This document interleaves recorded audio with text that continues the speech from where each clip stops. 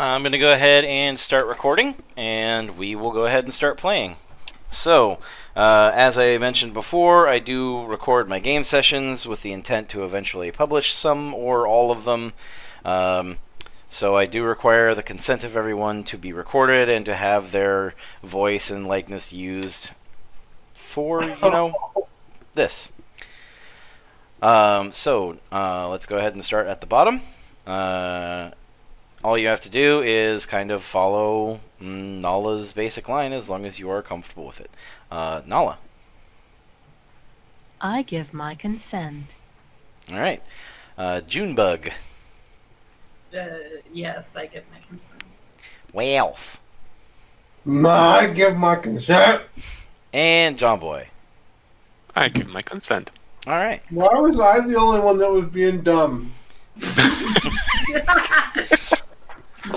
I take offense to that. I am dumb all the time. Shut up. Nobody asked you.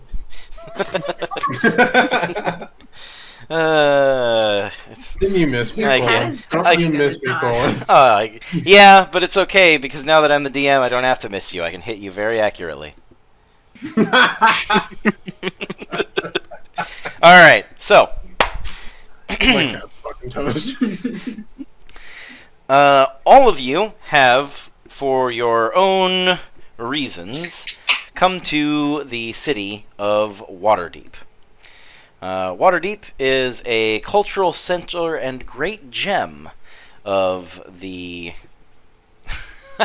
God.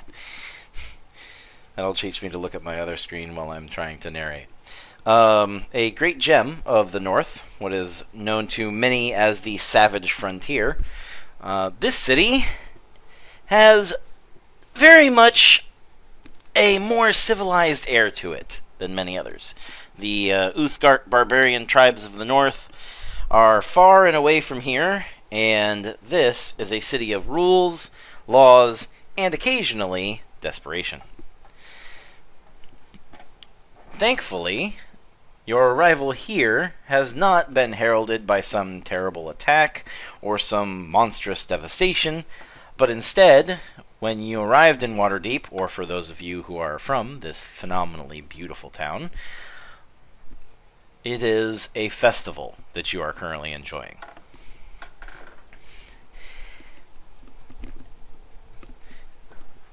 Every so many years, there is a issue that Waterdeep faces. And this issue is Undermountain. Undermountain is a dungeon, a series of caves, those both carved from the surface and lain with stone, that is beneath the Grand City. It is literally under a mountain, thus the name. Long ago, according to history, a powerful wizard and his apprentices and allies delved beneath Undermountain, and most of them never returned. Waterdeep rose around this area, and now suffers the occasional issue. You see, this celebration that is several weeks long is actually a clarion call for adventurers, as it were. You see, every so many years, whether it is due to the natural breeding of the monsters underneath the city in this dungeon, or if it is, as some say, a magical repopulation of the dungeon, the monsters grow in number greatly. And this, of course, threatens Waterdeep. If gone unchecked, monsters would spill out into the city streets and assault the poor denizens of the city, which would be awful for them, and all the way up to the richest denizens of the city, because obviously the greatest loot would come from those most opulently garbed. And since no one wants to suffer the terrible fate of being dragged down into a monster's den or having their home looted by beasts, they gather adventurers. The central focal point of this festival, shall we say, is a place known as the Yawning Portal. It is a famous inn and tavern located near the eastern slope of Mount Waterdeep, and it derives its name from a 40-foot diameter well that descends into the first level of Undermountain itself. Located in the center of the tap room, the well was once the outer shell of a mighty tower which was long ago demolished, and its sheer walls are made of old mortared stones. Next to this gaping orifice hangs a winch with a simple rope and pulley mechanism that the proprietor uses to lower adventurers down into the shaft and, sometimes, to pull those same adventurers back up again. Durnan, the proprietor of the Yawning Portal, is an adventurer himself, although long since retired, and he is the only one allowed to use this pulley to lower and raise adventurers. Due to the more critical nature of the goings-on of the monsters inside, during this festival, Durnan does not regularly lower adventurers into the pit. Rather, there is a more festive bent to it. You see, in any other year, you could go and pay Durnan a few gold pieces, 1 gold coin per person, in order to lower you down. And sometimes people take bets on who will come back, and this, that, and the other. How much they'll come back with. How sane they'll be when they return. But during this festival, there is a competition. A co-opetition, some say. You see, the lords of Waterdeep, masked and the unmasked one, Laeral Silverhand, have devised a cooperative event, shall we say. Several adventuring groups are chosen. They are sponsored by the nobility and by those who donate large amounts of money to the festival. And these groups are the only ones allowed to go into Undermountain during this time. In addition to dealing with the dungeon's overwhelming number of denizens, and the normal treasure that one can drag out of here, an additional bonus was added. 5 keys are spread throughout the dungeon, whether they are spread physically through courier or magically through some strange arcane spell. It's unknown, but these keys go to 5 chests that sit in the central room of the Yawning Portal.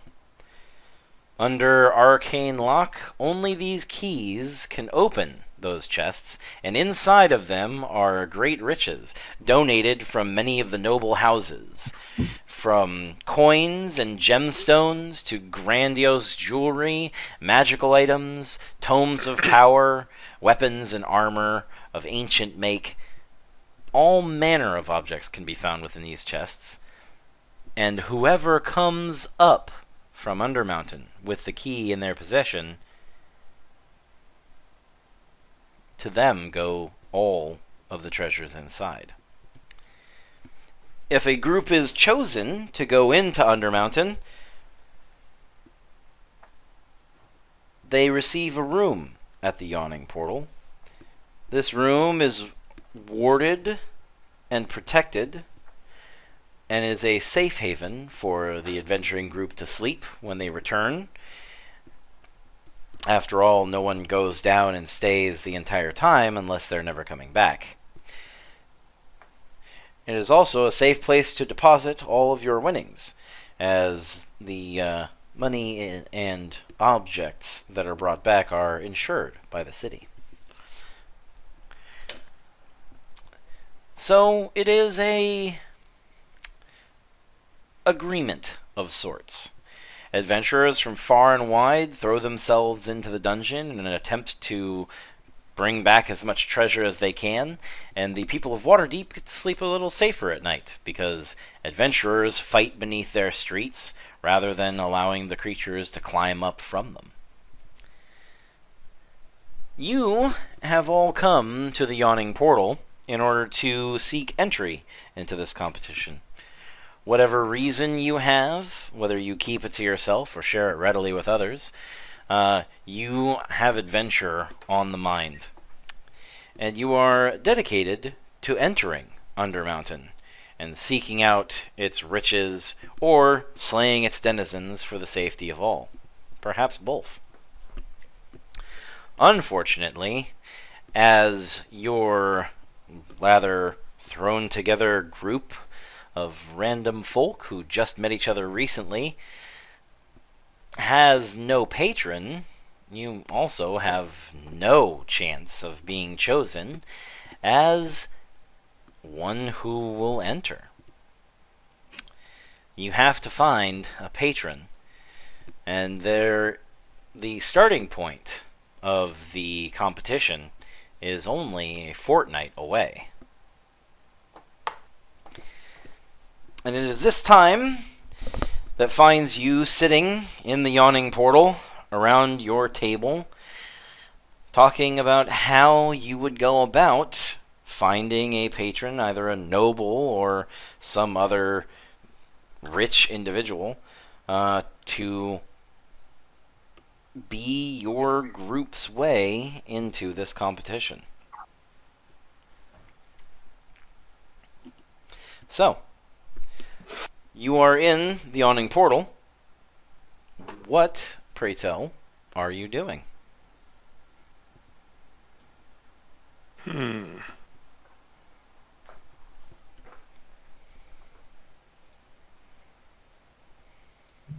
We're supposed to look for a patron, right? Yep. You do need one. Oh, God. I didn't expect this. I didn't expect this. Yeah. Well, we would definitely be looking around, eyeing people, seeing who might be approachable, who might be possibly on the opposite end of our predicament, as in actually needing an adventure or a bunch.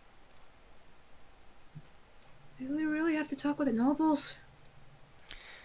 Well, it doesn't necessarily have to be a noble. It just has to be someone who is wealthy enough to donate 10,000 gold pieces or more to the festival. Wow.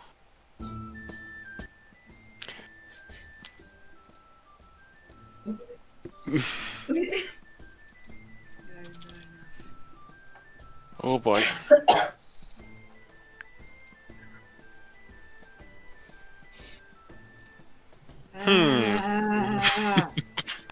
Come on, fellas, break the ice now. So who's brave enough to talk to people? Keep me out of this. Keep me out of this. Okay, so let's first off, let's figure out, have we all met each other yet? Yes. Okay. Well, we wedded So up we're on a party. this table. We're at a party, Yeah. right? We're wedded up on a table, right? Yeah. And I'm sorry, I forget what you call the yawning. The Yawning Portal. The yawning. Currently, the Yawning Portal is abuzz. With the start of the competition only a fortnight away, people are regularly taking bets on whether one of the famous named groups is going to take home the massive prizes that are available, or if some new upstart group is going to show up and wow everyone.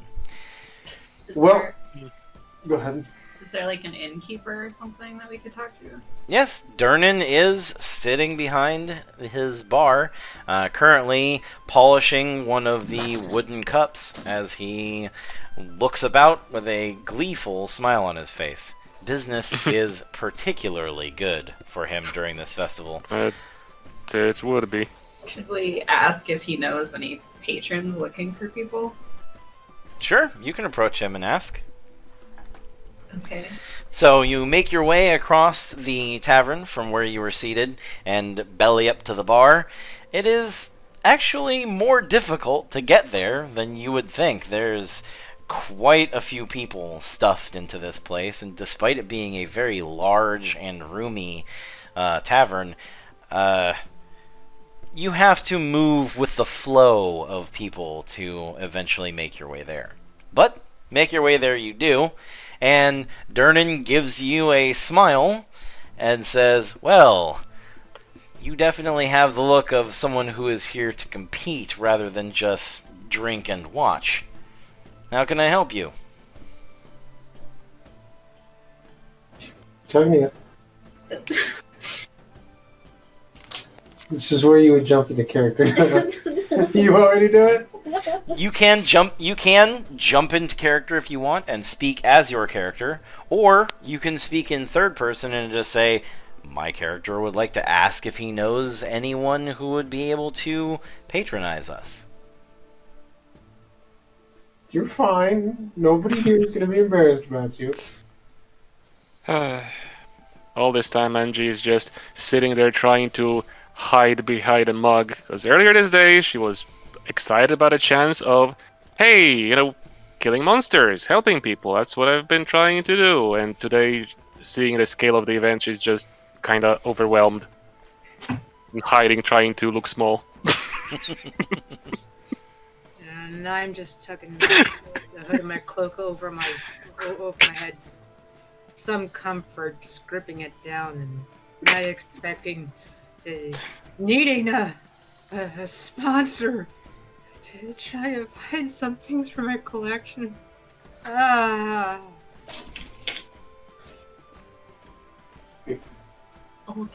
Okay, there we go. Okay, then my character would like to ask Durnan if he knows anybody looking for adventurers. Well, if you're not an already established group with a patron, I'm afraid that I don't know who might be able to help. Have you any adventures under your belt? What is the name of your group? Do you have one? Do we? We're a pretty fresh group. So, I don't think we have a name for our group. You Dungeons can and totally Dragons. say no.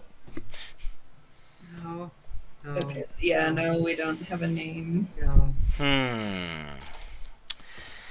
Well, without having an adventure to your name, or even a name to be known by, finding a patron would be particularly difficult, especially this close to the beginning of the competition. You have some time, but not a lot. What about people who are trying to bet on the underdogs? Well, people definitely love underdogs. I mean, it's always a long shot because everybody knows how often new meat comes back from the undermountain. But hey, there's always the off chance.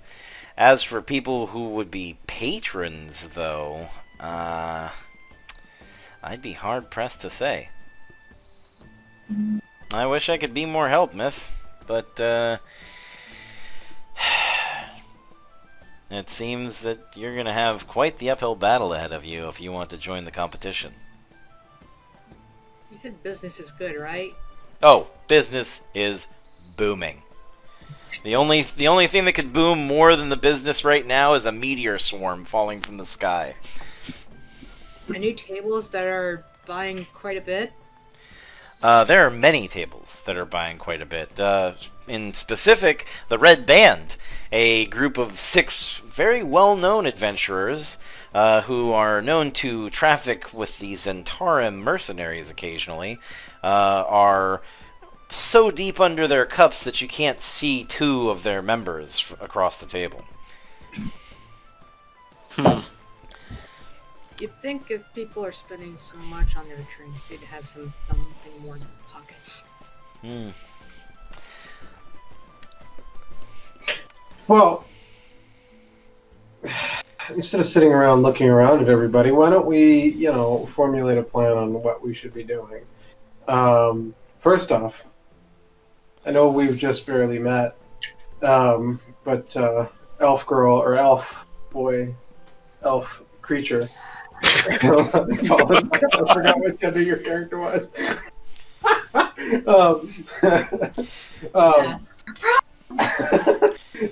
Elf creature and hiding behind Mud Girl. Why don't we figure out exactly what we're doing? Because we've already lost the redhead. She's gone. I don't know where she's wandered off to.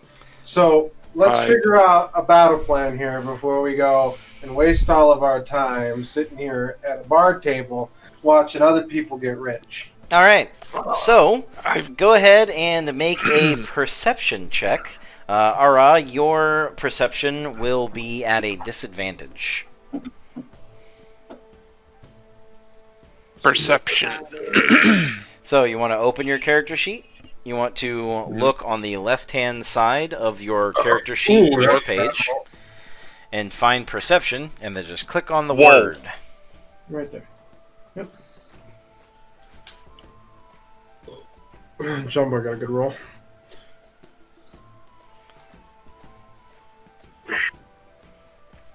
Alright, all we're missing is Bethaniel.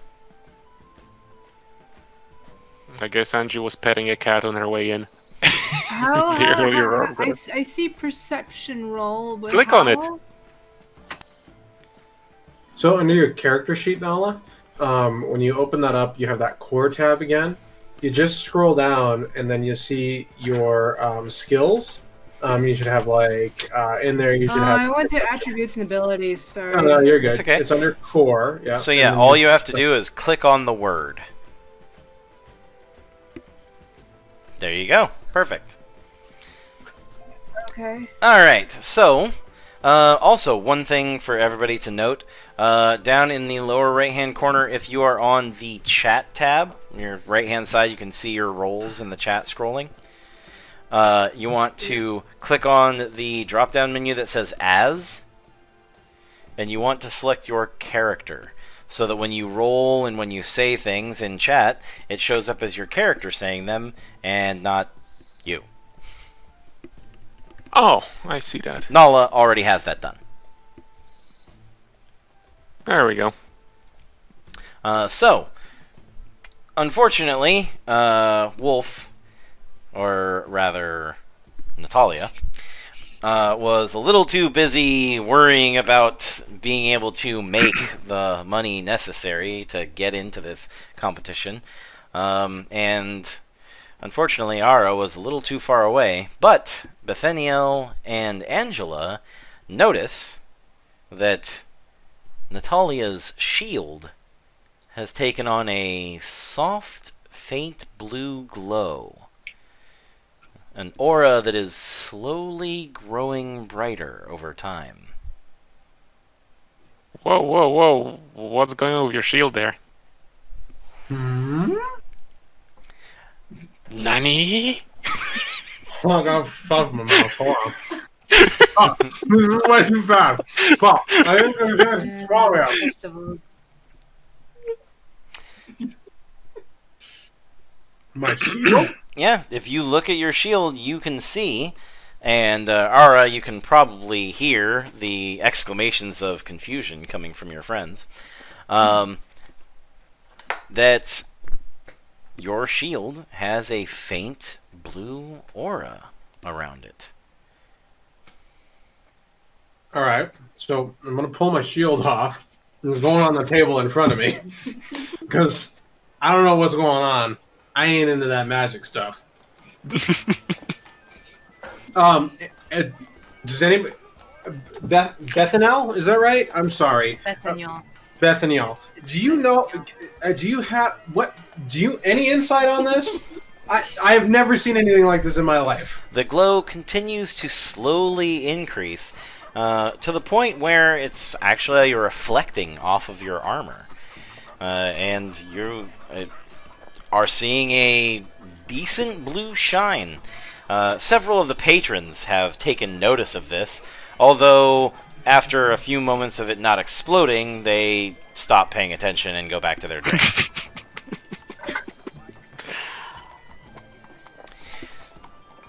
A particularly stocky-looking dragonborn grunts, "Show off," and orders himself another round. Do I need to check, like, for something? That's what we do. Okay. What's that, What do Nolan? I do? What were you asking about? What do I do to figure things out about this shield? Okay, well, there's a couple of different things that you can do. Because it's obviously some kind of magical effect, you could use either Arcana or Religion to see if it is Divine Magic or Arcane Magic. Or if you have the spell Detect Magic in your repertoire, which, being a cleric, you do, though you don't have it memorized, you could take some time in order to cast it. If you don't have it memorized, you'll have to do a ritual, which will take an hour. Wait, is it an hour? Yes, an hour to cast the spell.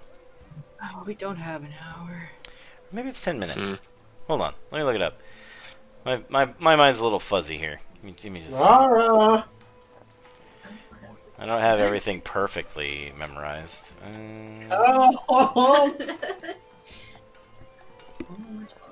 It's your shield. As long as this doesn't mean that orcs are near. Put the stuffed Tom back into my bag. All right.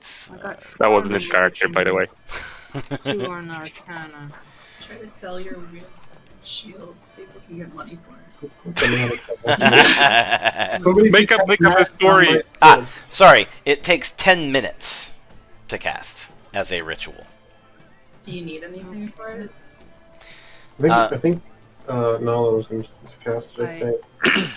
Well, does Ara have that spell memorized? No. Then yeah, it would be the same thing. You would need to take 10 minutes to cast it. And the only thing that you'll need as a divine spellcaster is your holy symbol as a focus, which I believe both of you have from character creation. Yeah, yes, I always carry mine.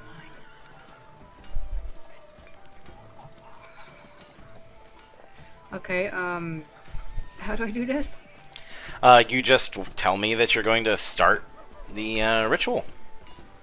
Which Okay, I start ritual on it checking this. does take shield. 10 minutes of uninterrupted meditation-esque time for you to cast it. Please, yes, please.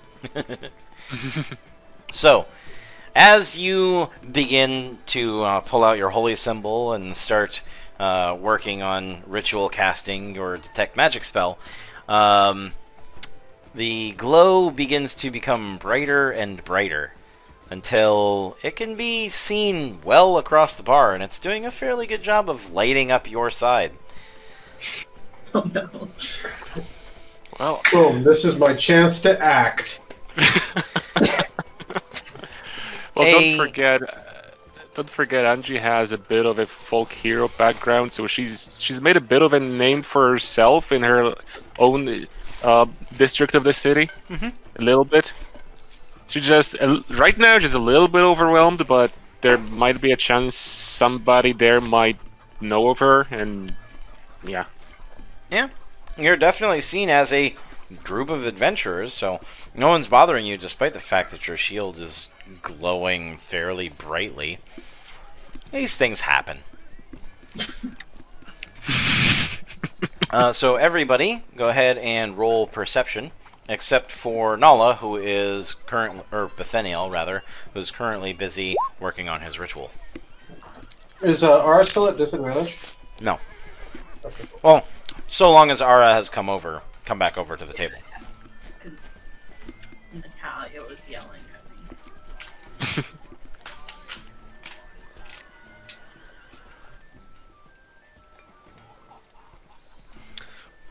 All right. So, all three of you are heads on swivel at this moment. And so, all three of you spot the man who is coming toward your table. He melds through the crowd almost magically. In fact, almost is probably not the word for it, because a few of the people, you see him phase through them as he walks toward you. Whoa. He is wearing a white and gold-rimmed robe and has crisp, angular features. Almost elven, but his ears are rounded. His hood is fairly open, and he has a well-trimmed goatee and carries a staff that looks like it is made of some kind of shining metal, the top of which is a draconic figurine. It seems to have been formed of a single piece, no signs of it having been forged together. He strides up to your table and says, "Ah, exactly who I was looking for." Greetings, good sir. How might we be of help? Greetings. I do apologize for the rather strange way of tracking you down. My name is Zacharias Rowe. And he puts a hand across his belly and bows slightly. Okay. Angie will get up and bow a little bit, introduce herself. Wolf, you were saying? Well, pleasure to meet you, Zacharias. I'm Natalia. This is Ara. I gesture towards the redhead. This is Bethanel. He's currently meditating to detect magic on the shield. I presume you had something to do with that. Of course, Angie already introduced herself. Yes, my apologies. It's, he raises his hand and twists it in an arcane gesture, and the aura around your shield vanishes as quickly as it had appeared. Okay, so that solves that mystery. Yes, it is a new spell, and I didn't know exactly where it would lead me to. Divination is so often strange and ephemeral in its rules. My apologies if I startled your companion. He nods to Bethaniel. No, really, the only thing I was worried about was the cat, but we're I'm fine. still The meditating, cat? right? It's in my bag now. What's that, Nola? I'm still meditating, right? You can stop meditating, as Don't worry about it. the shield is no longer glowing, or you can continue meditating anyway, and in about 9.5 more minutes, you'll cast a spell. No, at this point, we'll probably be poking at Bethany. Hey, it's explained already. Don't worry about it. What? Yeah, you are you are concentrating on conjuring up the energies and doing the ritual. You are fully aware of your surroundings. So Okay. when they call out to you, you hear them. Right. Oh. Might as well greet the new guest. Oh God. He has social anxiety. Please don't worry about it, sir. No worries. We all have our quirks, don't we? Adventurers, we tend to be the odd ducks. He'd probably rather be with his books than in this crowd. Yeah. Jeez. So many drunks. Oh. So, would you mind some company?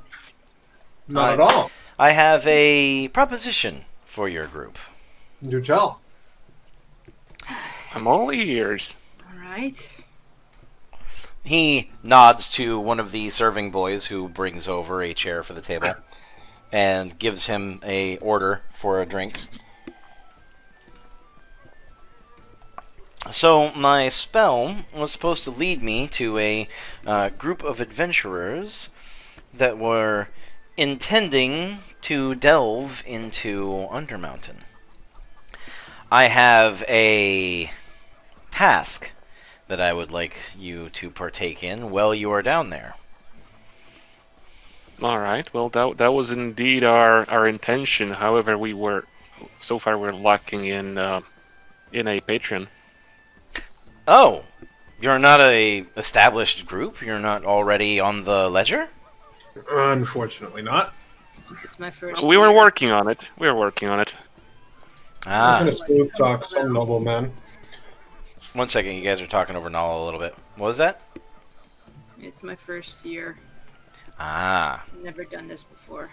Mom didn't let me. Oh, so you're a brand new adventuring group. Is that true for all of you? And none of you are veterans? Well, as a matter of fact, I've done a little bit of this sort of work. However, this is my first time participating in this event. Ah. Well, at least one of you knows their way around the adventuring lifestyle then. Well, if you don't have a patron, that would definitely prove a challenge. Well, I can't help but think that it might be fate that my spell led me to you rather than to some established group. There must be something special about you all. What do you need us for? What's that? What do you need us for?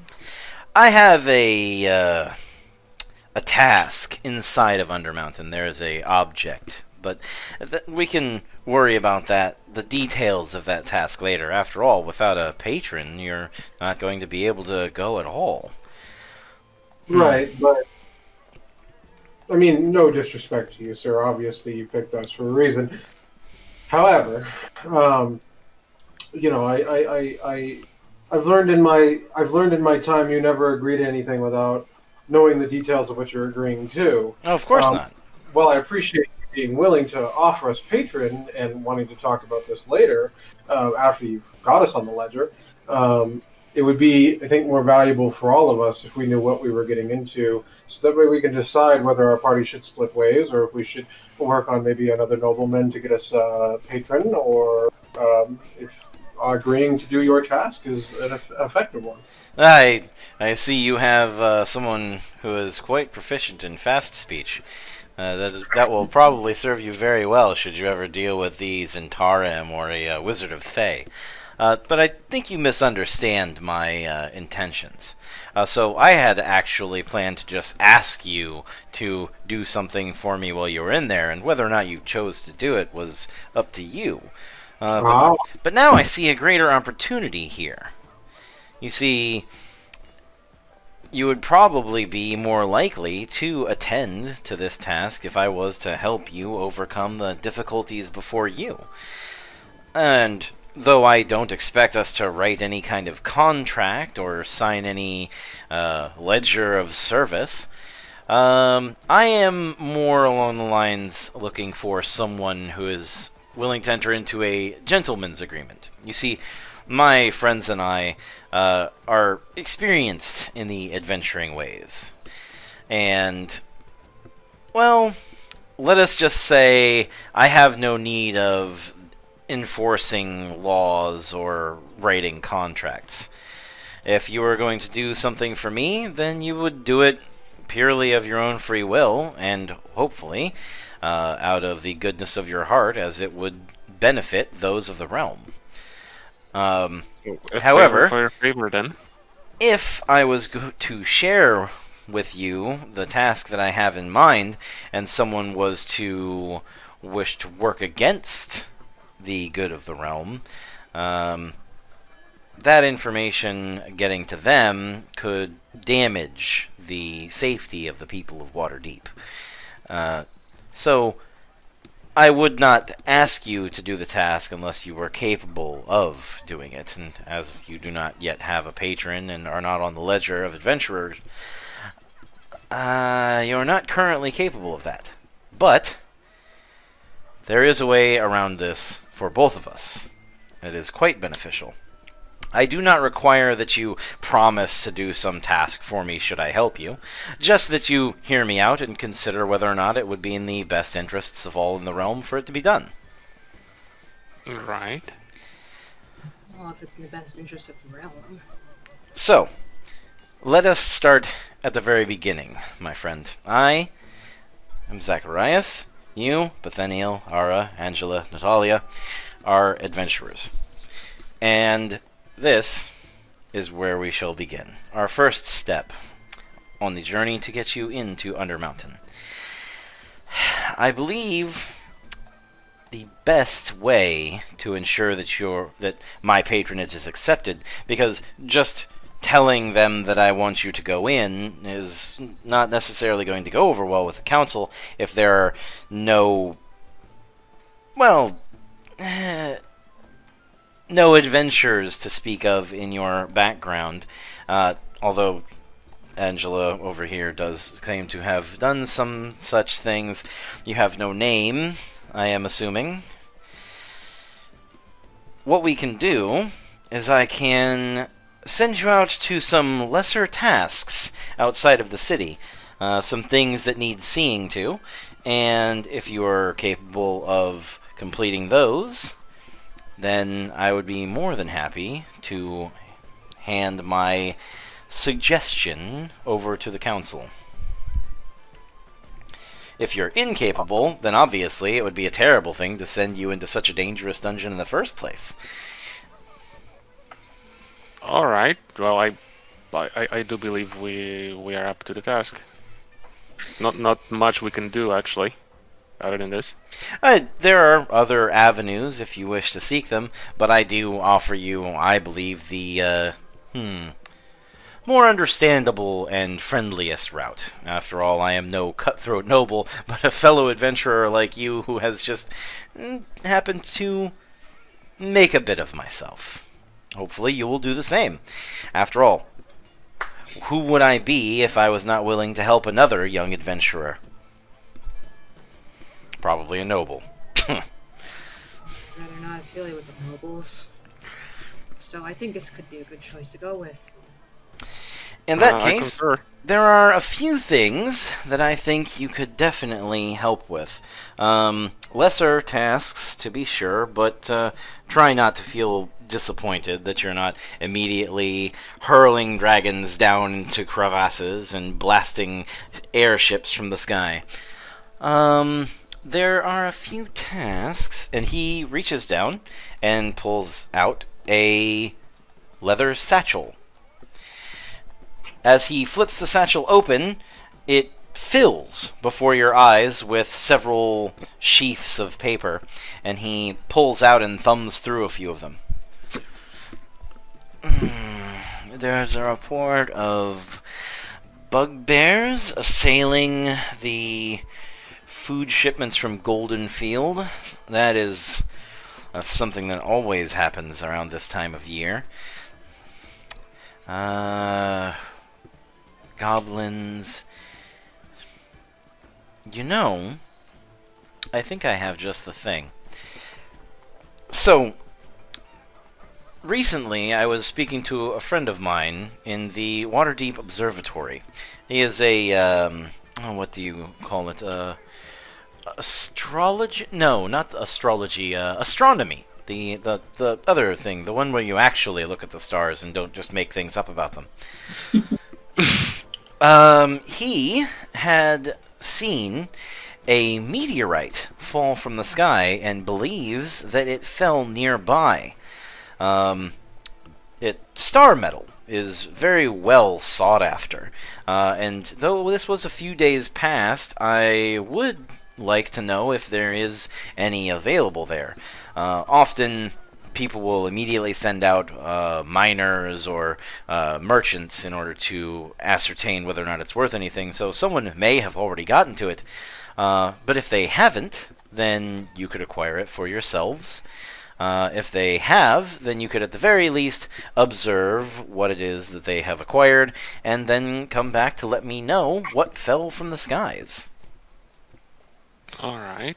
Well, that sounds easy enough. However, we would need to know exactly where it came down. Of course. So I will tell you what. Why don't you go ahead and make your preparations to leave the city? I will speak to this astronomer fellow, and I will give to you this. And he reaches into his pocket and pulls out a satchel that is far larger than his pocket and hands it to you. Alright. This is a messenger bag.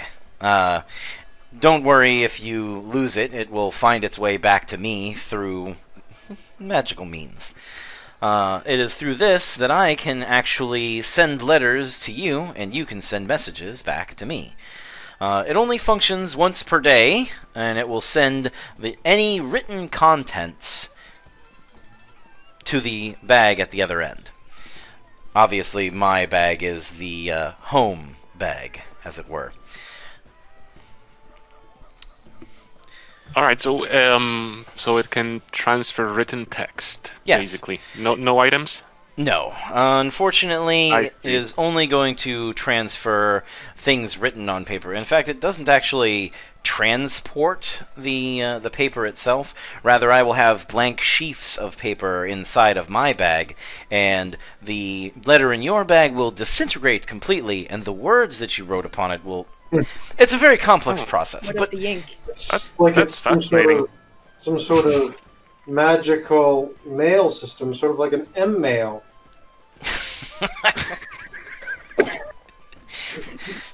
Do we need to be... Well, I don't think we need the exact details how it works. Natalia, I don't know what you know of the arcane ways, but it's not quite a M-mail. If we are going to go about truly quantifying what it would be known as, it would be more of an evoker's mail system, because evocation would be the school, so it would be email. Wow. I see. Well then, Most fascinating. go ahead and make your preparations. If you need to get any rations, it should only be maybe 6 to 10 hours outside of the city, and the day is young, so you might be able to reach it by nightfall. And I will go and speak with my astronomer friend, and I will email you the information. Alright, sounds like a plan. All right. So, who of you is going to take the messenger bag? That's gonna be my question.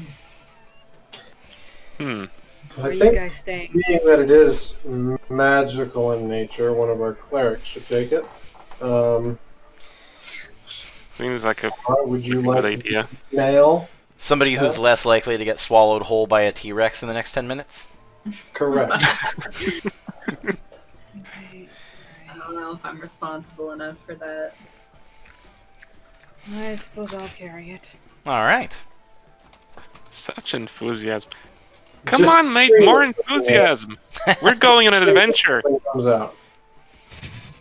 Well, as long as I'm not making any deals with nobles. Oh, it's bad times. I'd rather avoid these myself, but it is what it is. And hey, adventure! Alright, alright. Items. Hooray. I'm going to go ahead and create a magic items folder. Mm-hmm. An email.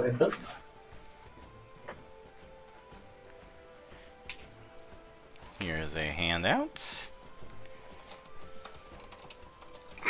So it's half a day out to get there. Don't know how long we're going to spend around there, so at least 2 days provisions each, just to be sure. Well, I mean, I don't know if you've got your bags and everything packed, but I was set and ready to go into this tunnels here to get a move on. So I've got at least 10 rations with me. So Well, I wasn't expecting to spend the night anywhere, possibly, but I kind of expected a little bit maybe now. I suppose I'll grab some gear from my house. I'll meet with you again in just a little bit. Where at? City Gate. Suppose so. Do you want When to are we meet? expecting- Do you want to meet at the Dragon's Gate, or would you like to meet at the Serpent's Gate? Which gate is putting us on the right path? Well, unfortunately, you don't know what direction it is from the city yet. Although 2/3 of the city, 2/3 of the landmass is toward the Serpent's Gate, so that would be your best bet. Serpent's Gate it is. There is the messenger bag, and you can now write that down on your character sheet, Nala.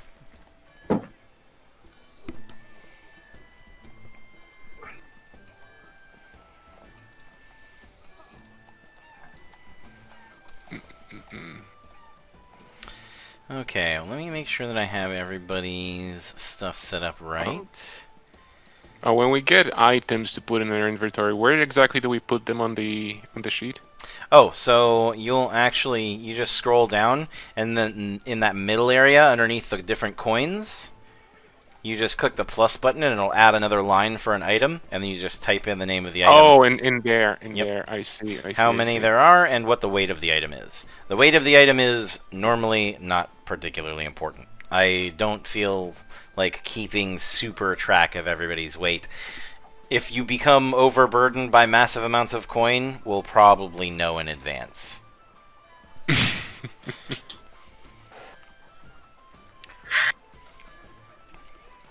Alright. Right, added the item.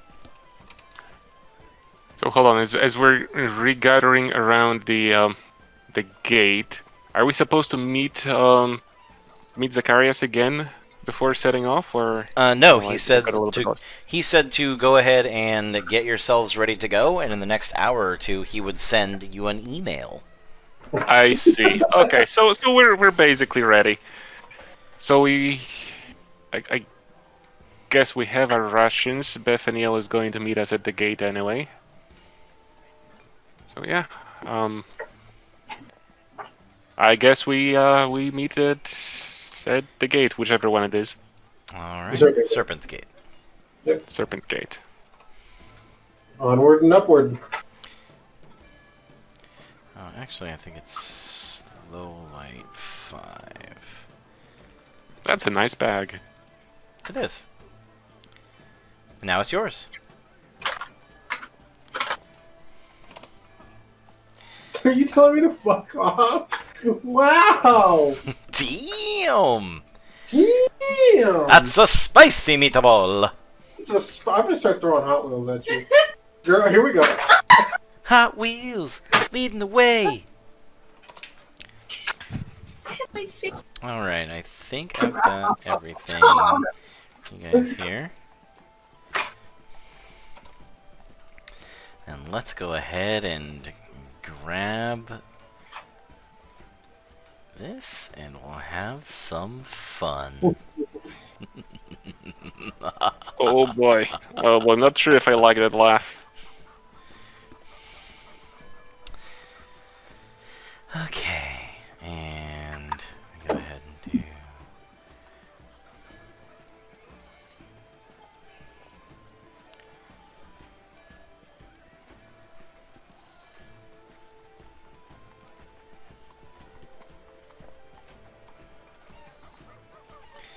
Okay,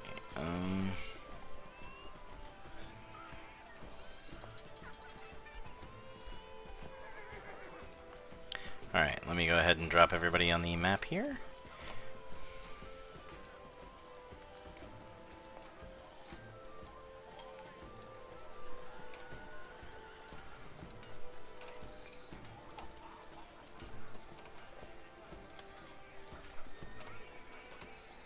Alright, Nathaniel should actually be able to see. Yes.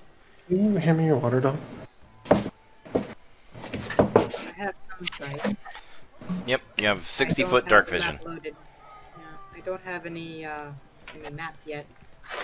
Just this vandalized wallpaper.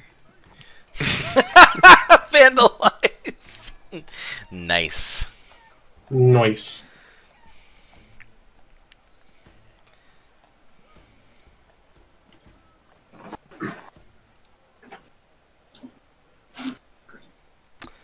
Alright.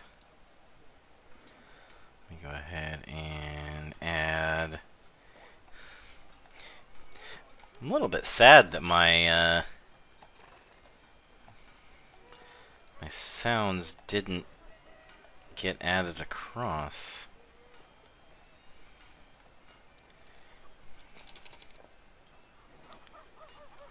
The cheesy bread? Mm-hmm. It's just regular cheesy bread, though.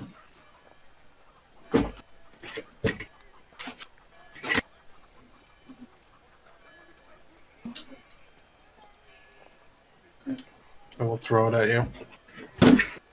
Like I did the Hot Wheel. You're gonna cry. I create every team.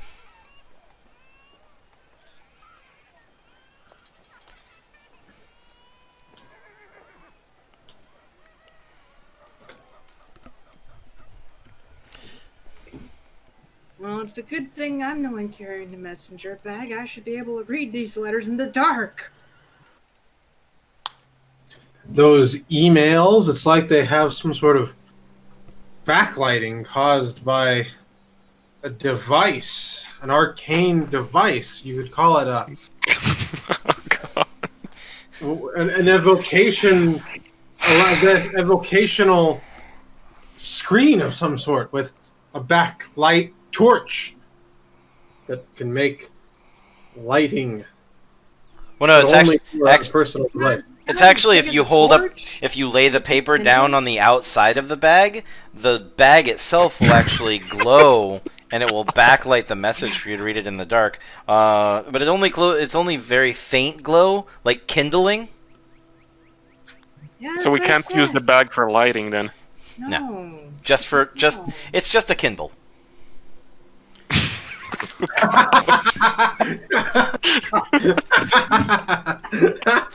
We established the bag as a Kindle.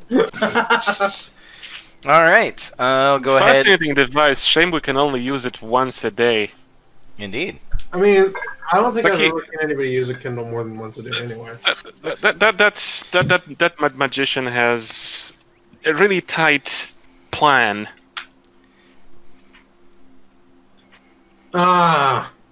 His evocation plan is very limited. Yes. He doesn't have enough mana minutes.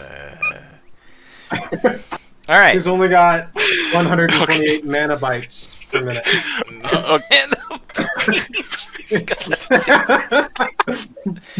I wish Janal had been here to hear that. All right. So, as your group heads out, wait. What the hell? Why are those not on? I still don't see no map. Yeah, I know, guys. the You haven't been moved to the map yet. Great. Don't worry. You'll- Great. Yeah, At you'll. least my night vision's working. I know that. Yep, I can still don't worry. see the starting vandalized wallpaper. Yep. Don't worry. You'll get moved there at the proper time. You haven't even left the town yet. Yes. Okay. Oh yeah. So- I just went home to Charisma shrink. Yep, you grabbed your objects, got everything ready, grabbed probably a couple of bites of food from the market on your way by. The streets are filled with vendors this time of year for the festival, and so you're actually less likely to be able to not find food, but more likely to end up buying junk food and candies from street vendors right now. But Foods and candies. once you reach... Hey, whatever gives us energy for a day. Yeah, once you reach the Serpent's Gate, you find that the gate is flung wide open as all manner of people are trying to get in. But as you have all already paid your dues, if you are not citizens, or have your papers since you are a citizen, you are allowed to pass through freely. And when you meet up on the inside of the Serpent's Gate is when the bag at Bethaniel's side hums slightly. Alright, I just got buzzed. I think you've got an email on your Kindle device. I pull it out. Alright. Unfortunately, you didn't get to it quite fast enough, and it starts ringing. But then you flip it open, and it stops.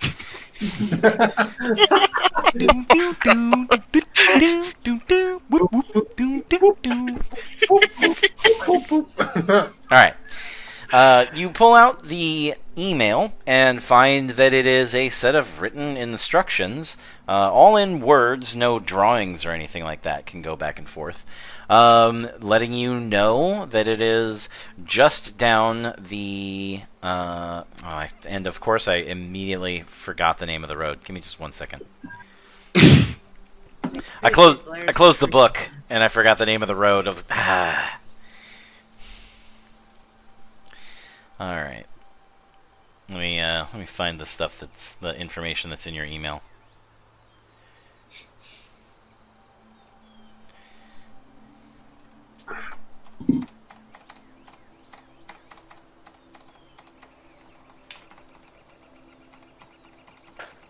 All right. So from Waterdeep, you need to travel along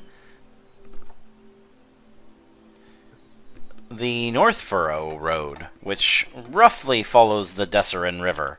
About 6 to 10 hours outside of the city, in the hills that are just northwest of the Desserin River, is where it fell.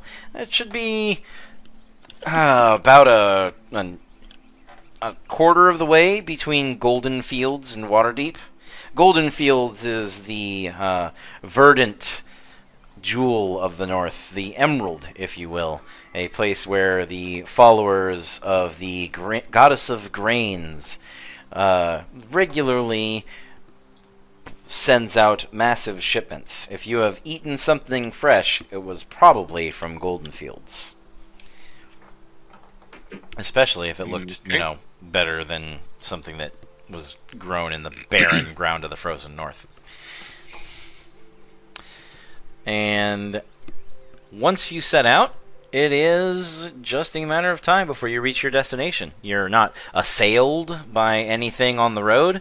It is a slow travel on foot, but it is a nice travel nonetheless. Yay, nice is good. Indeed, nice is good. Indeed. Unfortunately, it is as you reach your destination that the day begins to wane, and once you catch a glimpse of the forested area where the line of impact is between several hills, the sun finally sets completely behind the Sword Mountains, leaving you with the night encroaching.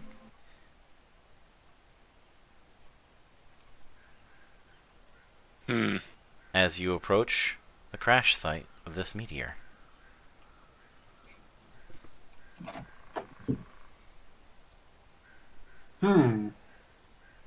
Alright. Well, we're almost there. There's no point making camp and waiting till morning. Somebody I can else see the way. might get there. Yeah, why don't you lead the way? All right. I know. Don't worry, we're right behind you. So, yeah, you guys hold hands. All right. There seems to be something of a fence. How much can I move? So you can move around. I normally try and limit it to your maximum movement distance, which is 30 feet. Let's go over a little bit of... Ooh, sorry, I had to sneeze. Let's go over a little bit of an intro real quick. So, if everyone wants to go ahead and... Oh, wait, what happened to your vision all of a sudden? I still have it. Oh, okay, weird. I can still see. Okay. I moved can it- only I see moved like it around a little bit. It must have been lagging. Yeah, those of you without any light source and do not have dark vision can only see about 5 feet around you. pretty much. The only member of your party that has dark vision is Bethaniel. That's That weird. sounded rather ominous. Oh gosh. Wolves are nothing. 2 wolves or something. So, if you go ahead and left-click on the map and hold, you will find that you can ping on the map. The game changed my color to purple. That's odd. There we go. Boing. Bing. All right. So, if Am you I want to... pinging? Yes. One ping only. Yeah. If you just hold the left click, you'll ping. Go ahead and try it. Go ahead and try it again, Nala. Yep, there it is. Oh, I have to hold this thing. I have to hold it down. Okay. Yep. Now, moving your character is relatively easy. I'm going to go ahead and drag Angie around here real quick. So you just left-click on her, on your character token, and drag yourself around, and you will move yourself. Now, there are obviously limitations on how far you can move yourself. Right. That is according to your movement speed. Everybody here is a medium-size humanoid, which means that your standard movement speed is 30 feet per round. Right. So the squares are about... The squares 10 are 5 feet. 5 feet, okay. Yes. So that's 6 squares. Yep. And that is the ruler, which is your measuring tool. You should be able to see a little ruler with a circle on the left-hand side. If you want to measure a distance, you can do that. On the left-hand side? Yeah, on the upper left, where you see the select move, the little arrow.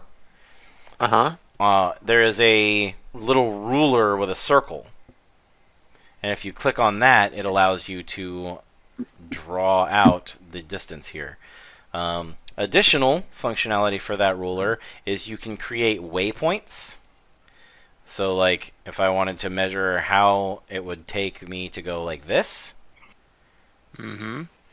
all I do is I hold left click to start moving it, and then I right click where I want to create a waypoint. Okay, I'm still trying to find the ruler. I have the arrow, which pops up into select move. Okay, under the magnifying glass, I have the snap to center. That's it. Yes, that's it. Oh, in there. Okay. Yeah, see? Yep. All right. So now you'll want to go back to I see. You'll want to go back to the arrow for select move, or else you won't be able to select your token. So let's combine these things. If you pick up your character, but don't let go of the left mouse button, and you can kind of drag a ghostly version of them around, right-click while you have them lifted, and you can actually make waypoints that move you about the map, and it'll tell you how much total. Then when you let go of the left click, it will move you that distance. Okay.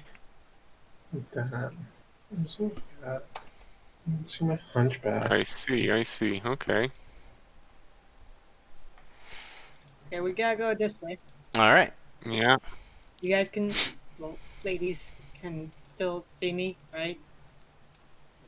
All right. I would suggest we kind of spread out a little bit, so we cover more ground and actually see things.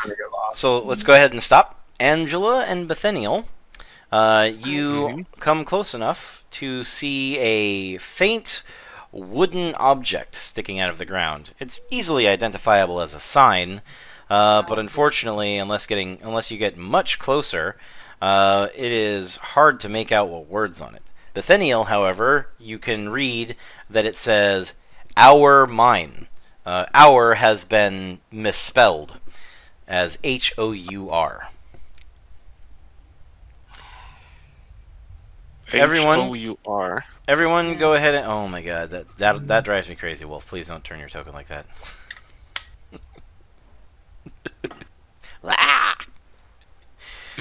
Alright. Everyone, go ahead and roll a perception check.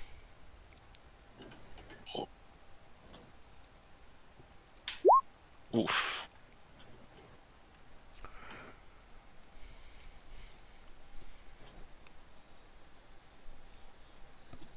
I did a perception check.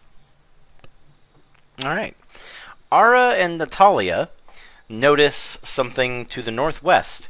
They can't see very far, but that's actually to their benefit, because there's less to distract them. Far away, about 15 to 20 feet, you can see just the faintest glow in the underbrush. Oh boy. Bethanel, Did you see something? look off into the northwestish. Do you see that glow under the brush there? Once Is that it's what we're looking for? Once it's been pointed out to you, Bethaniel, you can most definitely see faint, glowing purple and blue hues coming from the underbrush there.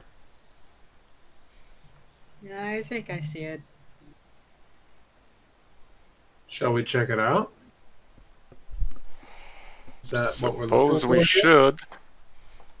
Are meteors blue and gold and purple? What? It's Like, oh. I don't know. No idea. Color like everything. Anyway, Bethany, you be our eyes while we fires approach cautiously. Okay. Does anyone want to light a torch to give Yeah, a I'm little actually bit more light? That possibly would be a good idea. A torch. You're going to light a torch, Natalia? Yep. Yep. All right. Let me go ahead and update. All right. That's so nice. The torch flares to life, causing Bethaniel Oh, cool. to have to take just a brief moment to adjust. Yeah, I flinched.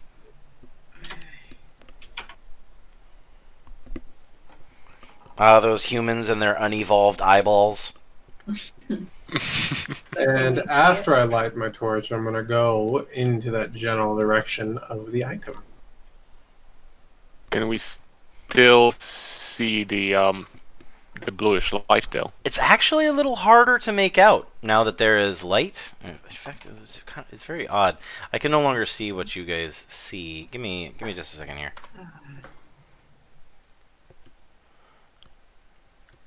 Just don't go moving around. Give me just a second to reload.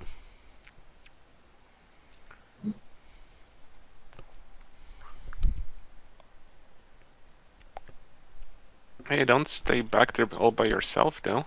Okay, you two together, that's better. I can see just fine from here.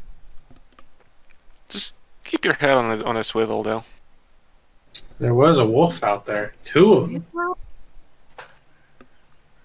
Think I wouldn't keep watch around. Ah, there we go. That's much Pick better. up on that at night when they don't know if you can see this much. Whee. All right. Good stuff. Okay. So, you wanted to try and inspect the underbrush and figure out where this was coming from? Correct. All right.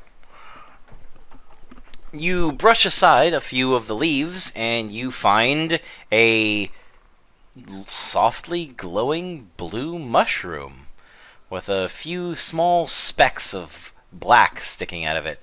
The black bits shine like they're metallic or perhaps some kind of stone like obsidian. Looking past that first mushroom, you see several dozen more. Well, that Can I can't roll possibly a be edible. survival check to see if I know what this is?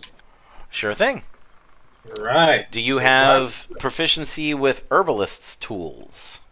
I do not. Okay, so you just roll normally. You are able to identify the kind of mushroom this is. It is most definitely poisonous, but it's not supposed to glow like this. That's not normal. It should be slightly pale white in color with black flecks. A deep, low rumble, like someone rolling a large boulder into place, or a massive frog groans through the woods before you. Whoa. Angela and Natalia, roll perception. Oh no, at least it wasn't a dexterity save. Oh! Natalia is very fixated on the strange glowing mushroom. Natalia, Don't eat it. I Nat, think don't eat that thing. That can't be good. You are relatively sure that there is something very wrong about these mushrooms, Angela, but you're no botanist, so unfortunately, there's not much more to tell. Natalia looks like she's about to either headbutt the thing or pop it into her mouth and start chewing. You're not sure which. Okay, put that down. I'm not touching. I'm not gonna eat it. I was just looking at it. Calm down. Actually, maybe let's bag a couple of them just I don't for know further about research. bagging anything about anything here. Let me Suddenly, and without any warning at all, a large, thick, pink tendril flies out of the woods and slams torn to know where this is going. directly into Natalia's God. torso. There's a wet slap as they connect, and the tongue immediately whips back Smack them taunt. Oh gosh. And you hear the massive groaning croak again as a large piece of the underbrush rises up to greet you. With several mushrooms specking its back, the giant toad blinks at its most recent food source. I've watched Konosuba. I don't like where this is going. Let's all find out how to roll initiative. Oh man, here we go. Oh boy. Okay, so if you open your character sheet, you should see initiative on it. Now, that is what you click to roll it, but if you want your character to be automatically added to the turn order, there's an additional step. You have to click and select your character's token before you click to roll, or it won't add you to the turn order. So just make sure to select your character token, then go to your character sheet and click Initiativo. This is how we initiate a bag of potato chips.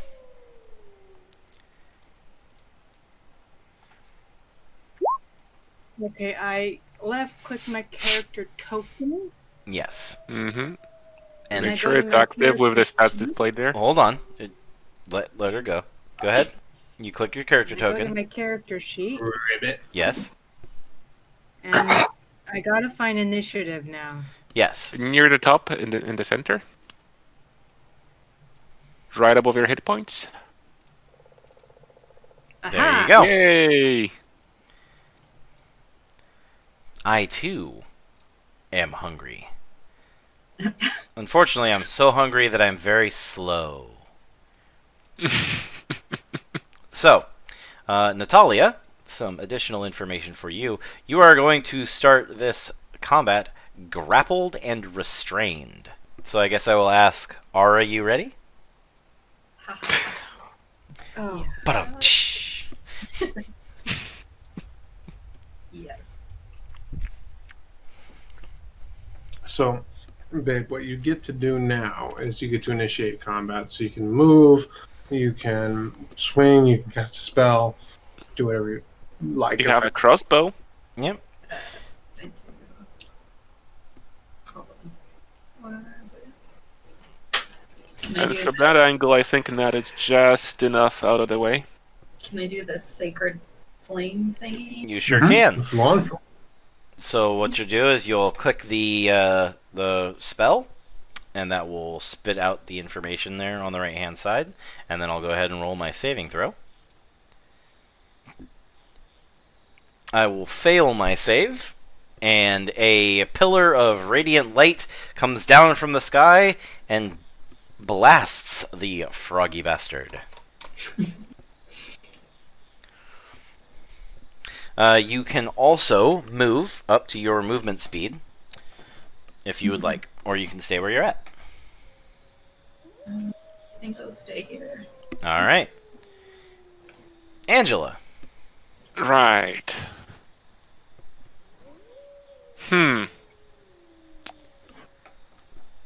I can move and do one attack, right? At Yes. this point. Now, just so you know, if you move into the bushes there, it is difficult terrain, so it will cost you double the normal movement.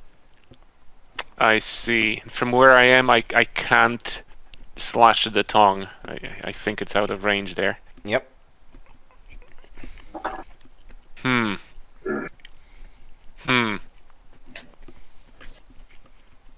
I would have to be like 1 square further to the north to reach the tongue, I suppose.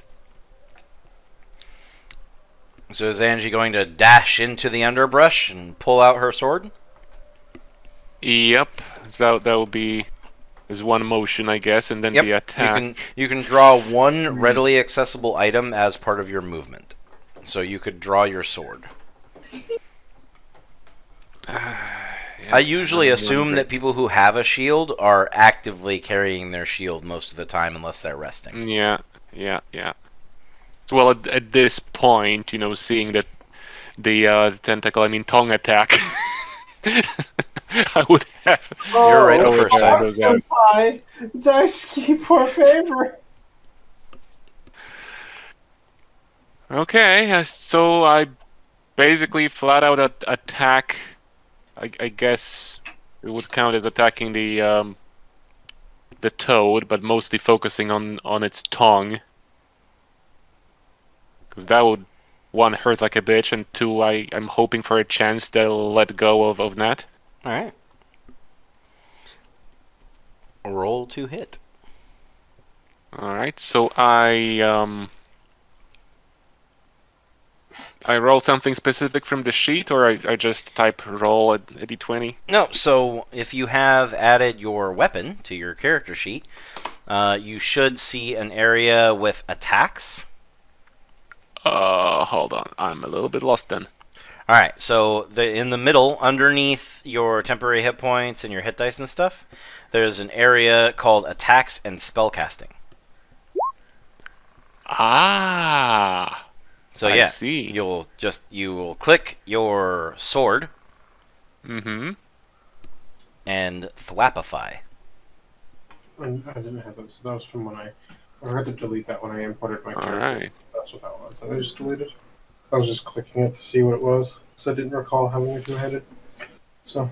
Yep. That's you two-handed. Hold on. Just to make sure everything is okay, I have apparently a one-handed attack, a two-handed attack. Yes. But if I'm supposed to have my shield, how can I use the two-handed attack? So the way that it works is your shield doesn't necessarily take up your other hand.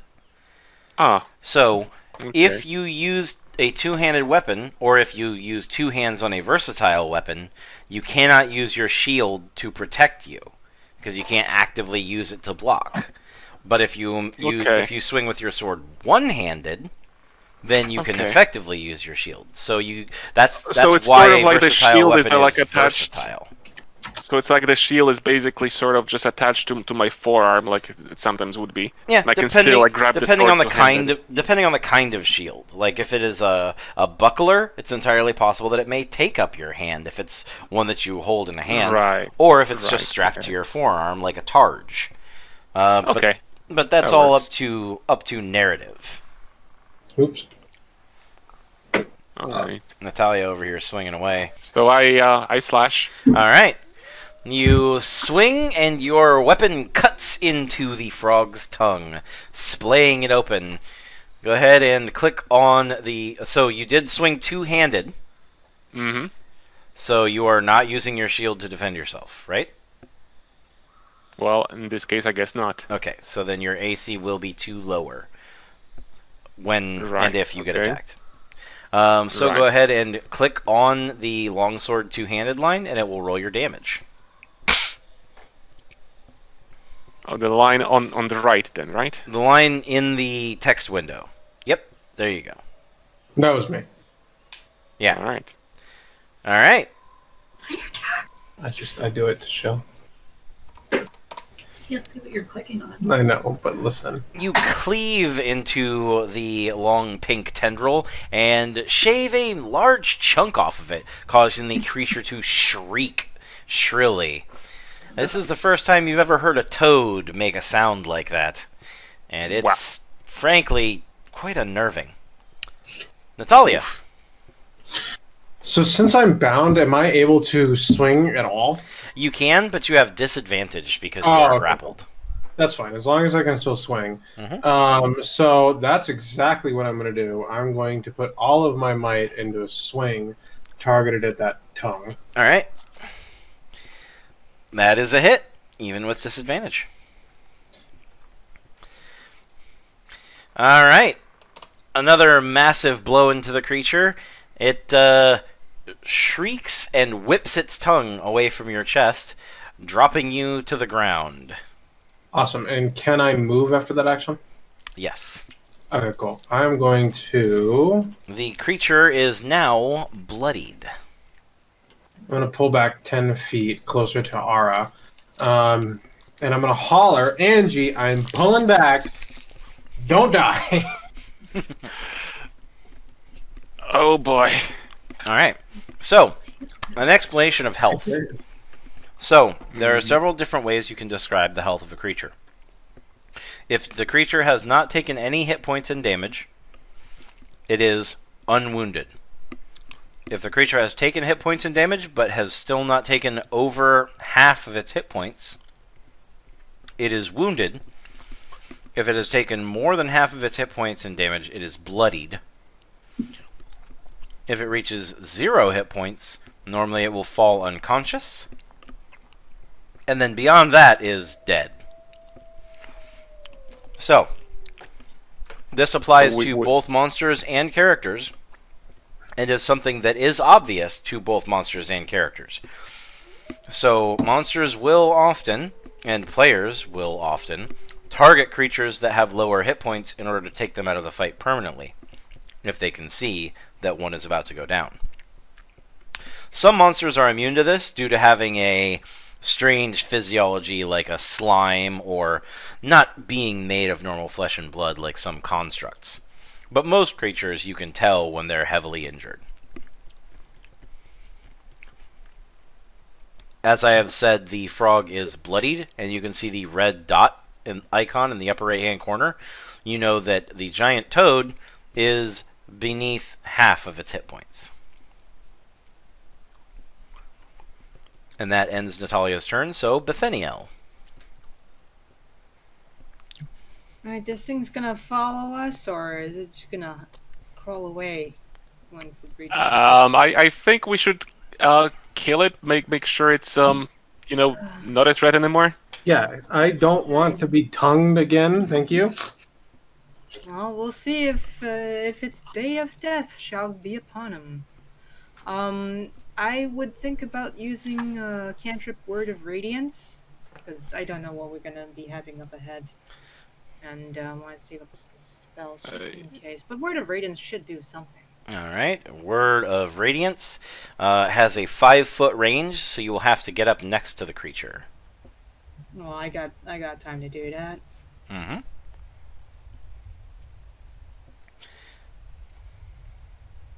Is that all right? Yep. And then Okay. let's just check something real quick. I think. I have the spells tab open. Yep. Yes, it's each creature of your choice.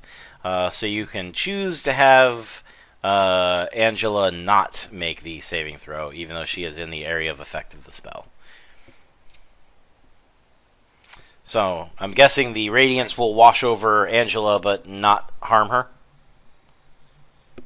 Yeah. Because it hits Your own fault for everything. being there. Yeah, it hits everything in a 5-foot range, but you can choose whether or not they get hurt by it. Well, this toad is rather large. I can hit the far side of it. Yep. So go ahead and click the spell.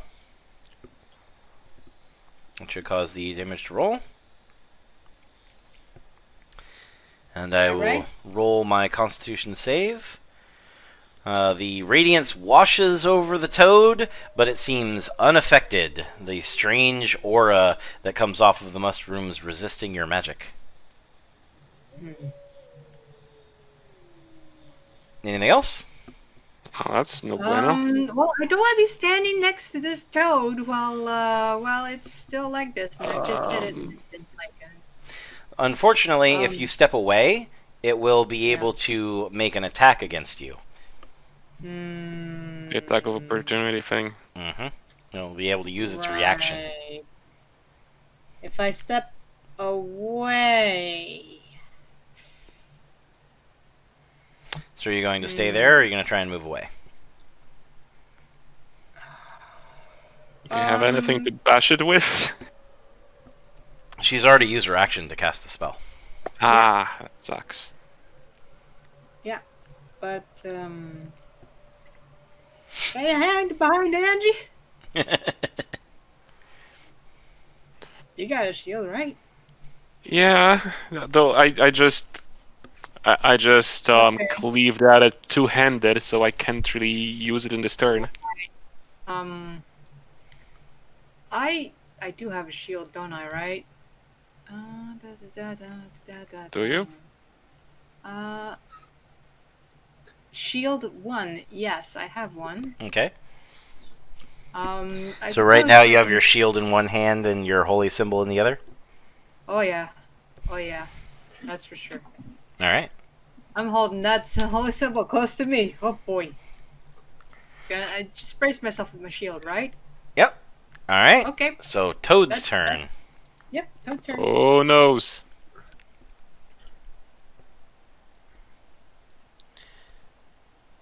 The Toad has decided that it does not particularly like the cut of Angela's jib.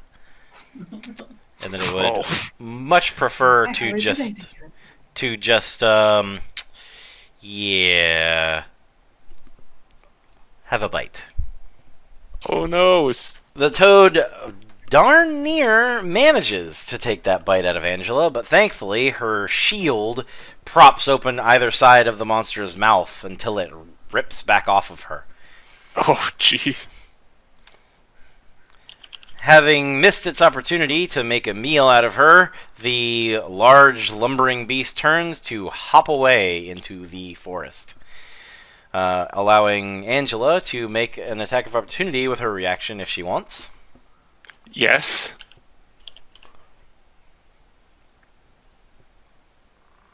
So how do I go about it? You click your weapon attack. You are now locked into Oh. using the two-handed one.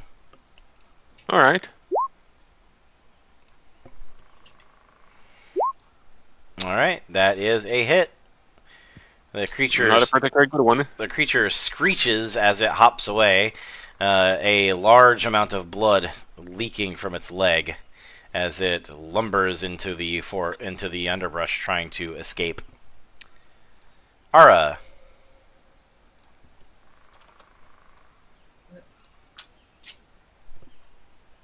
Do you have an action that you want to do?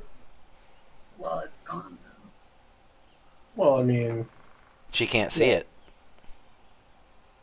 Yeah, I can't really do much. you can still move though in your turn order if you'd like.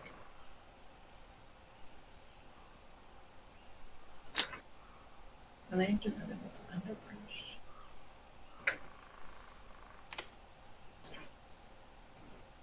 You can always ask if there's anything specific. Huh? You can always ask if there's anything specific you can do.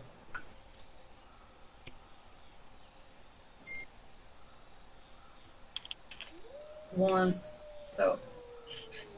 I don't know what I'm doing. That's fine. So it's your turn. Yes. So you can either move if you'd like. You can't see the creature, so you can't attack it.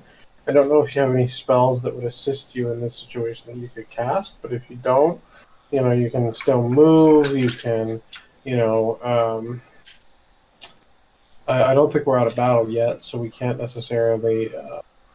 I just don't want that thing coming back. So we can't, go back to basically doing free flow, but you could possibly even I'm sure he would let you roll a perception check to see if you knew what it was or anything about the creature. If you wanted to check if there was any magic in the area, anything like that, you could do basically anything you wanted right now. Yeah. Another thing to do. So whatever you want to do.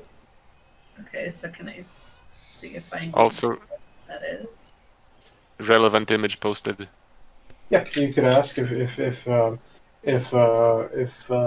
what perception check he would want you to do to see if you knew what that thing was.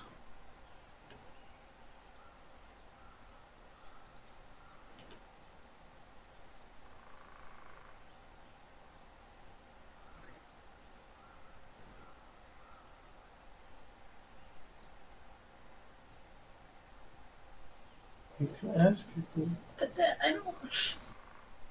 You would literally say, "Can I roll a perception check or a nature check or whatever to see if I know what that was?" That's what you'd say if you wanted to do that. Yeah. Hmm? Okay. Well, what should I roll to figure out? Well, you would ask the DM. You would That's say, what I'm asking. So you are. I can only partially hear you sometimes. Sorry. Mostly, I just hear Wolf telling you what to do. "I'm not telling her what to do. I'm telling her what she can do." So can I check to see if I know what that creature is? Yeah. Go ahead and roll nature.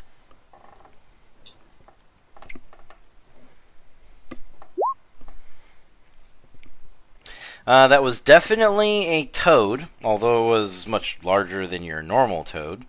Giant toads are known to be a thing that exist, but the glowing mushrooms and the strangely aggressive way that it acted leads you to believe there's something more at work here than just a big frog.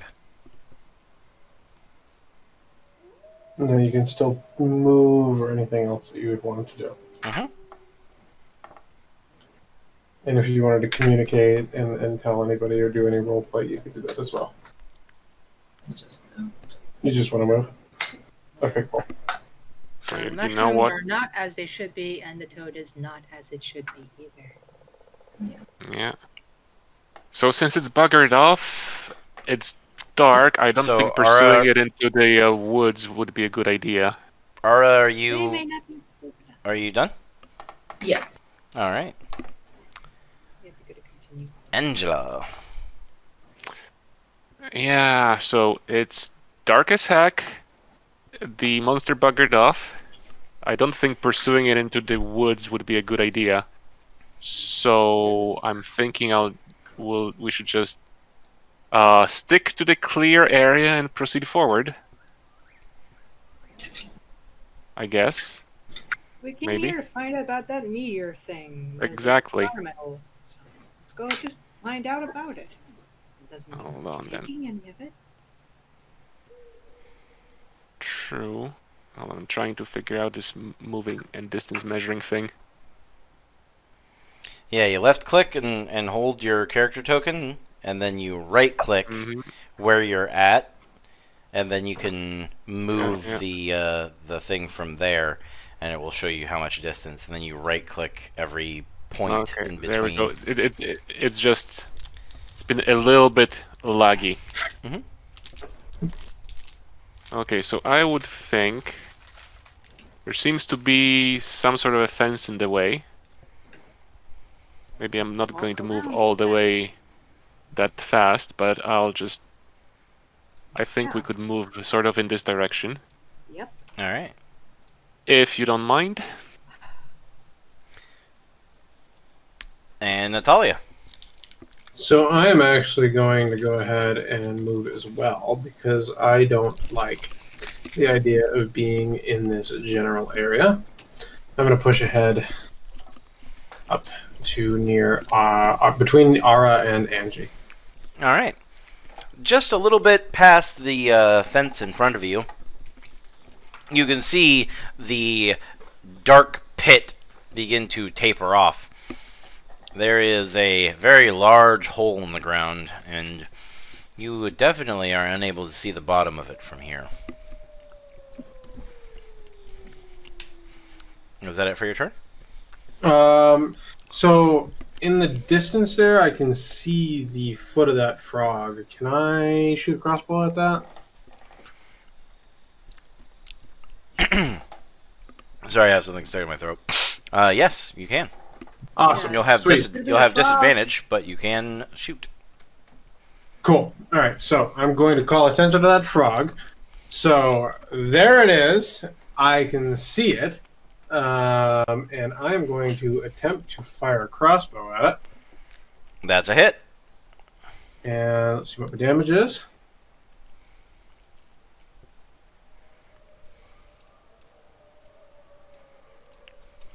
I have to take a bolt out of my inventory. All right. Your crossbow bolt flies true and pierces through the thick hide of the frog, and with a loud croak, you can all hear a thud and a long exhale as the creature collapses. You killed it. I did. Well done. Like nobody fucking tongues me and gets away with it. Yeah, I don't believe that for a minute. No, not without my express written consent. Is Awesome. recovering bolts and arrows a thing? So, Oh, I'm not going into that fucking forest. I don't give a shit about my bolt. I'll get another one. Fuck. Seriously. That's fantastic. I'm glad to see that we killed that thing. So just ahead of us there, I believe, is where that meteor might have impacted. The sign said something about a mine. I'm wondering if there was a mine here first. Is it a Ooh. mine shaft or is this the impact site? I'm not sure. How new does this fence look? It looks very new, actually. Uh-huh. What the fuck was that? What? Did you guys hear that? you I mean definitely the heard forest something. Critters? That wasn't a forest critter. That sounded like a goblin or something. Can I roll a perception check? Sure, go ahead. Are you making... Okay, hold on. Before I do... Is that something that you're queuing up on Roll20? What? That's definitely... Okay, I'm rolling a perception check. Wait, what? Because that's fucking terrifying. Alright? Because I'm hearing sound effects come through that sound like fucking goblins and shit like that, and I am freaking out. My I previous clearly heard something. I clearly heard something like a kick. Yeah, and then something go... And that's what I'm rolling perception on. Yeah, there it was again. You definitely heard something from the east? Somewhere over here or over here? Oh no. Oh, fuck. Somewhere beyond the sign, behind where you came from. Alright. Bethnal, I heard it from your direction, roughly. Can you get back over with us so you don't die?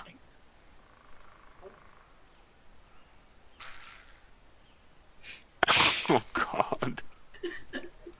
Oh, that is fucking terrifying. Peace out. It's like playing the original XCOM back in the 90s when you got a night mission. Oh god. Okay, so I'm not sure. Does it sound like it's coming back from where we were? Or it's behind that tree off to our south. That sounded close. A soft and chortling gurgle comes from the bushes directly next to you, Bethaniel, and you see that one of the leaves, or at least you had thought it was one of the leaves, stretches out, and a small green hand takes hold of the grass and dirt at your feet and begins to pull itself out of the underbrush. It's a fucking goblin. Oh. Fucking goblin. Hold on.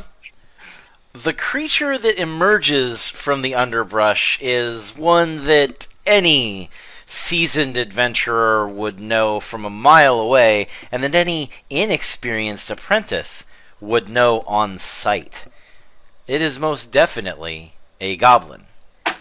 However, Fucking kill that motherfucker! There is Kill. something very, very wrong with this goblin.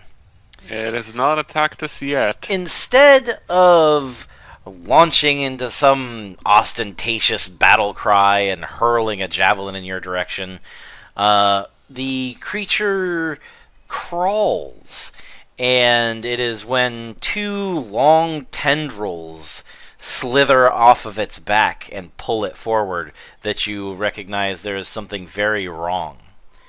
The creature's legs have been fused together, and its arms meld into its torso, twisting at the wrist in order to pull itself inch by inch across the ground. Its skull is split vertically from forehead to chin and much more widely across the mouth.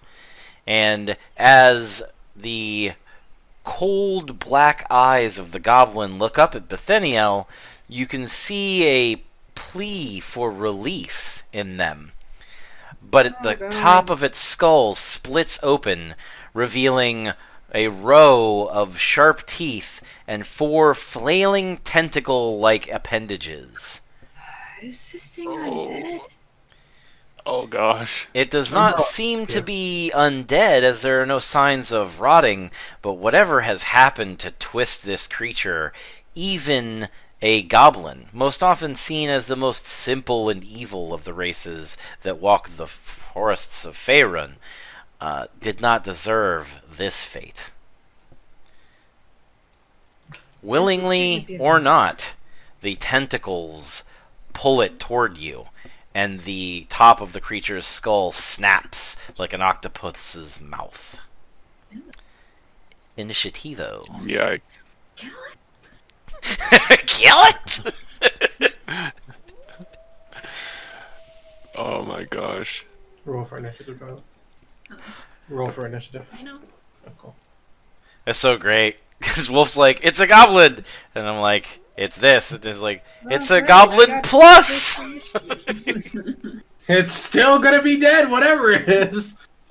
Yeah, I got 20 on that, and I'm right next to it, so it's. Yeah. Oh my god, it's second like- Yeah, turn It's over. like it's like a goblin infected by the flood from Halo. okay. Let's see what I can do for my first act on this. This would definitely be mercy for bringing it to death.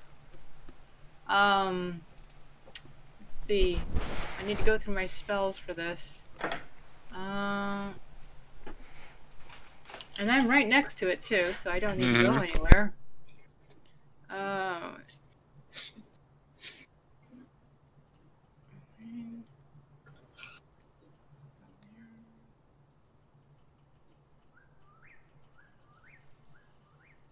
I can give it necrotic damage with Toll the Dead. It's worth a shot.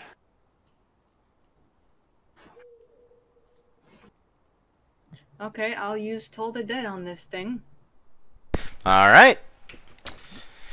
You hold up your holy symbol, and a loud bwong fills the air. Ask not for whom the bell tolls, 'cause it tolls for thee, motherfucker!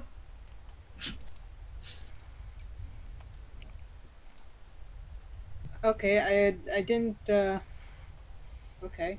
Ooh, I rolled a 12. Alright. I wouldn't think that it would have a good check on that. Oh, he doesn't.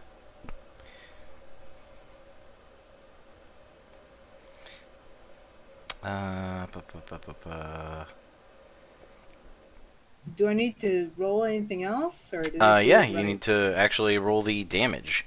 Not sure what happened with the clicking of the spell. Yeah, it might be on your main sheet as a attack instead. Let me go ahead and take a look. Okay, I'm learning. No worries. So if we go here, let me look at Toll the Dead. Yeah, it's a cantrip. Yep, so because you release spell. See. Punching me repeatedly. Ow! Yeah, output.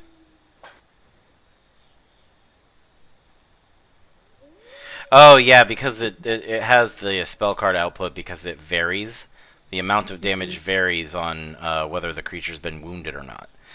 So it has not been wounded, so it takes 1d8 necrotic damage. So how you'll do that is you'll just type /roll space 1d8 and hit enter.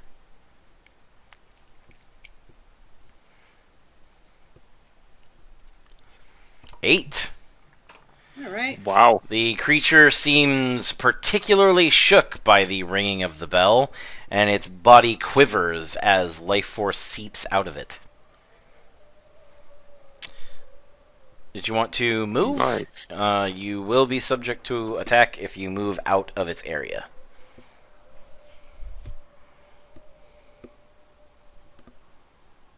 I think I'll stand my ground and hold up my shield and kind of protect the others from this atrocity. All right. That's kind of my job. The creature plunges its 4 tentacles into the ground and launches itself upwards, flipping towards you and reaching out to grab a hold of your torso. And then she was split in half. Thankfully, the tendrils only wetly slap against your shield and find no purchase, and the creature instead lands at your feet once again, quivering and writhing. Angela. Right. Okay.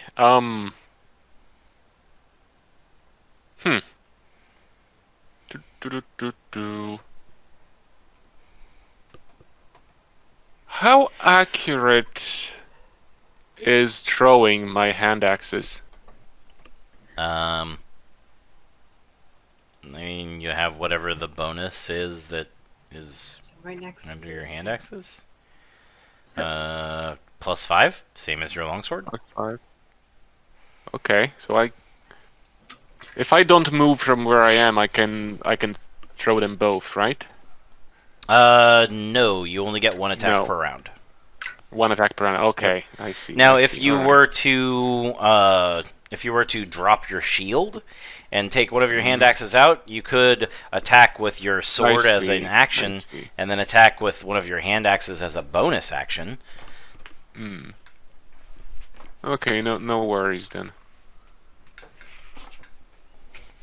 Because I'm thinking about it. In this case, let's not worry about throwing them. I'm going to make some room for Nat, so I'm thinking of going around Bethaniel to over there, just south of the creature. Okay. If that's a good idea. And from here,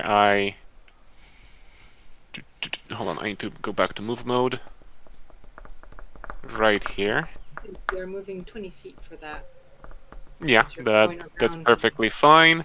And from here, I attack, I guess one-handed, so I can use my shield. All right. Right? Is that Yep. how it works? Yep, sure is. All That right. is definitely a hit. You cleave into the goblin's body, splitting open its side, and instead of the normal green blood that would come out of a green skin, a black ichor floods from its body, with smaller worm-like creatures twisting inside of it. Ew. Make sure to steer clear of those.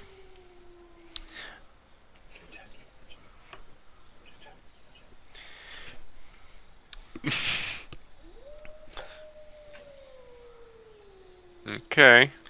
Well, I guess that ends my turn. Yep. So let me see here. Everyone, go ahead and make a perception test.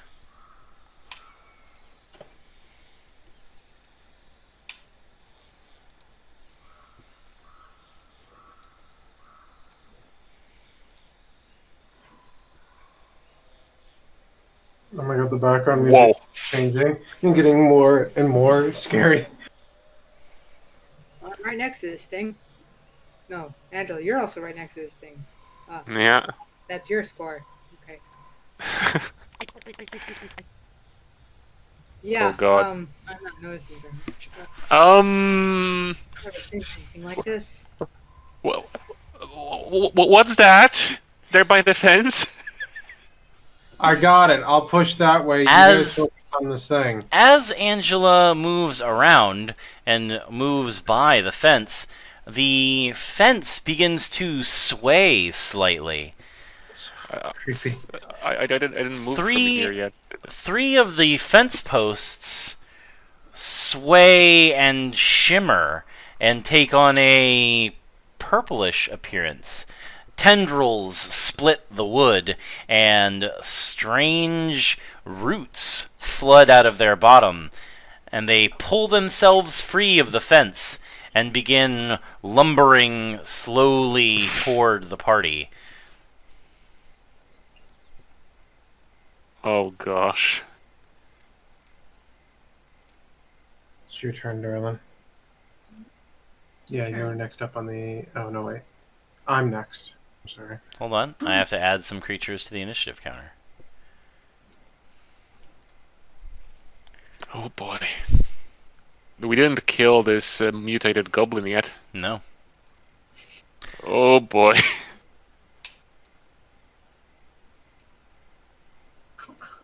Oh, God. Things are looking sketchy, but we haven't actually taken any damage yet, so...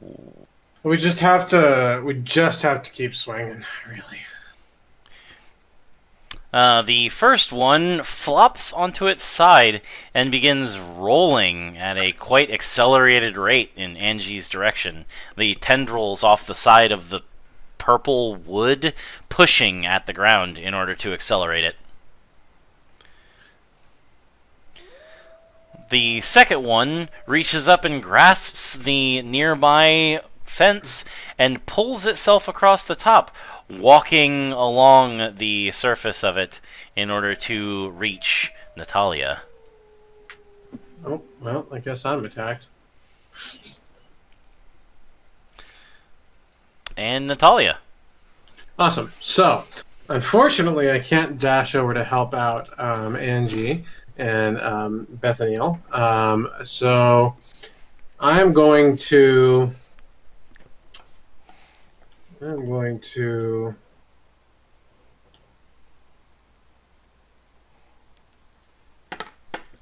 I create every team. I'm gonna cry. Okay, so here's a question. If I want to use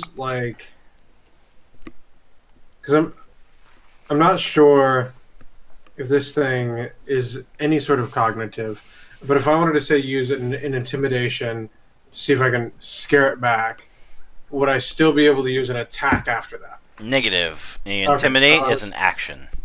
I'm just going to go for an attack then. Yep. There is a class feature and a feat that makes intimidation a bonus action.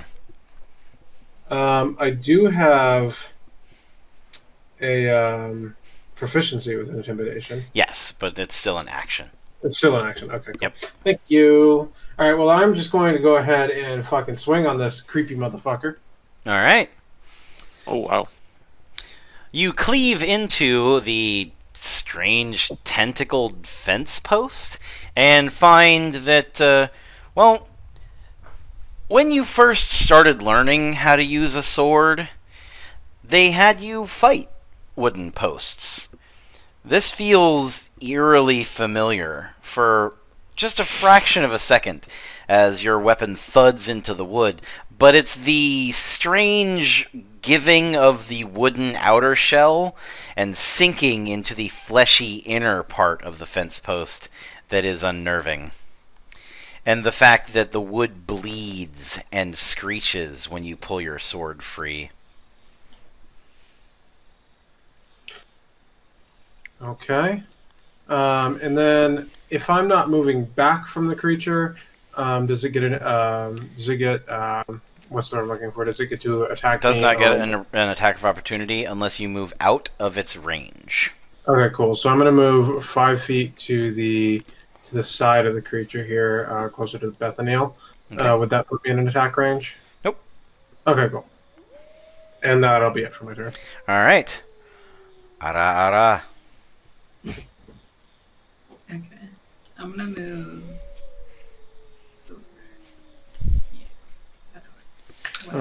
Click this right here, top one. Okay, and then if you click, yeah, you can move there. And then I think I'm gonna do Sacred Flame again.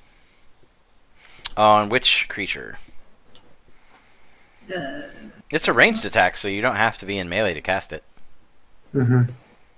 What? So you can choose either one of those, and you don't have to be in melee range since it's a ranged attack. And so just let him know which one you're picking. And then you cast your spell and then roll for your damage. Okay. Mhm. I guess the one like under me. Okay, the fence post with tentacles that's rolling toward Angie. Yeah. All right. Oh, God.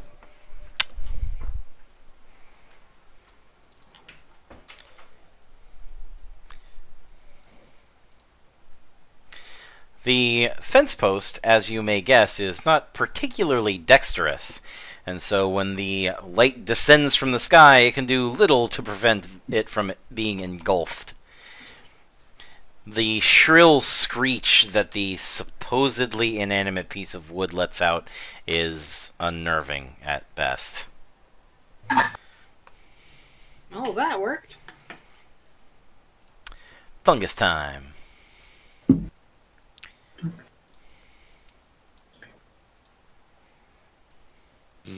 Shrooms.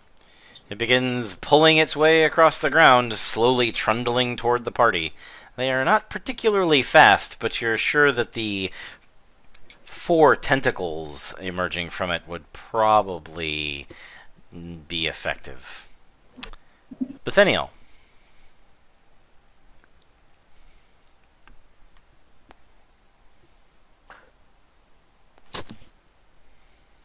Well, let me go through my spells here. So, the goblin thing is It still needs to die.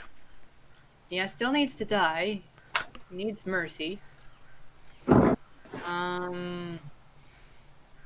think things are gonna get worse from here. Okay, everyone's fine so far. Though I, for one, don't like being surrounded. Get I'm used, working on that. get used So- to it. Yeah, you know what? I'm gonna keep going after this goblin that's right next to me. All right. With what? Now told it that did good. Yeah, and it'll do a D12 now since the creature's been injured. Yep. Oh, wow. Okay. So yeah, I think I'll do that again. All right. So I just left click on it, right? Mm-hmm. All right. Go ahead and roll my save. I fail. So /roll space 1d12.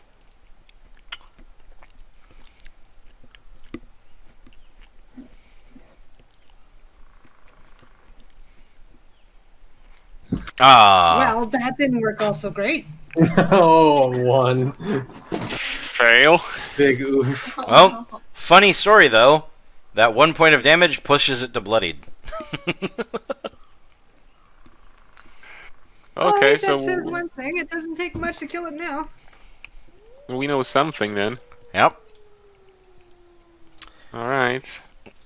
All right. The goblin's body sways and shivers, quivering oddly in a very unhumanoid fashion before tendrils lash out of its torso and try and pull itself at Bethaniel.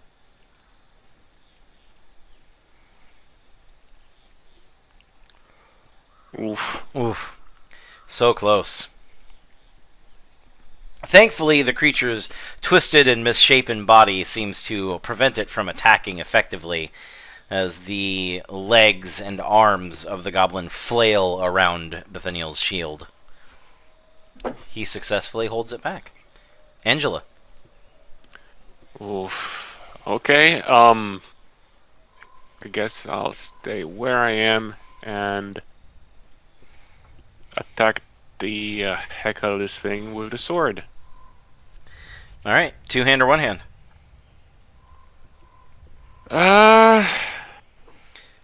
Given how the fence post is rapidly approaching, I should keep the shield handy, so one-handed. Probably a guess. good idea. Alright. Alright, your blade does find purchase, although the creature's body is swaying away from your blow, so it wasn't quite as effective as you hoped it was going to be. Hmm. It's something. Anything else? Or are you staying there?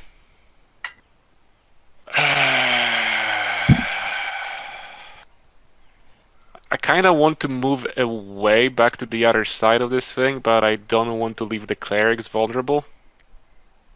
So I Vulnerable.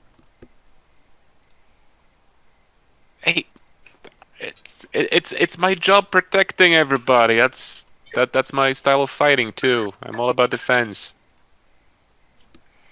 Those posts All are right. all about the fence too.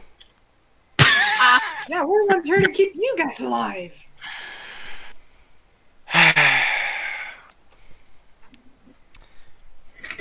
I guess we should all kind of maybe withdraw away from the advancing post. So maybe I'll just move to the other side of this thing. And I suggest everybody else kind of moves in this direction for now while we fight them off.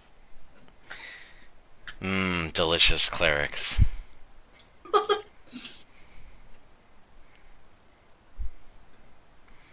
I definitely don't want a thread of toxic posts following us. Yep. Actually, can I still change my mind and not move there? Sure. Because that's their turn next. The clerics can't move. Mm-hmm. So I kind of want to stay near them. That's a Do good what I idea, can. because Aro was about to have a really bad time. All right. On your turn, you can. Oh, I see. For the Yeah. Alright. Fungus time.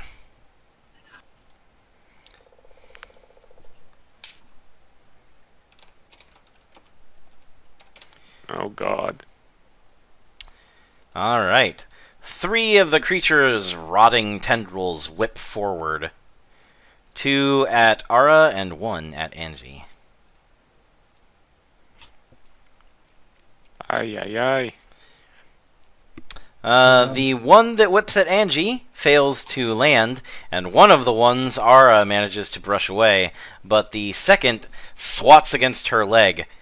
Normally, a blow to the leg is not a crippling thing, but Ara can immediately feel the energy of this creature course through her, and her flesh begins to necrotize beneath it. You take 8 points of necrotic damage, leaving you at 1 hit point. Oh God. Oh, that is bad. Not good. Not good. Oh, boy. You can visibly see her armor begin to rust and taint in real time, just from the tendril touching her. Speaking of tendrils and touching, Natalia. Oh, I see. Wait. Oh, I see, because it was an 18. Okay, that's why. Sorry, I was just trying. Don't worry about it. Anyway, poop. The post leaps forward at you, all 4 of its tendrils whipping. Thankfully, only one of them lands, but just a single swat to your sword arm causes the flesh to begin to wither underneath your armor. You take 6 points of necrotic damage.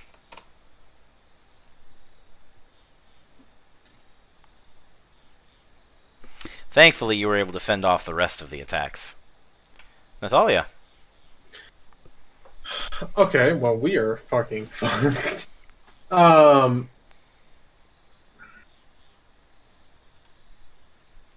If their attacks do most of our HP. Oh jeez. Hold on. I believe the saying is, it's hard out there for a pimp.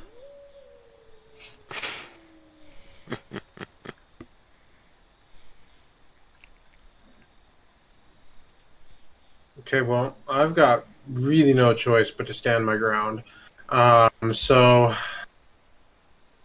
hopefully you guys will be able to kill off the shitty goblin, and Ara will be able to retreat. But I need to take care of this fella. So I am going to put. It's going to put me at AC -2, right? gonna put all my strength into longsword two-handed. Okay. Does that hit? That does hit. All right.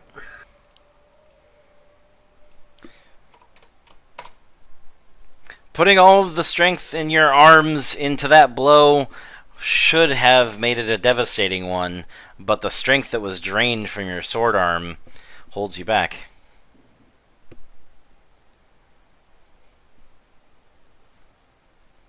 Anything else? No, I'm gonna have to. I'm gonna scooch just a little closer to the party, right about there. Okay. Will that if I move there, does that block Ara from retreating? No. Okay, cool. Then that's it. All right. Ara. You gotta go. I don't know where. We gotta do something about that. Well, the north has been kind of cleared, so maybe move there and heal yourself ASAP. Well, remember, if she moves away, the creatures can swing at her unless she uses Oh god damn it! she uses her action to disengage, Yeah. and then she can't heal herself. Unless she has a potion of healing, which I don't think anybody does. Yeah, I would use. Truthfully, if I was in your shoes, I would use the action and bounce. Huh? I would use the action to disengage, and I would bounce. You get to move 30 feet, so I would bounce from your position. But then I can't heal myself. Not this turn, you can't, but I would bounce like at least to there or to there, and then that way you could use your potion because the next closest one that can move is this one here. And even if he was able to move 30 feet, one of the other individuals here could still back up and slice at him. So you'd be able to. It would take you 2 turns to heal, but you'd at least be able to disengage.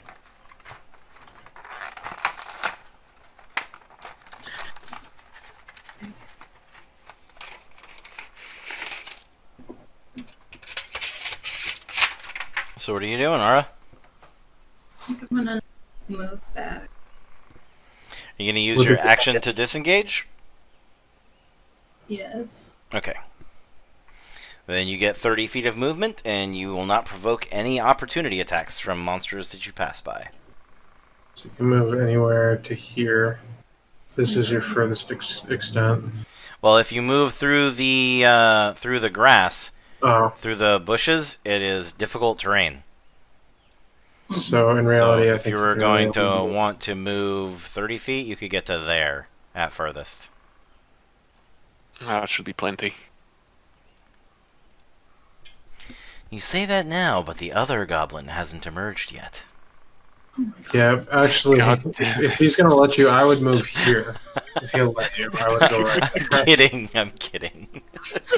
Because there was. Oh, he said he's kidding. Yeah, no, there isn't a second goblin. You're fine. Okay, good. He says, And then that's all you can do this turn, unfortunately. Oh god. Fungus time. Oh no. Alright. It will dash up here to attempt to get a hold of somebody. Bethenio. Okay.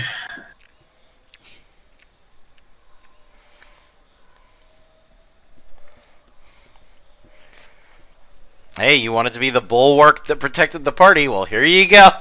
First session. Wish granted. Hey, I never said I wanted to be the bulwark that protected the party. That's Angie. I'm just going to become a battle master. Oh, okay. I'll kill you and move on to Angie then. Sounds good.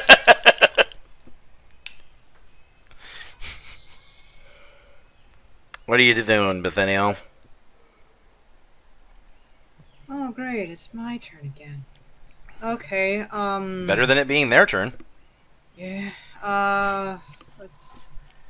Next up is gonna be that little goblin, that monstrosity thing, is yet to die. And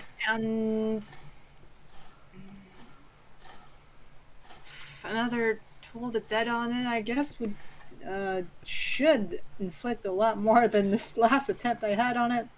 That's the hope. Yeah. Yeah. Bang a gong.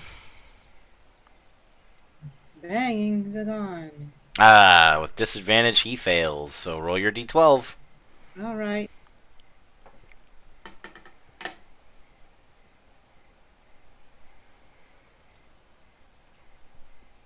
All right. As Roll the better. bell rings out in the deep night, the last of the creature's life energy leaves its body, and you can hear it whisper a thanks in broken common before it collapses and begins to wither, its flesh crackling and singeing before its body falls apart into what looks like charcoal. Rest well, little bugger. I don't think this thing's coming back. So good. Do you want to do anything else? Let's see. I'm not in direct vicinity of any monsters right now. Yep. You are. There's one right here. Oh, dang, that thing. Right. Yeah, move away. Oh, right. If you move away, it does get to attack. Oh, Yeah. Yeah. crap. no. So I did my Shield up. cantrip. That was an action.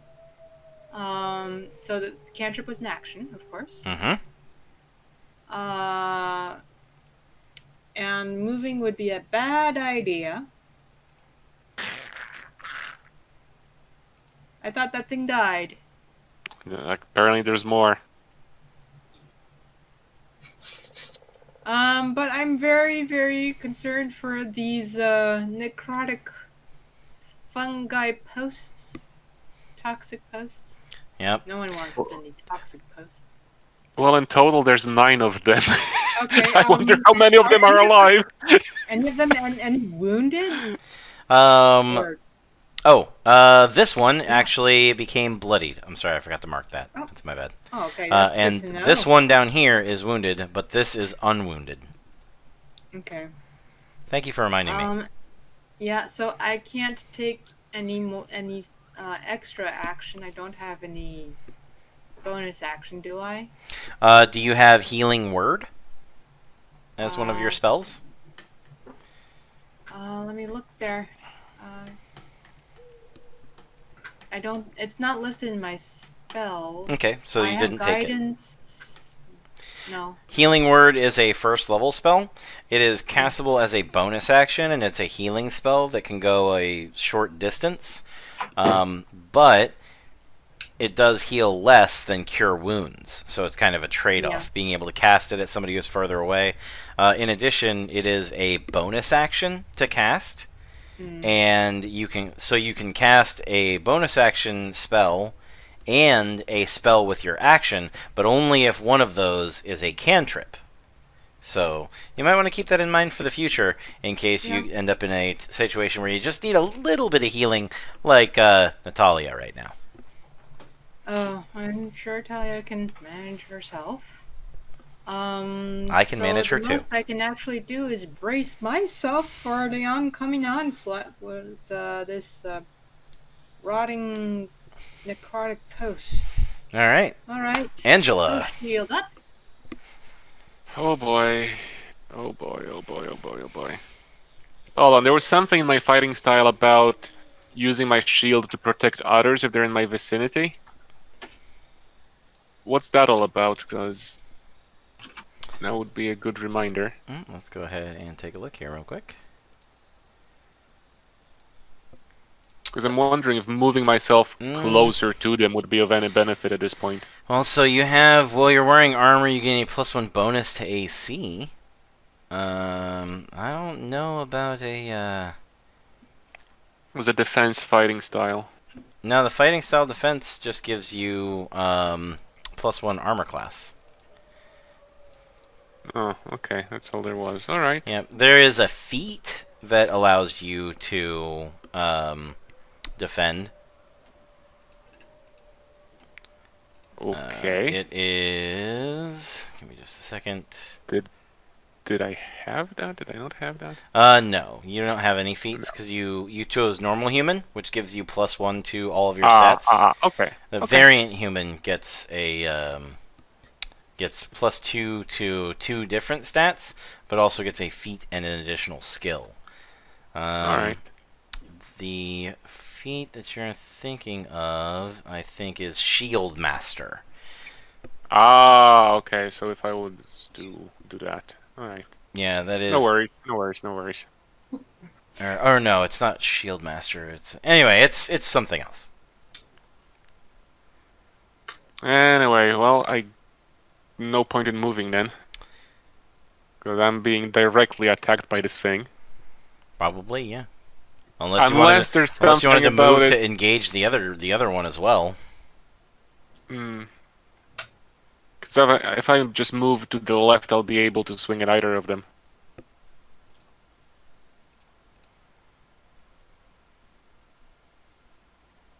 And I'm Oh, my shield's yeah. So you said that one was rolling fast. Is there something about it having momentum and me moving out of the way being helpful, or not? Am I just imagining things? You're just imagining things. Probably. All right then. Hey, Anyway, you I can moved imagine all here. kinds of things. Yeah, we know all about that. Anyway, so I guess I'll move here to have more versatility, and I shall. Are you gonna attack the wounded one or the unwounded one? The wounded one, because the faster we dispose of them, the better. Reducing them one at a time. Actually, I should have just moved to get rid of the bloodied one. Yeah, but then Can I you would still have push had push to, through? then you would have yeah, had to then I would- disengage Yeah, from. after- I see. Yeah, I keep forgetting that. You could if you want to, but then that Nah. one would get an attack on you. Nah. Okay, so the wounded one, I shall attack one-handed, so I can still use my shield. All right, swing better. That's a hit. Not too good, but it's something. The creature is now bloodied. Yay! Good to know. Its turn.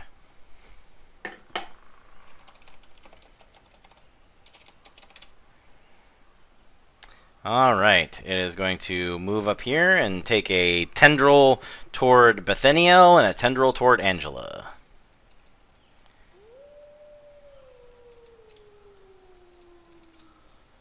I really do like that wolf howl. No probing, please. All those balls. Well, just barely misses Angela. She's able to flick her shield to the side at the last moment. But it does touch Bethaniel. Thankfully, his stout soul resists the necrotic magics for the most part, and only a little bit of his life is drained away by the creature's touch.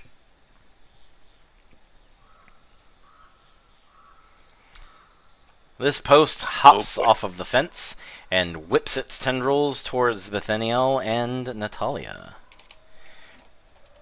effectively I'm surrounded. covering you from both sides.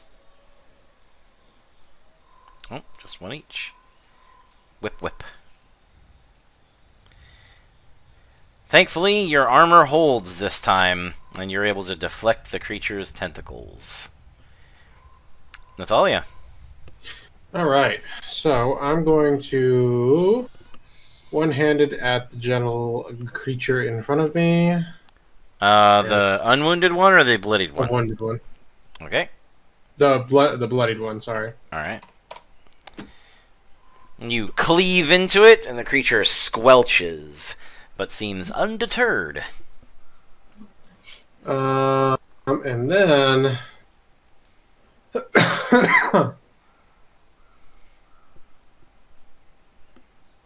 I'm gonna also. That means disengaging from one of them. Is it? If I move this, if I move to here, is that disengaging from one of them? This one would get to slap you. I'm just gonna chill where I'm at then. Alright. Ara. No. Heal. You can heal yourself. Heal. You're also pretty far back, so you could use a magic spell if you want to, like a Sacred Flame. But you'd have to make sure that you heal ASAP. Yeah, distance, range. Do that. It's up to you. It's up Definitely to you. heal. You can heal now if you wanted to. You could also... Or you are safe for the moment, so you could... Exactly. You are safe, so you could do damage if you wanted to. It's up to you. Alright. I guess I'll do Sacred Flame. Alright. Top bloodied one. I'll roll my -5 dexterity saving throw. Yep, I failed that.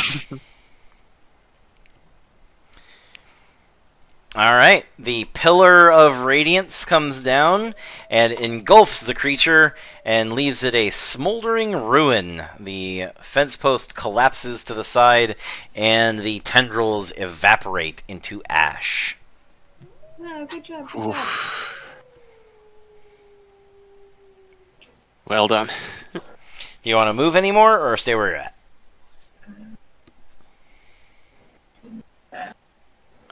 Should be safe over there. Also, if you had Healing Word, you could cast it from a distance, but I don't know if you have that. You can stay where you're at then. You want to move. Alright. Fungus time. Oh no! Hold me, I'm scared. You should be because it's targeting you. One tendril whips forward and glances off of your armor as you kick it aside. Back to Bethaniel. I'm gonna step away for just 1 second. I'll be right back. Alright, time for me to figure out what to do now. You have okay, time. So we got two things. That one is the one on the right is I already hit the pretty- bloodied one because your necrotic one will do a ton of damage to that bloodied one. And then Angie and I can focus on the non-bloodied one. Yeah. You think Toll the Dead will do good on that? Yeah, because it's Toll of the Dead gives you... What's your yeah. D-roll on that? It gives you... Also, it's just basic logic that World of Tanks just engraved into our minds. Yeah, so you would be able to do 1d12 of damage, so presuming that you get at least a decent roll, you'd be able to... basically kill off the already wounded ones, reduce the amount of damage that can do to us. Kill off the easy ones, then deal with the hard ones. Exactly. I know the routine. Okay, It's getting cold down here. I'll turn up the thermostat because it went into night mode. I still got my shield and symbol. Oh boy. And so I'm gonna go to the restroom. I'll be right back. alright. But yeah, knock that one out if you can. And I think before he comes back, what we really should prioritize when we get a chance, when we're out of combat, is getting to from our current positions to down there, which is about 35 feet from me. So because I bet you that was where the meteor is. Huh? Yeah, there's got to be something wrong with that meteor. Yeah. I mean, it's releasing shards of toxicity and mutation. Yeah, I'm a little bit concerned because if it did that to living things, to like goblins that started to mine around the meteor, and even to fence post, what is it going to do to 4 other living things just walking right into it? That's part of the adventure. It's why we have shields. Yeah, but it mutated all living things and even dead organic things. So what is it going to do to us? You know what? All this happened because you lit a torch. I swear. Alright, I am back to eat the rest of you. Okay. So I'm gonna use. I will use cantrip Toll the Dead on the badly wounded toxic post. Oh, the bloodied one? Yeah. Alright.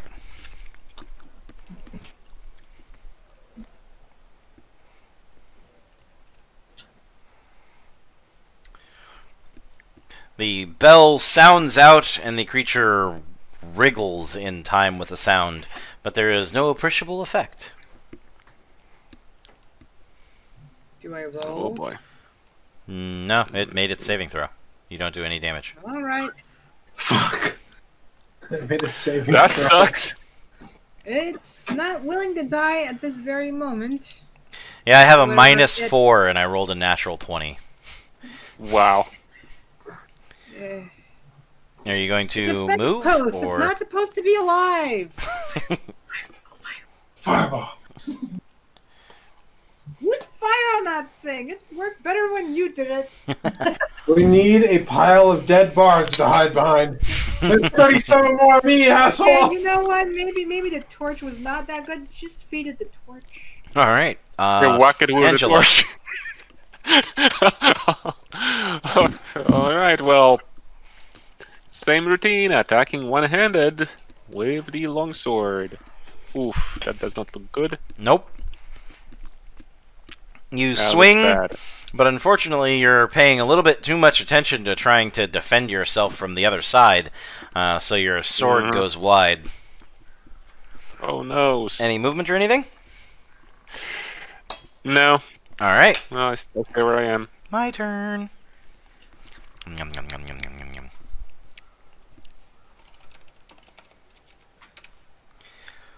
Alright. So it's gonna be 2 from that one and 1 from that one. So we're gonna play everybody gets 1. Oh god. Alright, so Angela. Ooh, that was close. Nathaniel. Oh, not even close. And Natalia. Oof. They're not accurate, but boy do they swing. Fortunately, you're able to beat back the tide of tentacles. Natalia. Okay. Unfortunately, I can't disengage from this guy. So, how many attacks is he able to make if I pull back? 1. One, so it's only one rotting touch that he can do, not like all 3 of his tentacles? Mm-hmm. Okay. Hold on. I'm just wondering, what if you were to sort of run counterclockwise around this thing and still not get out of its reach? Just end up... You talking like this? That's... Yeah. You know, that's what I was thinking of going the other way, but yeah, that's a good idea. Yeah, so I'm going the other way would definitely get you attacked. Yeah, I'm going to go here since that won't get me attacked. Mhm. And then I am going to swing on the bloodied one one-handed. Does that hit? That definitely does. Yay! Why am I trying to use Toll the Dead on these posts? Hey, it's working. Well, they seem to be alive right now. Well, it made a saving throw. We don't know what would happen if it actually got hit. You cleave into the side of it, and 2 of its tendrils fall off onto the ground, immediately turning into ash. It begins to teeter over, but then whips back upwards, more tendrils reaching out from inside. Fuck, it's still alive. It clings to life. But barely. We know barely by now. Ara. Unfortunately, from where you're at, you actually can't see the bloodied one, so you would have to move closer. A heal. Definitely heal at this point. So you could move there, technically, and then you could flame this Yeah. one. Or you could just straight flame that one, or you could heal. Only healing has a spell. So I can only use that once without resting, right? Yeah. Use what once? A spell. You actually, I believe, can cast it twice. You should have 2 at first level. Let me just check and make sure. Will it have to be 2 different? Or no? No. No, you have 2 first level spell slots, and when you choose to cast a spell, you can use any of the spells that you have memorized. Okay. I think you actually got 3 spell slots altogether. No. No, she has 2. Oh, that's right. It was the 3. Okay. But, so could I still attack the not wounded one? You could attack the not wounded one without moving. If you move south through the brush there, you could get into range. If you move 20 feet, or 25 feet, I think, you could get view on the wounded one and hit him with Sacred Flame. Or you could heal.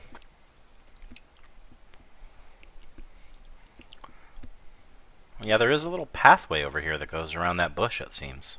Yeah. I think you'd have to move to here, I think. To that square, or to this square. You think you'd have to go to that square? Would that be in range of the thing? Mm-hmm. Yeah, your spell works within 60 feet. No, would it be able to? Him, you. Would he be able to hit her if she was in this square? So far, their tendrils have only reached out up to 5 or 6 feet. It's possible that they may be able to reach farther, but you're pretty sure from the fact that they rolled all the way to you that they can't. I'm just gonna do Sacred Flame on the non-wounded.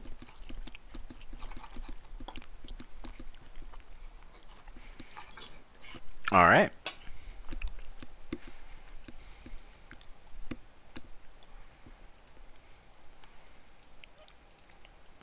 It wriggles its way out of the pillar before it can be consumed by the sacred fires. Fuck. She screamed. Do you want to move anywhere, or stay where you are? No, stay where All right. Fungus time. Oh noes.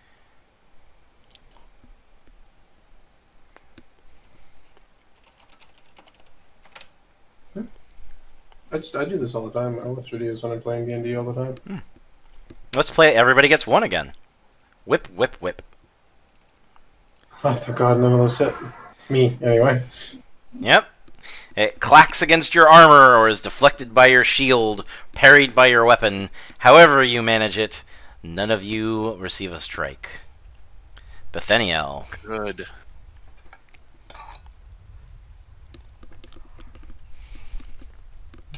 Alright, Samuel. Yeah. They just killed the bloodied one. Alright, bloody one, you got another chance. See if you evade death today. Well, so far so good. Alright. The bell rings, and the creature has no ears with which to listen. I told you, these things doesn't work on these posts. It quivers with necrotic energy, clinging to its half-life.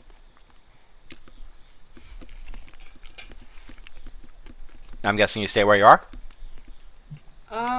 Well, I really can't move anywhere, because Yeah. if I move, then they have an opportunity to attack me. Yep, you're between a post and a post place.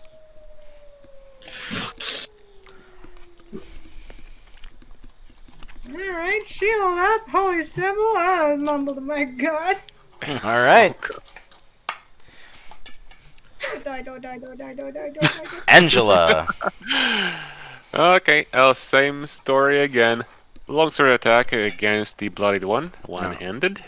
All right. It seems that it's possible that Bethaniel's prayers were heard, because Angela's sword finally strikes true and cleaves the post in twain. The creature shrivels and flickers with small embers whipping across its surface, and in a few moments it is nothing but ash. Yay! Good, 'cause its Huzzah. turn was next. Oh god. Natalia. One left. I tried to handy that twice. Okay.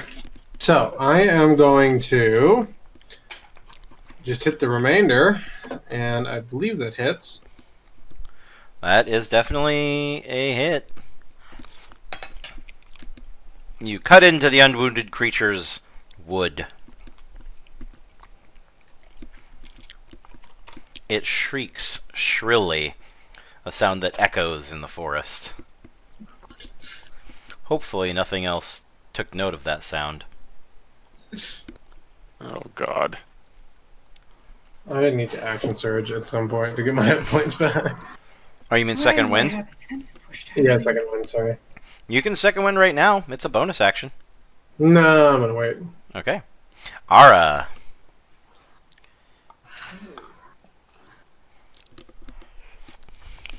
It's up to you, darling.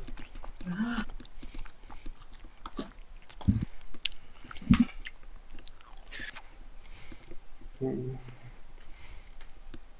just gonna keep throwing. You're gonna keep throwing fireball, fireball, fireball. Not but fireball. It is hit by the pillar of fire that time, and it is now bloodied. Alright. Scorch. Its turn.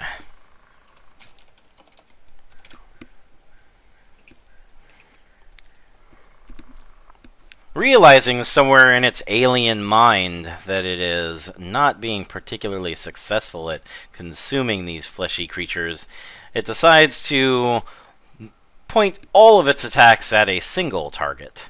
Oh no. Oh no. 3 tentacles land successive blows on Angie's shield, and each time they are turned back. Yay. Bethaniel.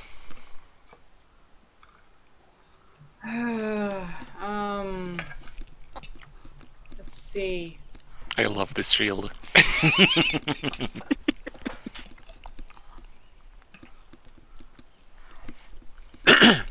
Shield fighting is best fighting.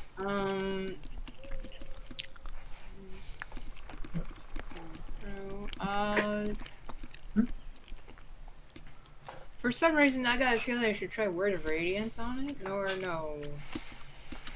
Word of Radiance would have been better earlier Yeah. when you were surrounded, so it could hit multiple Yeah. targets at once. Oh, okay. Toll the Dead is much better for single target. Yeah. Let's focus. Another shot, I'm sure he's not going to be affected at all. That doesn't listen to these posts. Bwong. This time, the sound is heard clearly. Roll your d12.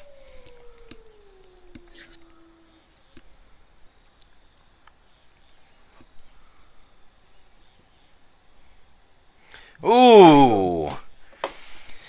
The sound reverberates so cleanly through the post that it cracks open and dissipates into a iridescent mist, leaving no body behind. Wow. Beautiful. He wasn't even bloodied yet. Oh, you just deleted that thing.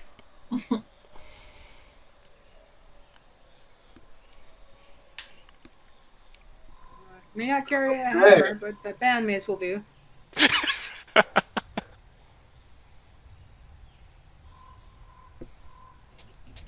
Alright. And that is the last of your enemies. Oof. Alright, what do we do about our health now? Well, there are several things that you can do. You can cast spells if you have access to them. You have them memorized to heal yourselves. Or you can actually take a short rest or a long rest in order to heal.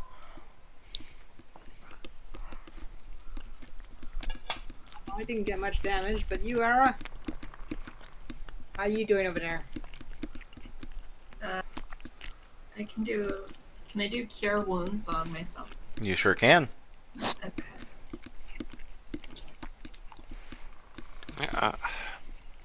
Personally, if I may have an opinion, I would advise using spells, getting what we came here for, and getting the heck out of here, because I don't fancy the idea of staying here for an extended period of time. Well, you don't want We to go to saw what sleep with this whatever is meteor- twisting the creatures around here? Because that's the point. Whatever this meteor did to the goblins that tried to mine on it, and to the fence post, I don't like the idea of it doing that to Sweetheart. us if we stay near it for too long. Amazing. You gonna want some more? Big brain time. I'll text you. Okay. Alright. So you cast your healing spell, and with just a few words and a soothing touch, your life is restored. Natalia, as you step across the fence and look into the edge of the pit, you could swear you hear the sound of stone grinding or shifting every so often, but it's so far down you can't see the bottom. Oof. Lovely. Oof. Something is moving in that pit. Can I roll a perception? Sure. Right. Your ears are keenly perceptive, and you definitely think you hear the sound of metal grinding against stone. Like if if a ore master was cracking stones open in order to get the raw ore veins out of them before smelting. That's what it sounds like. But you see no light. So whatever is doing this is probably not human. Angie, Yes. just so you're aware, I would be prepared for more combat. It sounds like there's something down in this pit. I figured as much. Oh boy. Catch up, Darla. Huh? You might want to try to catch up to us, Darla. Do you want to do anything else to heal the rest of you that are wounded, or take a rest, or move on, or soldier on? I'd be fine with a short rest to recuperate with the little I've lost, right? Well, a short rest will take us, what, 4 hours, so... 1 hour. Oh, 1 hour. For now, I suggest we just push, because I still have my second wind if I need it. So push and on. Ara still has one cure wound spell, so... Alright. Is that how everybody feels? Bravely soldier on and find out what other twisted creatures are here in wait. Oh gosh. Oh gosh. This is Something scary. doesn't look right. Something doesn't look right.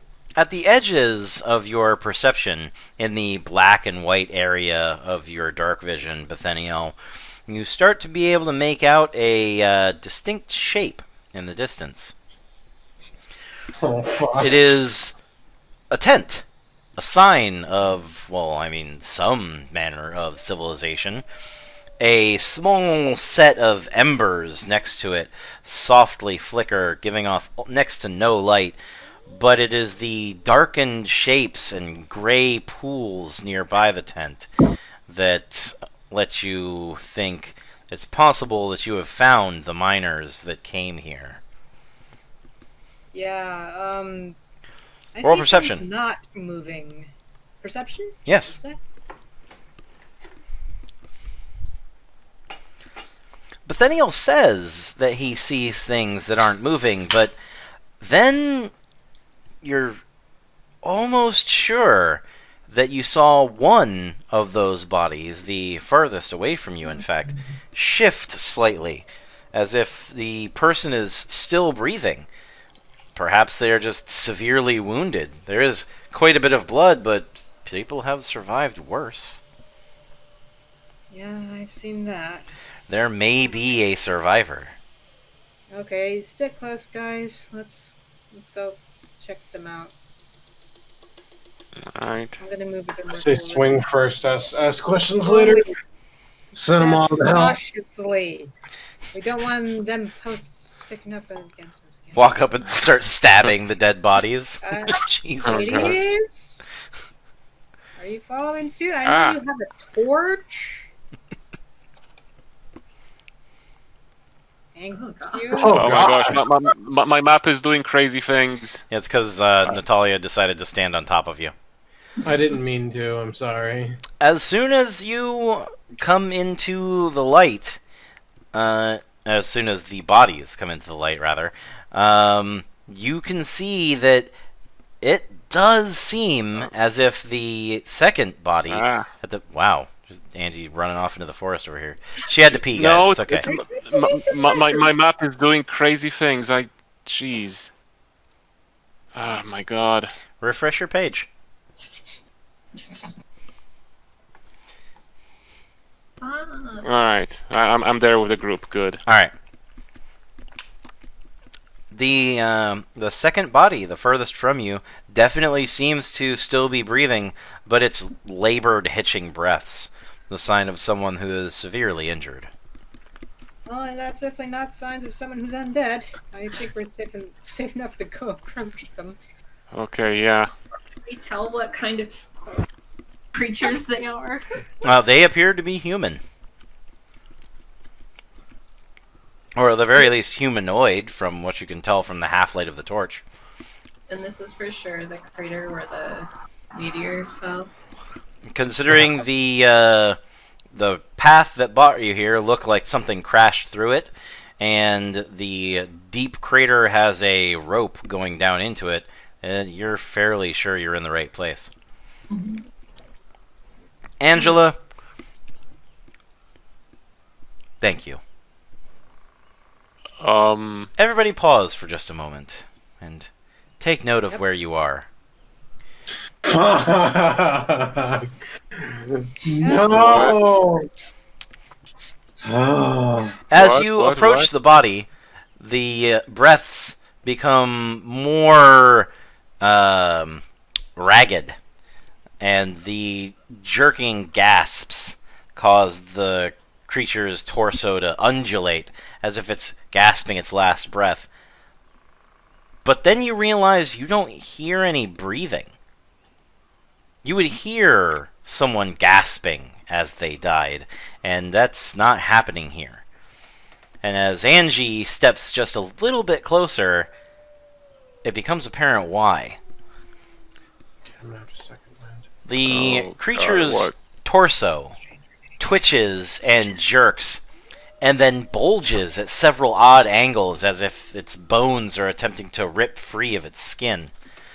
And in a Oh, visceral display, the corpse of the once man splits open, and several tendril-like creatures whip and writhe around on the ground. Ugh. Oh, now we're playing Dead Space. No, that's still the flood. That's a flood combat film genre. You've Oh, seen God. this. If you... Yes, I have. It only takes a second for you to recognize what you're looking at. Because the tendrils that come off the side of it and the God. maw that sits at the front of it makes it look like a centipede, but there's no mistaking the actual what this is. The man's intestines have animated post his No, it's Dead death. Space. It's Dead Space. Oh, God. Yes, what's my initiative on this? Not that great. 5. But I think I'll be able to use Word of Radiance on that bunch. I need to do initiative. Hold on. But I Oh, need to God. be close to it.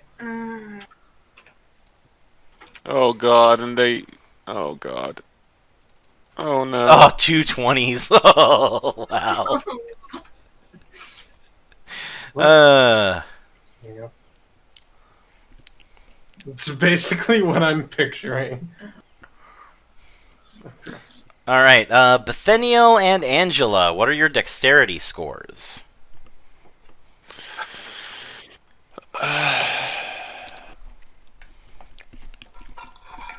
got 2. Score. Your whole I score. think. 14? Minus. Well, the smaller number is 13. Oh, okay. 14 is the larger number What? because you've got the extra that you have on top of. Yeah, What you the use smaller digit wise. Ow. I'm sorry. So Angela's Okay, dexterity so- is a 13. Yeah. Nathaniel's dexterity is a 14. 14. All right. So Nathaniel will go before Angela. Okay. Well, in the name of the great salad, let us begin. Oh Right. god. So, among my cantrips, I've got the Word of Radiance, but I need to be in proximity of it. I need 5 feet. 5 feet of distance for range. Can I just move one space there to have enough range, or do I need to be right next to it? So it is 5 feet around you is the area. Yeah, because it's you're talking about Word of Radiance. Okay. Yeah. Okay. I am learning. Let's see then. So it's each creature of your choice that you can see within range, and the range is 5 feet. Yeah. So it's basically each creature within 5 feet of you. You can choose whether or not to do it. Yeah. The first, See then. the first tendril whips through the ground like a snake, picking up quite a bit of dirt before it lunges out of the underbrush and snaps at Natalia. Boy. I didn't do anything yet. I thought I was supposed to go first on that. Nope, Ah. Okay. you're no first between you and Angela because you both rolled a 5 for your initiative. Okay. Oh, well, I'm dead. All right, roll a Constitution saving throw as the creature's fangs bury into your leg. Who, me? Nope, Natalia. The venom pumps into Natalia's body, and thankfully, she is able to resist the pull of death. You take the 3 piercing, but you do not take the poison damage. Oh jeez. The second centipede coils up and launches itself forward directly at Angela's face, snapping as it tries to take a bite out of crime. It's time to take a bite out of crime. Thankfully, Angela's shield is much larger than her face, and she is easily able to interpose them. Oh good. Oh god. The creature slaps wetly against your shield and slides off of it in the square in front of you. Natalia. She should probably be like, eek! Okay, Fuck! so I am going to Eek intestines. at the one closest to me.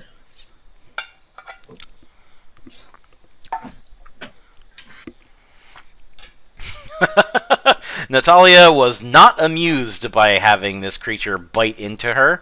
She brings her sword down and in one critical blow crushes its body completely beneath her longsword. And then I'm also Oh going god. to Nice. I'm also going to need the second wind. And I'll need to roll 1d. 1d10 plus 1. Yeah. So that's Woo. 9, so I get 10 back. You are back yeah. at full hit points. Thank you. Fuck. That's part of a fighter, so a fighter gets second wind by default. Yep. Second wind. Do you want to move, or are you done? I am also going to move. I'm going to back up Angie, I think, and get ahead of the clerics. All right. Well, the next one will coil up and catapult its way toward you.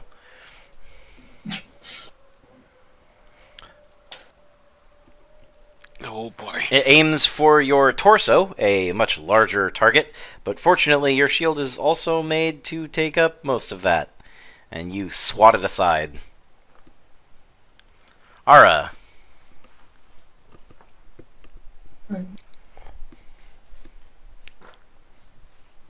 I'll just do the good old stand.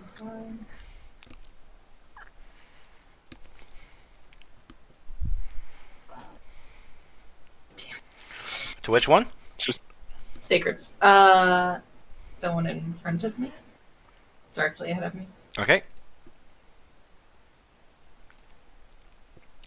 It wriggles aside as the radiance descends.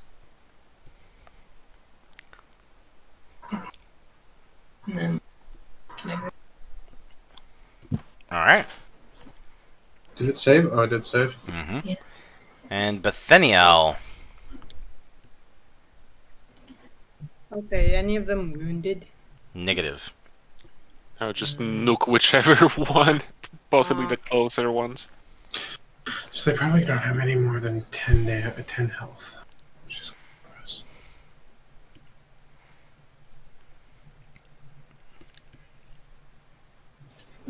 So I'm not touching these guys, preferably.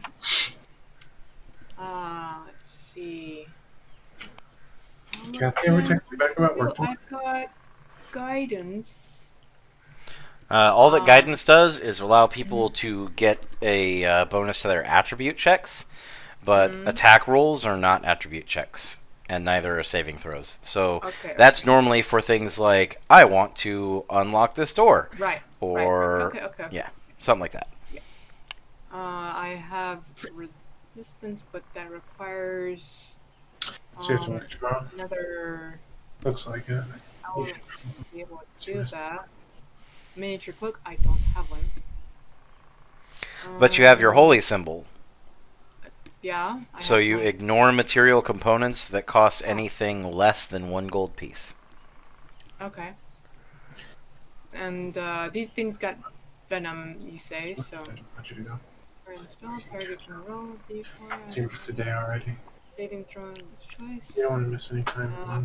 Roll the die before you're making saving throw. Sorry. Spell ends. So I can use resistance on one of our two little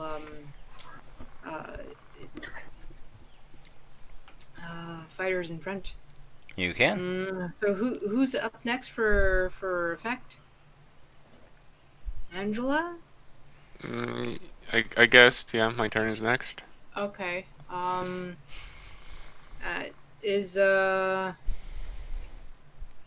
Is Natalia wounded?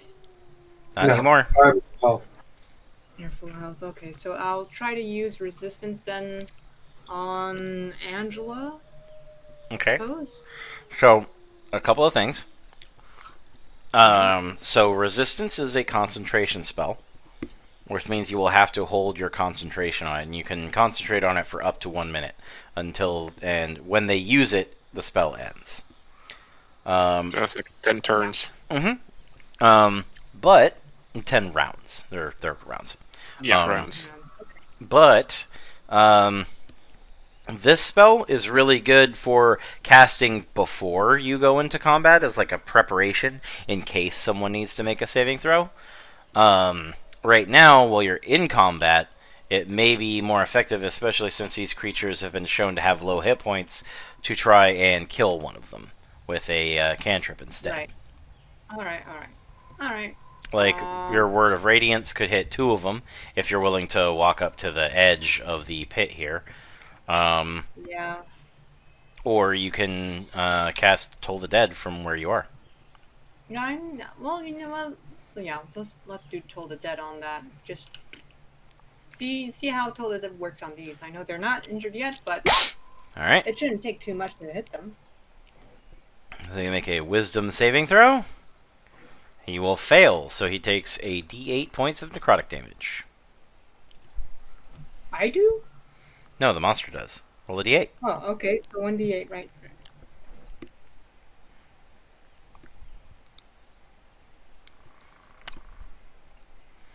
Well, it's not much, but we're squishing bugs here, so. Alright. The creature takes 2 points of necrotic damage, and it is now bloodied. Several tendrils fall off the side of its body as it withers from the spell. Angela.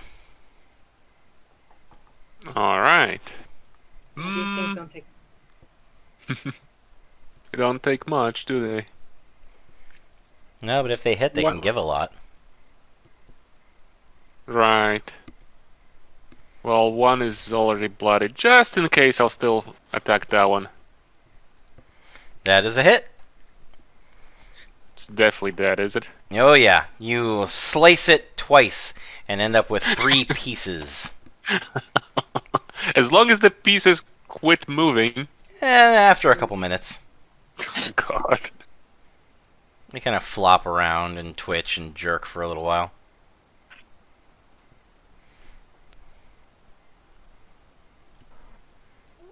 Alright.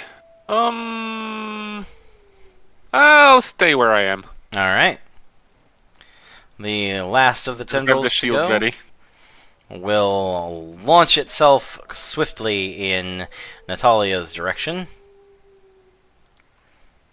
wriggling along the edge of the pit and then snapping at her. A critical hit. Oh noes. That's not very good. Roll that saving throw, Natalia. Son of a bitch. I'm doing a Constitution. Yep. Alright. So, this is a perfect opportunity for me to show you how to save your character's life. You have just failed your saving throw. Let's talk about character death. So, in order to die, you have to go to 0 hit points, and then either fail 3 death saving throws without succeeding at 3 death saving throws, or take an amount of hit points of damage equal to your maximum hit points. So, if we count up the points of damage that Natalia just took, that is exactly her full hit points and then her full hit points again, which takes her from full to 0 and from 0 to -13, which instantly kills her. Fortunately, Natalia still has a get out of jail free card and can use her once per day inspiration to take the 12 that she rolled on her saving throw, which will succeed at the Constitution saving throw and prevent her from taking the 21 poison damage. Would you like to do that? Yes. So, click the inspiration so that it vanishes, and you will take 5 points of piercing damage. Your body luckily managing to resist thanks to your perfect constitution. Oh, jeez. The goddess Timora smiles upon you. For now.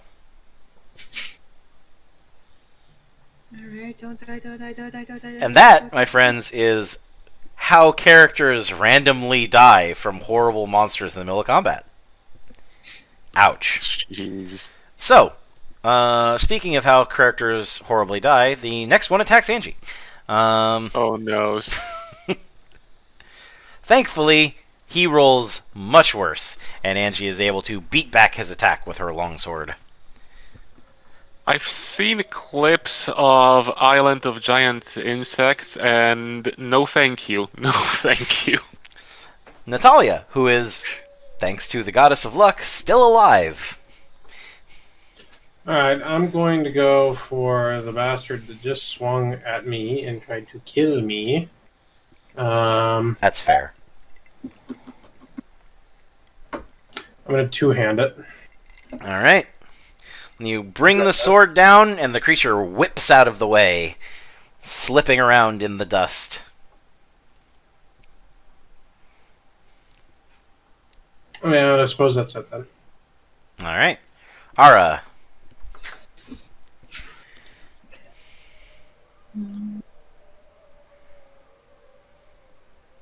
Guess I'll do Sacred Flame at that same one.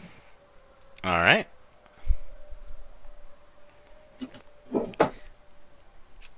As the light descends from the sky, the creature deftly dives out of the way, wriggling along the ground and continuing its attack.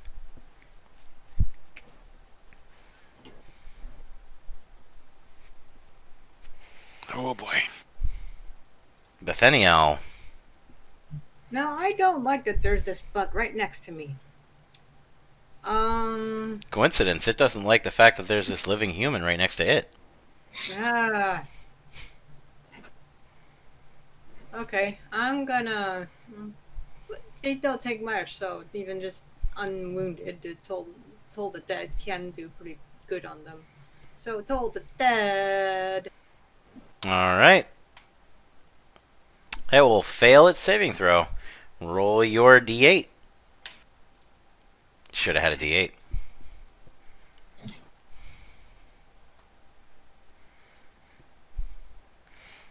Alright. The necrotic energy rips through the creature's body and sucks the life out of it, turning it into a blackened husk. The better and squish. What's killed you? Yeah, it's clearly like a glass cannon. It's got maybe 2 to 3 hit points, and it's just all attack. And Angela. Alright. One-handed. Oh, that should do it. And you swing down, and it curls around your sword and Oh, starts no. to inch its way up it, snapping at you. Because its turn, it's next. Oh no. It lunges along your blade and tries to bite you in the neck. Thankfully, Oh, you no. whip your body to the side and it ends up laying on the ground next to you again. Oof. Natalia. I'm going to swing at that one, which will hit. Once it lands on the ground, Natalia shows that she has, quote, fucking had it with these things. Instead of dealing a blow with the blade of her weapon, she punches the creature into the ground with the pommel and crushes it wholesale. Oh jeez. Her gauntlet is covered in a fine paste, which evaporates into ash. I've had it with all these motherfucking snakes at this motherfucking campsite. Watch. Hey, so, I'm half health again. I've used my second wind. Okay, well we have a convenient campsite. With dead people. Sounds like a great place to camp. It's like that the did Yeah, I some was just thinking here. about that. So who's going to be the one to find out if these tauntauns are lukewarm? Ew! Let's take my sword and Lesbian! Bad! sleep inside the motherfucker. That's where I'm staying. Okay, I'm just. Her reaction to that was great.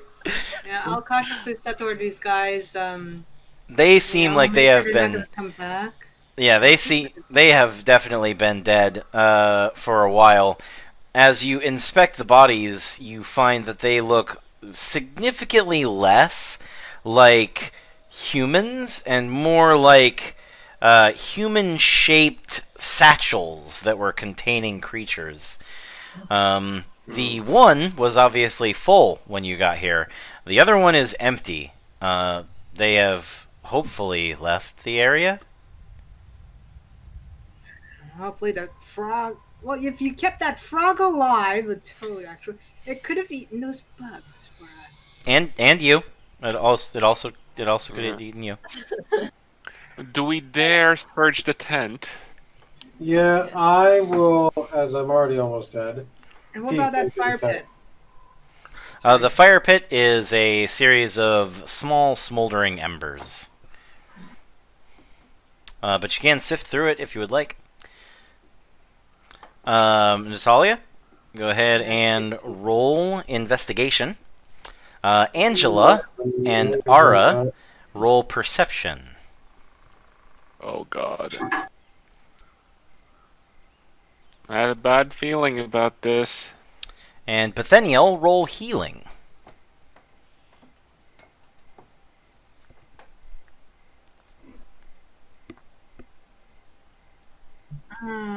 Where at? Or sorry, it's back to medicine. It's medicine. My bad. I just Ah, used the wrong word okay. for it. Here we are. Oh, that didn't do good. Unfortunately, Bithynial, all you're able to discover as you sift through this is that something has been thrown onto the fire here, and it has turned what was probably once a fairly hot set of burning embers into a soupy covered smoldering pit. Whatever What? was torched in here is unidentifiable. Natalia. Yes. Natalia, as you head into the tent, you find that there is a lot more gear here than you would have expected. This tent could comfortably sleep 2 men side by side, of the size of the men that you saw outside. But instead, there's no sleeping bags. There's more camping gear, as well as several shovels and picks, and a wheelbarrow that is currently in the business of being put together. Lining the back of the tent are several large sets of camping gear that looks like it goes to no more than 5 more tents, and sleeping bedrolls for 10 men. Huh.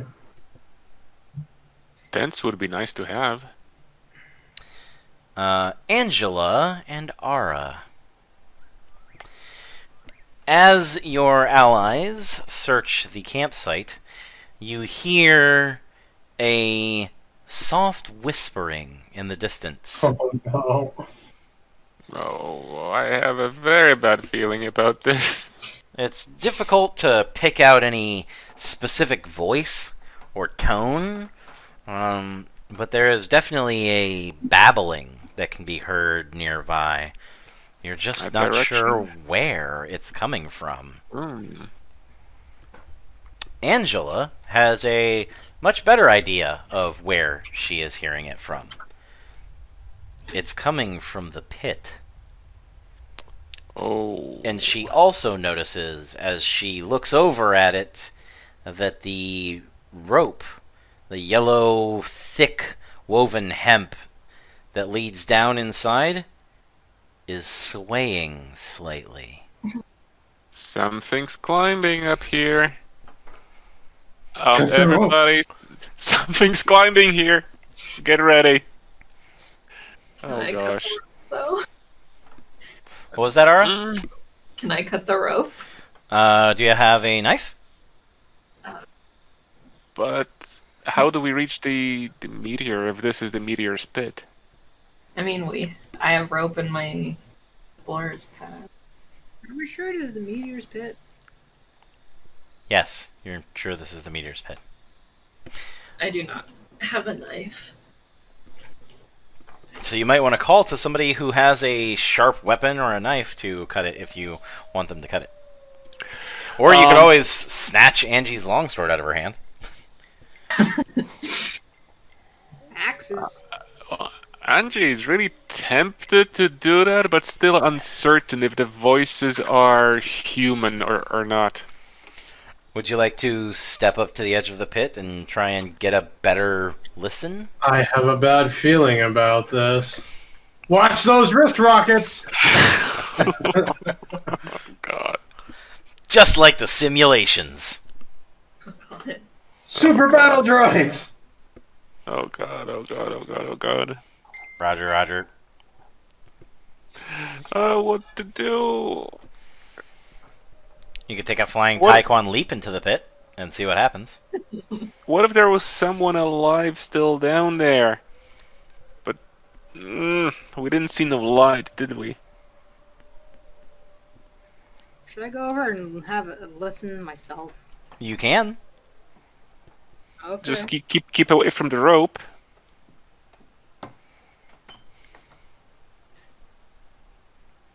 I am going to cut that fucking rope.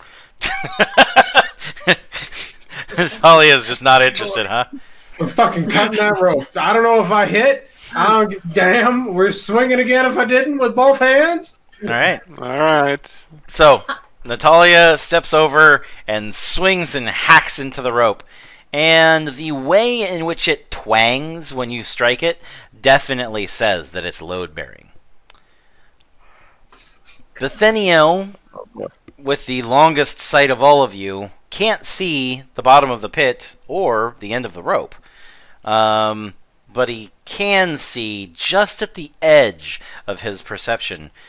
In black and white, there is a figure moving along the side of the pit where the rope is. Cut the rope. Cut the rope. Natalia hacks again at the rope, and with a twang, it flops off into the pit and disappears into the darkness. Do we hear an impact? No. I'm actually. Oh, great.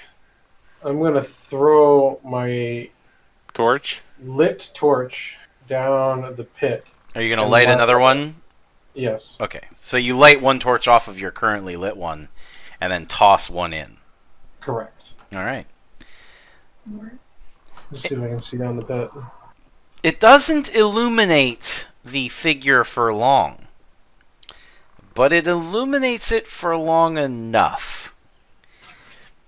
I'm stressed. Oh, The God. torch What is it? flies down along the path where the rope was and hits something, bouncing off of the black and green surface just long enough to illuminate the glossy eyes and stretching mouths of a strange creature, but also familiar. It is a mass, to be sure, but the faces that float around in it are most certainly human. Okay, we gotta go. Oh, God. Oh, God. The torch flicks past it, and then it vanishes into the darkness once again. But you are relatively sure that you saw it sliding up the side of the pit, with the rope slipping through its body. Later. When the Oh, God. when the torch hits the bottom of the pit, it illuminates something else. No. No. You can see the meteor. Oh, it's still there. It is oval shaped and is cracked open. But there is another creature at the bottom. It stands on 3 legs and has 3 arms spaced around its body. And the top of it, where its eyes are, rises like a pyramid to a point. And currently, the creature is grasping at several metallic structures that are extending from this egg shape and pouring them into its mouth, crunching down on them and annihilating the ore and stone that is at the bottom of the pit. Yikes. Unfortunately, after a moment, it mindlessly scoops up the torch as well and consumes it, and the light gutters out. All that you hear now is the sound of 8 men's soft voices whispering, whimpering, crying, and calling as something slides its way up the side of the pit. What would you like to do? Okay, so what we just saw is utterly disgusting. We cannot allow those individuals, as much as I hate to say it, to die or to suffer longer than they do. Agreed. Right. I have a thought. Now this is, I feel this might be a bit out of our scope of experience. So I think the most prudent of actions would be to use the messenger bag and update our interested party in the current circumstances. I don't Actually, think yes. we Good have thought. the time for that because it's coming up the wall. I think Do what we we have time should for that? do. Well, it shouldn't take long to scribble a few words that What the I- situation here is dire. All right. What I think So we should do. So, as you have been talking, Bethaniel, you can see out of your peripheral vision that the creature is now at the edge of your sight, which lets you know that it is roughly 60 feet from the edge of the pit. And it is slowly ascending. What I think we should do is we should get anybody with a ranged weapon and begin to rain hell on this thing. Bolts. Bolts, It's also fire, 60 feet, flame, so I got Toll the Dead. yeah, Toll of the Dead, everything. Just start raining hell. Yep. All right, so you guys are going to start attacking? I guess. Okay. Oh my All god. right. Hey, what do you think? Hold on.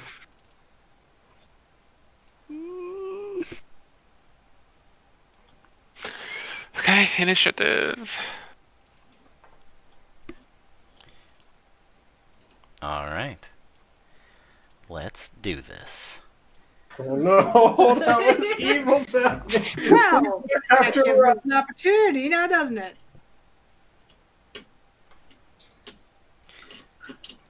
Oh god. All right, Natalia, what is your dexterity score?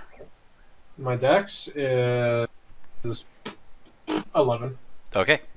So Bethaniel will go first between the two of you. Yeah, mine is 14. All right.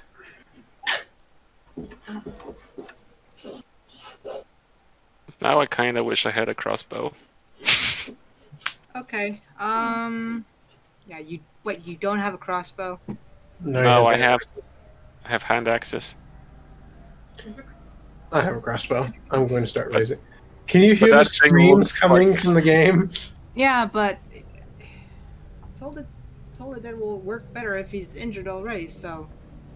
Yeah, so I have a better chance at using one of my bolts on it than using the regular Toll the Dead, or wait, I could just use one of my better spells like inflict wounds. I'm just prepping. John Boy, what are you gonna do? You've got You've time since you don't have a ranged weapon. You could send a message if you wanted to. You know what? Yeah, I should do that.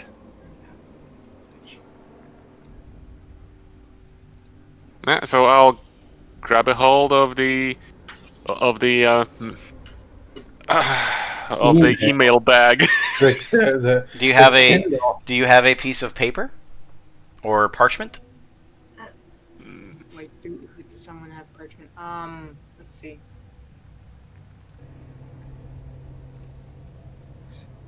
Hmm.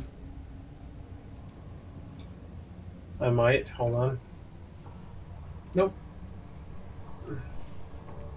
Do any of us have a piece of paper? Is there paper in the bag? I would imagine there would be some provided there. Well, Sorry, I do was have that too fast? I do have cartographer's tools, which I would imagine contains something to write with. I mean, Possibly a piece of paper. probably something to write with, like, chalk or charcoal, yes. Well, the fire pit has some charcoal in it if you want some stuff. Oh my god. I think paper is the In the tent. limiting component In the currently. tent. There's whole bunch of shits. There's gonna be paper in the tent. So, all of you got a pack when you started, correct?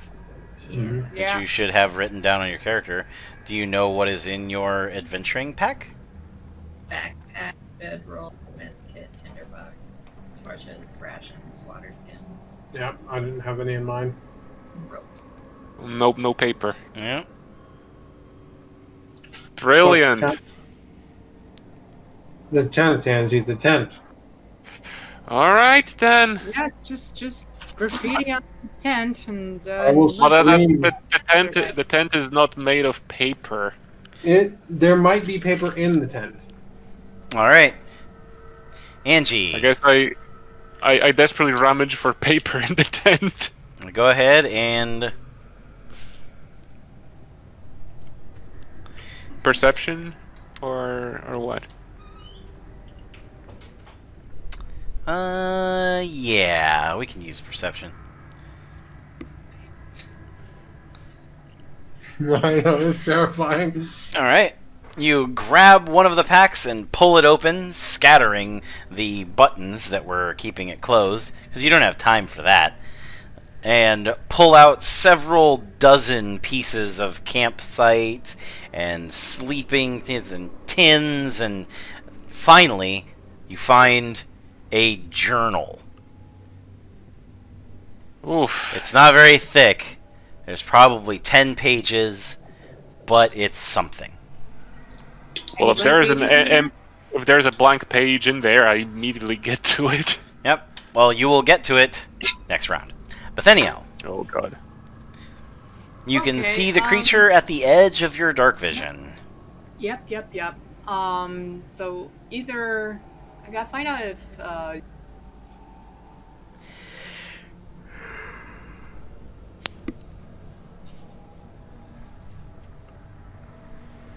okay, so I seem to have a better chance at using the crossbow than using Toll the Dead in that simple 1d8 that's under the chance of it actually making effect. So I think the crossbow would be the wisest choice, yes? Are you asking me, or are you stating I'm what you're asking, gonna do? Can I shoot it with my crossbow from here? You definitely can shoot it with your crossbow. It is in dim light, so you will have disadvantage to hit.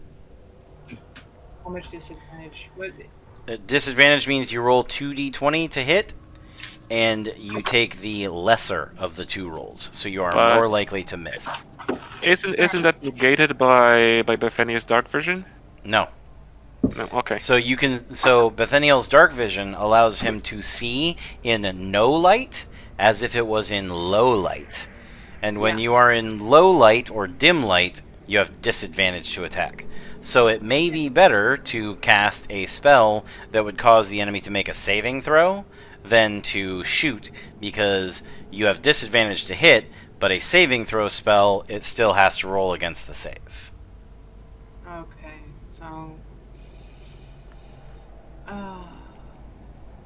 I can't do inflict wounds because that has to be on touch. Yes, that is a touch spell. Let's see. Bane is 30 feet of range. It's not within that range just yet. Nope. Okay, so my Toll the Dead is the only thing I have that can have that range. Alright. So Toll the Dead it is. Toll the Dead, here we go. Alright, he has a +0 to his wisdom save, so it's just the dice.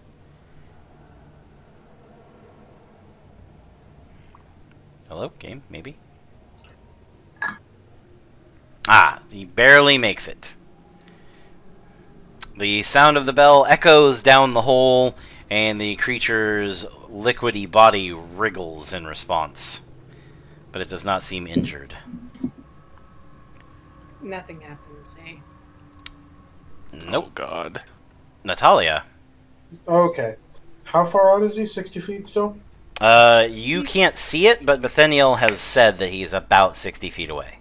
Cool. Yeah.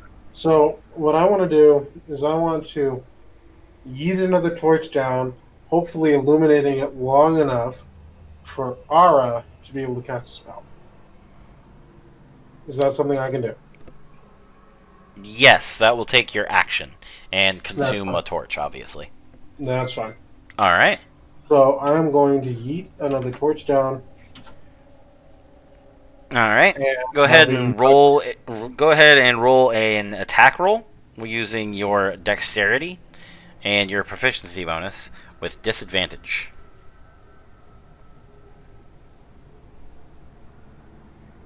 So 7. All right. The torch falls and hits the creature, illuminating it long enough for Ara to fire off a spell. My only range. It's not particularly hard to drop a torch on a creature that's large and climbing up the side of the wall. And Ara. That's the only ranged one I have. All right.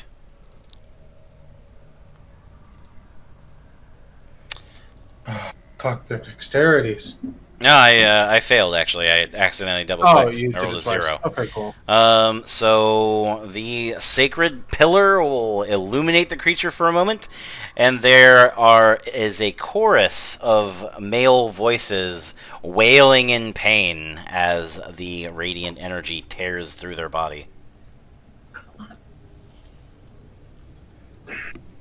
The creature continues to slide up the side of the wall and moves another 20 feet.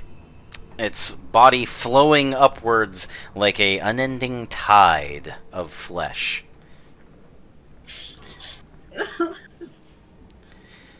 Angela.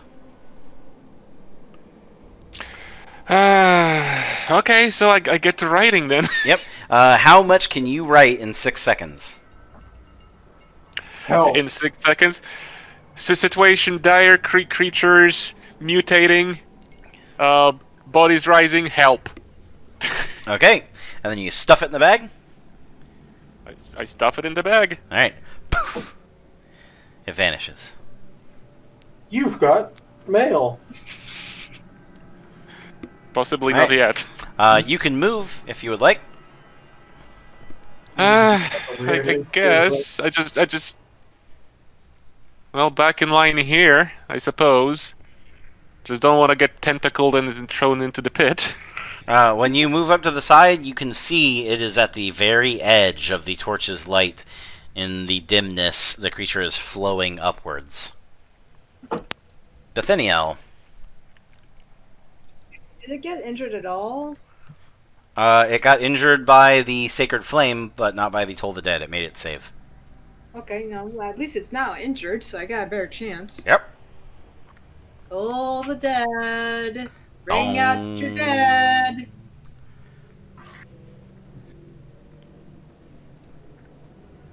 That did it.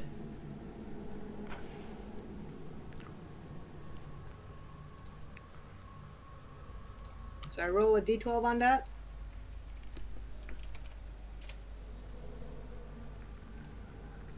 Yeah. You're good. It's something.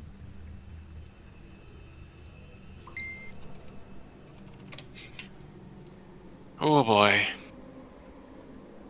I'm terrified of this thing. Alright. The necrotic energy washes over it, and you see one of the faces shriek as it is pulled off of the creature's body, and it disintegrates, leaving only 7 moaning mouths and 7 sets of We weeping have to do eyes. 70 more points of damage. Okay. Natalia. I can see it now. It is in the dim light to you now, yes. I'm going to blast it with the crossbow. Alright. That will hit. Oh, wow!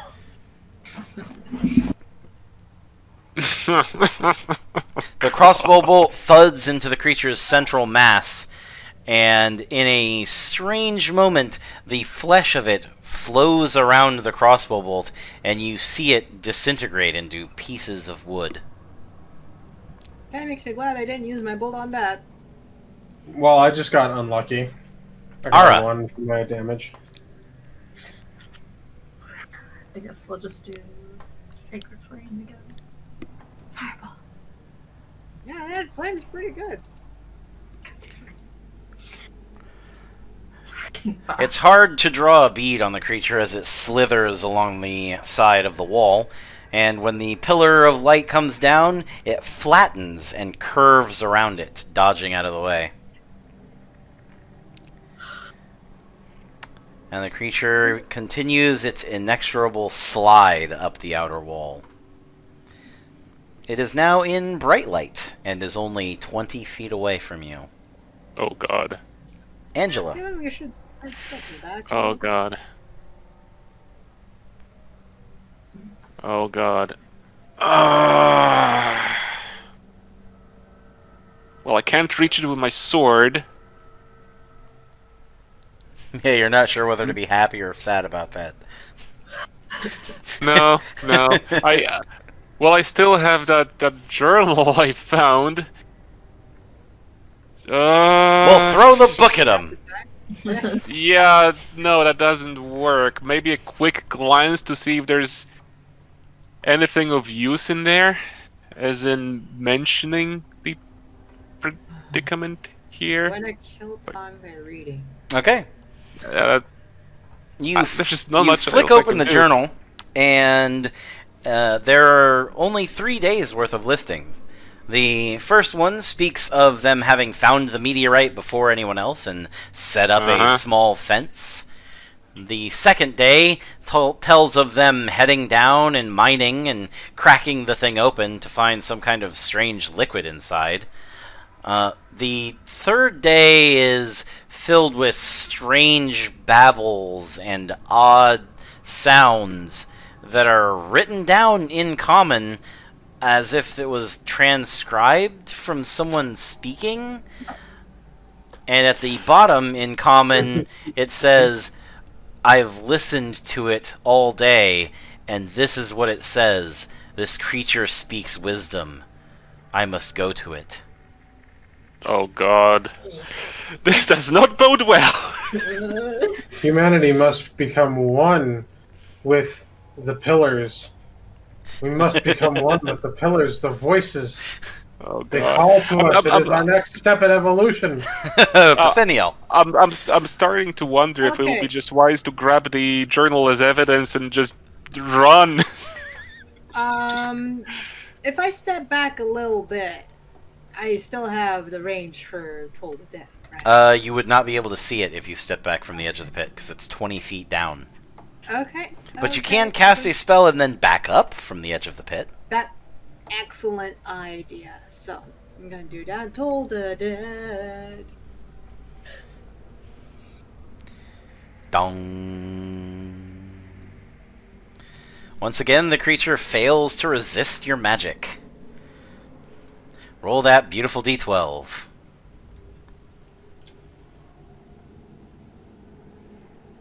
That's a little better.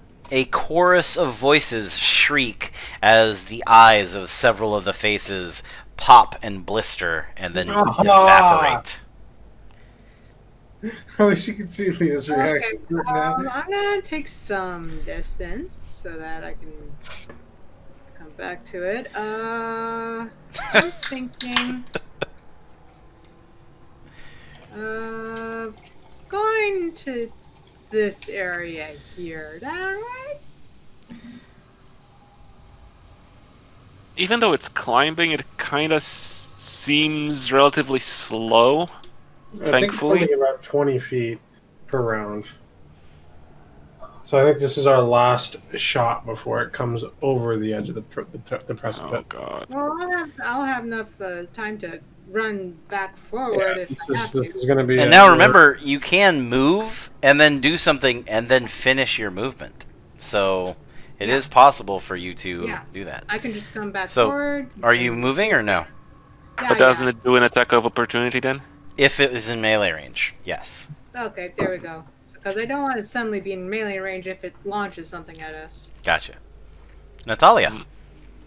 I am going to fire the crossbow. Alright, that is a hit. This time the creature shrieks as the crossbow bolt plunges into one of the mouths, shattering several jagged teeth, which it swallows. Am I incorrect in presuming that it's moving about 20 feet per round? Ish. It's hard to tell because it's effectively more like a liquid than a man. I'm going to back off. Ara.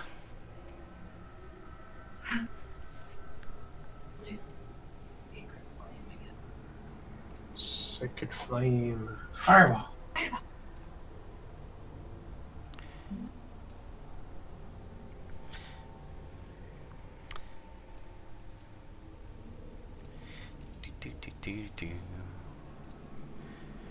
Again, the creature ripples underneath the pillar, its body splitting and then reforming in order to avoid the damage.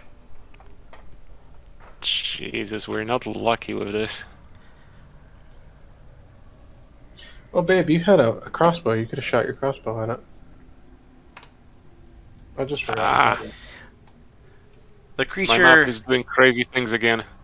The creature slithers another 10 feet upwards, then slows down, its body contorting and turning to almost a spheroid shape before a larger mouth extends from it and disgorges a large glob of chemical. It flies upwards to the edge of the pit, cascading past Angie, and then detonating in a blazing flare of light. Oh god. I got left there. Ara What is and that? Angela, roll a dexterity saving throw to try and cover your eyes. Dexterity, dexterity, dexterity. Hold on.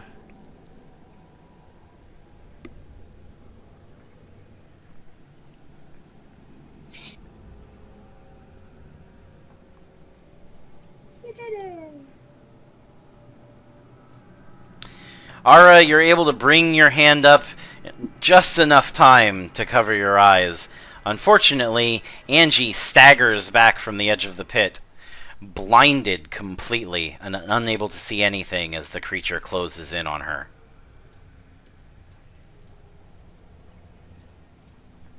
The rest of the Might as well stagger back a little bit further. All right, Angela. Roll a wisdom check to orient yourself and make sure you stagger in the right direction. Oh god.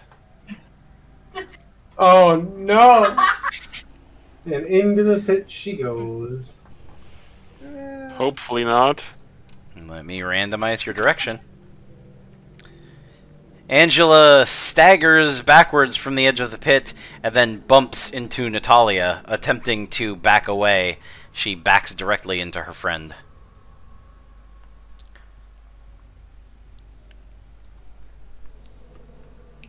Okay.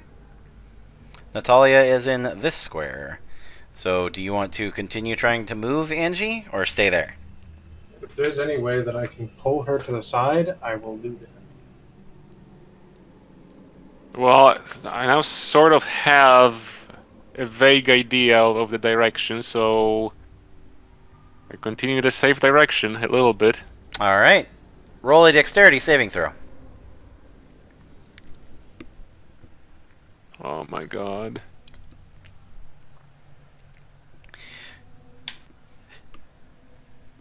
For a second, you're not sure what it was that you stepped in, and then you remember the two bodies that were next to the pit.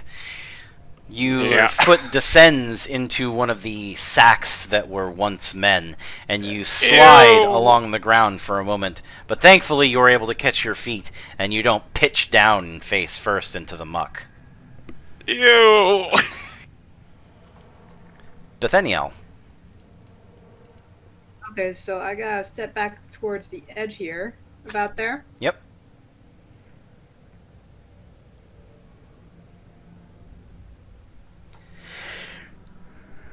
Now he's in my range of sight.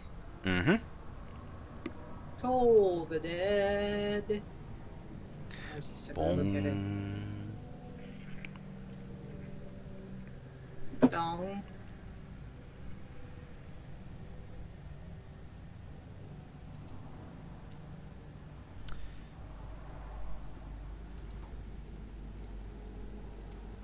Alright. That'll take the hit.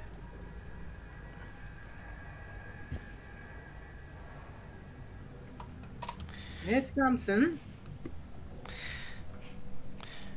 You can see its body shimmer with necrotic energy. but it just screeches and hisses and moans. Okay, so this doesn't work. Oh no, he can tell that he did damage. Oh. Oh, okay, good. Oh. All right. Okay, so I move a little bit more. Yep. That's 10 away. All right.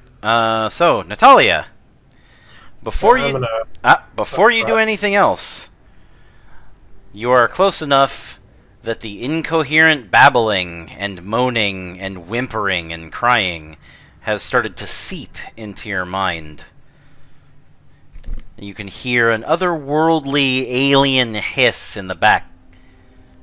Roll a wisdom saving throw. God, fuck me. Roll a d8.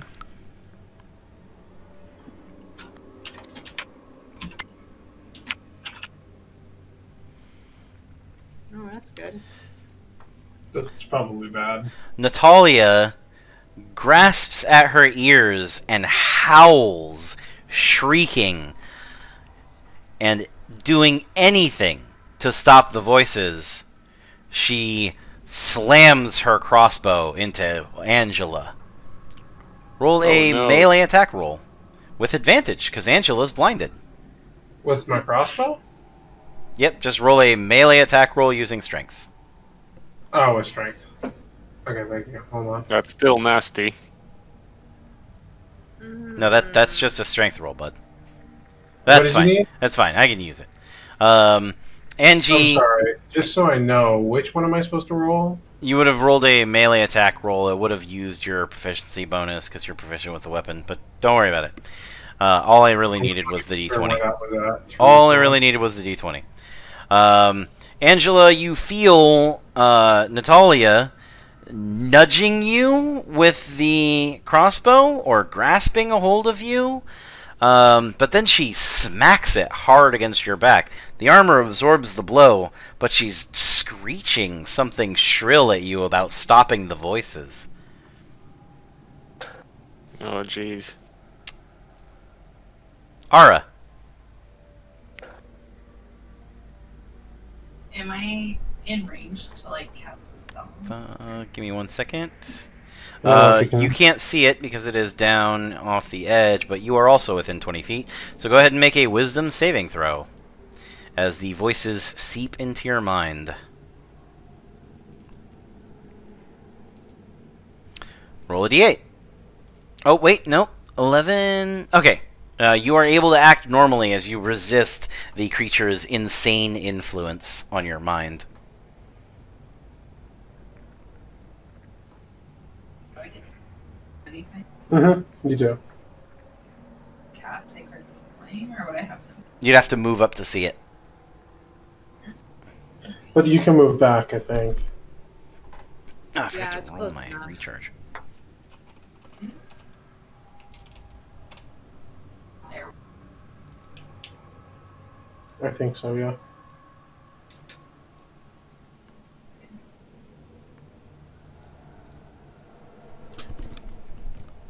Am I in range there? Yep.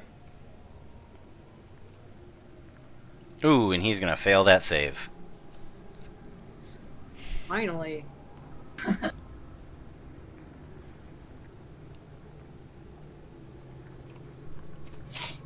The radiance scorches the creature's flesh? You guess it's flesh? Feel free to move if you want to move away. You've got another 20 feet of movement if you would like to use it.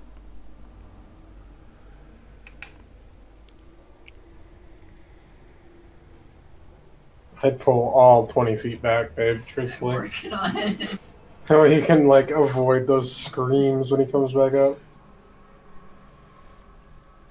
The creature finally slithers its way over the edge of the pit. Angela, you are Mhm. able to see again. So I've noticed. Just long enough for the creature to hunker, gorge, and eject another bile burst in your direction. Oh no. I'm glad we didn't cluster this time. A blazing blast of light engulfs Natalia and Angela side by side. Make dexterity saving throws to try and avoid the effect of the blindness.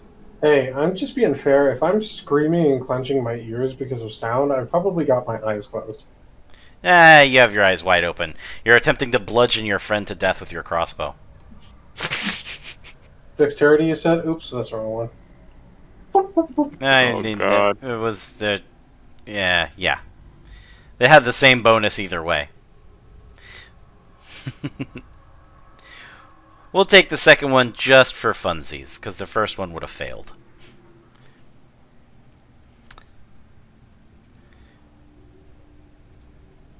Good night, Angie. God damn it. Angela! Natalia's trying to bludgeon you with her crossbow, the creature's closing in on you, and you're blinded again. I would still have a decent sense of direction. I mean, come on. Just in the opposite direction from where I saw. You just want to move. You just want to move directly away from it. Or use echolocation. Yeah. So you want to move? Not into the embers. Well, don't forget, we're within 20 feet of it, too, so technically... Oh yeah, you have to make your wisdom saving throw anyway. Go ahead. Oh god. Thanks for reminding me, Wolf. I'm gonna make mine as well. Well, once it gets to your turn, you take it at the beginning of your turn. All right. You make your save. The creeping voices can't get into your mind because you're a little obsessed with the fact that you can't fucking see anything. God. Ah. That's an accurate response. Blindly. You could throw yourself at the creature and swing at it. You do know roughly where it's at. I don't even know how to gear back up. What to do? What to do? What to do? Adventuring seems all well and good, right until things start going horribly wrong. I used to be an adventurer like you until the voices crept into my head. Why are we in the, and what was that anime called? The freaking Goblin Slayer. Oh no, my friend. If you want to be in Goblin Slayer, no, I've got a module for that. No, thank you. Thank you very much. I don't know. Just away from the creature, I guess, for now. Got it. How far away from the creature? 15 feet, 20 feet, 30 feet? 15, I guess. Alright. Wait, how do I do this? Alright, that worked. You took relative note of where the fire pit was, and when your foot touches those stones, you hop over the embers, landing on the other side of it, and pressing yourself up against the bushes. Bethaniel, go ahead and make your wisdom saving throw. Okay, I want to make sure I do this right. Let's see. I click on wisdom itself? No. What you want to do is you want to click on... So, you have your stats on the left. That's the, big strength, dexterity, constitution. Just to the right of that, you see your proficiency bonus. Proficiency bonus. The one under that says saving throws, and there is a saving throw for every stat. Interestingly, that's what I was looking at. Okay, so perfect. I need to go on wisdom? Yes. It is legitimately your best save, and that is an awful roll. You can spend your once per session inspiration to re-roll it completely if you would like. Oh yeah, I want to do that. All right, click your little dragon, In this. and then click your wisdom save again. Okay, so inspiration is where? It's the little dragon symbol that you clicked at the beginning of the game session. It should be above your proficiency bonus, above your saving throws. Did you click it at the beginning when I was telling everybody to click theirs? I'm gonna be real with you, babes. My character is getting destroyed. Alright. Almost died twice. So, do you see the area where it says inspiration? It's below your character name, above proficiency bonus. Oh, okay. If the little square to the left, if you click it, a little dragon will appear in it. Okay. That means you have inspiration. So click that dragon, and it will go away. Okay, now we fixed that, because we know I didn't use it before. Yep. Okay, now that's dealt with. Now I Now roll my wisdom. Yep, now you re-roll your wisdom save, and we hope you roll better. That's better. You didn't roll that much better. At least not enough better. But, I mean, sometimes it sucks. That's life. Things how are meant to be. So go ahead and roll a d8 to see how you react to the encroaching madness.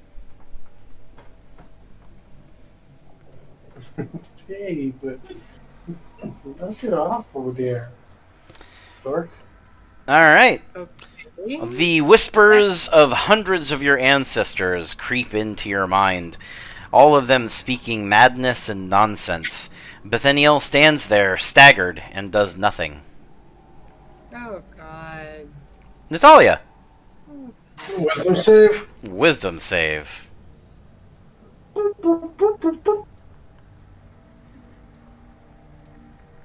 And Oh God. Roll me another d8.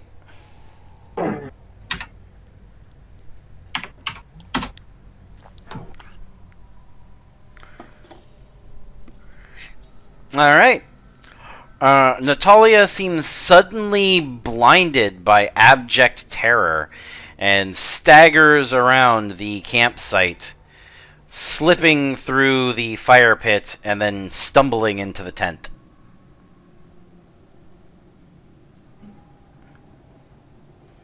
Ara, you are just out of range. So, do I need to move forward to cast or no? What's your range? 60 feet? Then you definitely do not need to move forward to cast. Because I can see 60 it now. feet is going to be 6 squares. It is 5 away. It is, or 60 feet is going to be 12 squares, and it's only 5 away from you.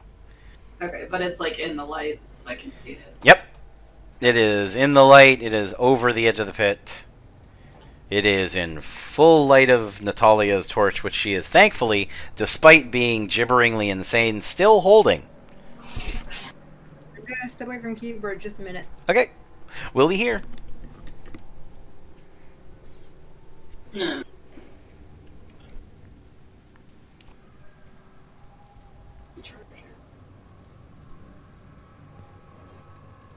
Alright. The sacred flames descend upon it, and the creature bathes in them, seemingly unharmed. I went back up, no. Wisdom with a 10V. Go ahead and move if you want to.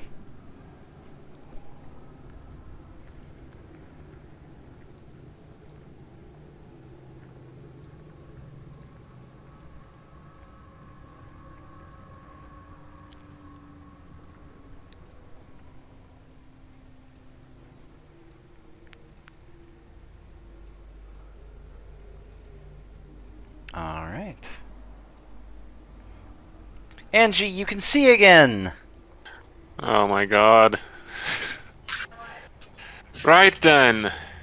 What It's not your turn, though. It's my turn. Not yet. Oh God.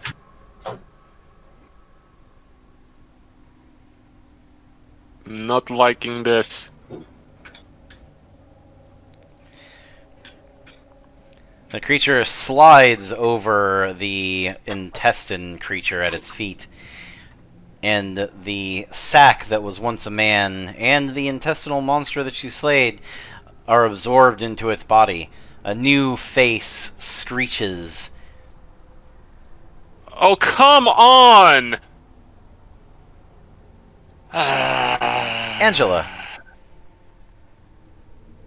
Did it just heal itself? Roll Arcane. Oh my god. Arcane.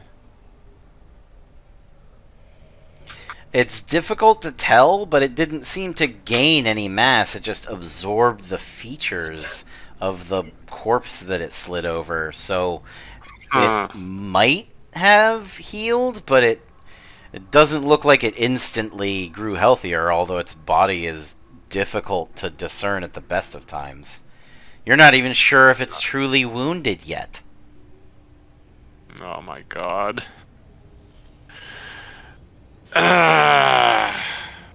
Okay, what do?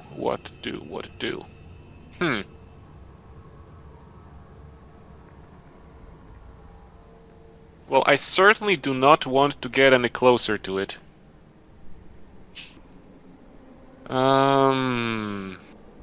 What? Guess No. now's the... Oh, did you make your wisdom save? Oh my god. No! John boy! Me boy! Me boy! Roll a d8. What's the range of that effect? 20 feet. Oh god. And you are exactly at the edge of it. I was John boy rolled hoping a to 2 move on his away. wisdom save. And then a 6 on his d8. No! Me boy!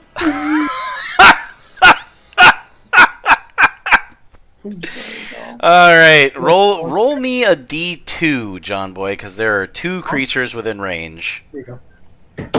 Oh god. With maddening wild bloodlust, Angie grasps her longsword in both hands and rushes directly at the creature, plunging into it. Roll to hit. Okay. One-handed or two-handed? Two-handed. Two-handed. It is a okay. 100% offensive charge. It's a good thing you rolled a 1 and not a 2, because you would have done it to Natalia instead. Just fucking run her through. Well, I guess that means we're committed now. Yep. 10 damage. Jeez. With a hefty chop, one of the creature's outstretched tendrils that bears the face of a weeping man is hacked clean, hisses and boils on the ground as it turns into nothing. Alright. Alright. I guess we're doing this. Bethaniel. I mean, there is a saying, no balls, no blue chips. Right, I am back. Alright. Go ahead and roll your wisdom save, first of all. Yeah, because I'm still in 20 feet of range of this thing. Yep. Alright. You are able to resist the voices. Oh, good. I've got to step back a bit this time.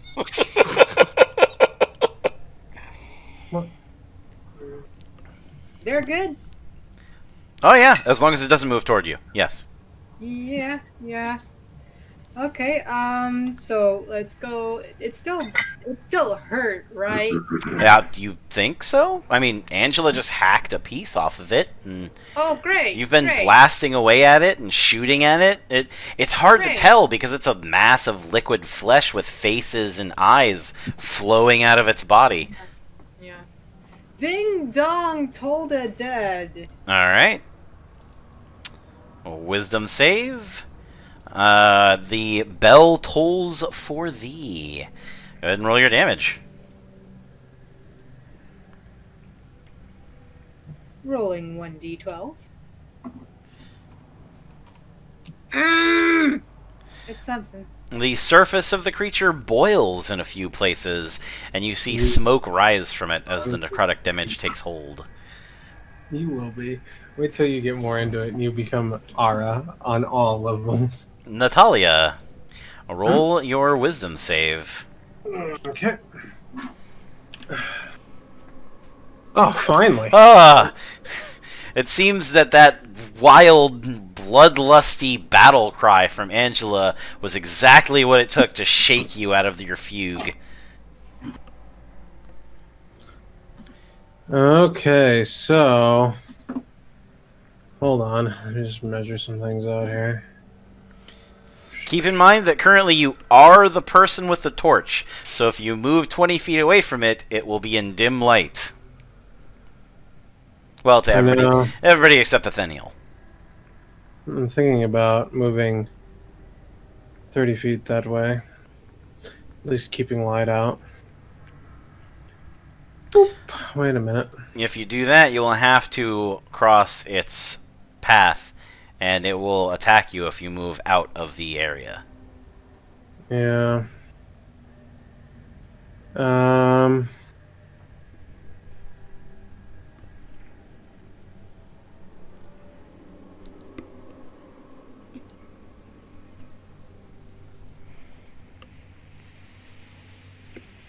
Hold on. Sorry, I'm just thinking of what to do here. That's 15 feet. Puts me pretty close.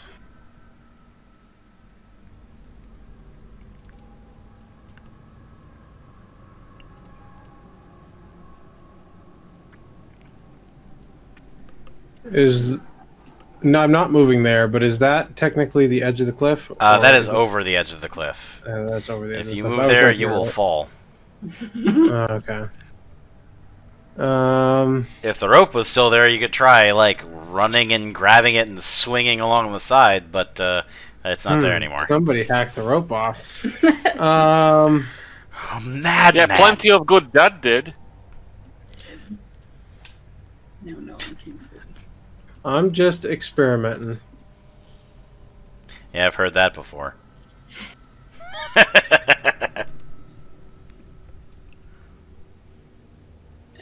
Killing me. I don't know what to do because if I step away, you guys lose sight. You know what you could do? Hmm. You could attack it. Yeah, I know. I was thinking that was my next thought, is I was just going to charge it just like Angie did. I mean, you know how you kill monsters? You deal Yeah, enough hit points of exactly. damage to reduce them to 0. Yeah, I know. Anyway. Yo, fucking Christ. Well, that is most definitely not what you needed to hit. Yep.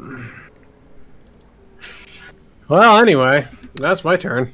Does anyone want to give their once per session advantage to Natalia to let her hit? Anybody? The inspiration. Yeah. One per session. And I think 2 people haven't used theirs yet. Yeah. It's up hold to on. you guys. I don't think I have. Yeah, you haven't. And, You haven't, and Ara hasn't. Ara. Ara. I'm locked in combat with this thing, so I might need it too soon. Ara, do you want to give yours up?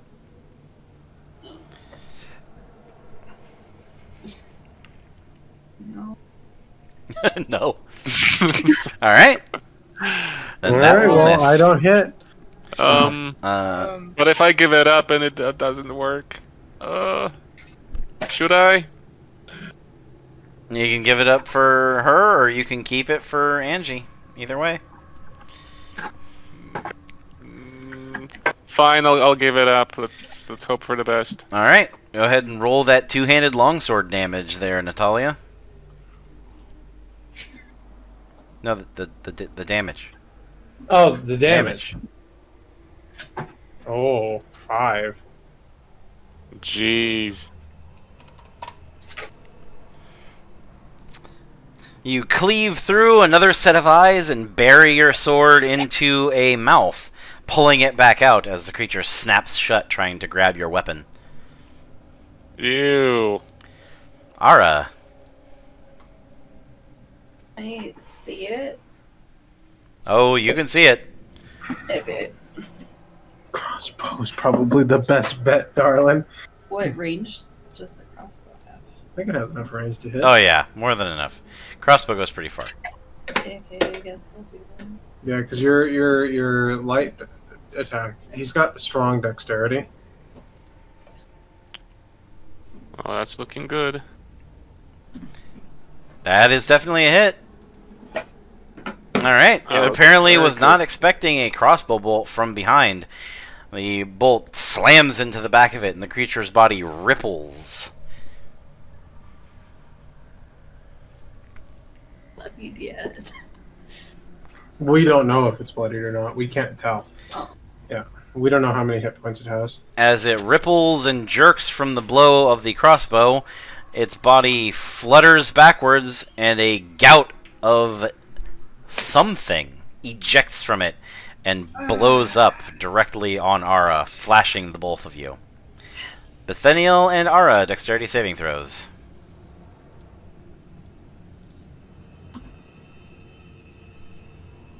Bethaniel is able to shield his eyes just in time. Ara, unfortunately, is just a little bit too late and is blinded by the light. Blinded by the light. So it basically Stand up spits like a flashbangs. beach in the middle of the night. The creature then lunges forward at Angie, 7 mouths bearing horrific teeth. 7? Didn't we chop off a few? And it got a few. Jeez. The rain of bites crash down on Angie's shield, and several bits are chewed out of it. But the creature is finally forced back off of her. Oh god. That would have been 19 damage. Oof. Oh hell no! Angela, go ahead and make your wisdom save. Let's see if you throw yourself upon its mercy. I saw that.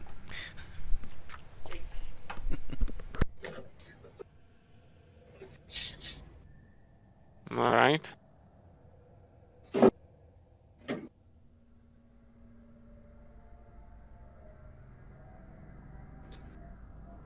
So, what does it mean? You successfully managed to resist the creature's pull on your mind. Oh god. How much more is there to this thing? As always, once more, Miss Swan. Well, it's not bleeding yet, so. Well, we don't know that.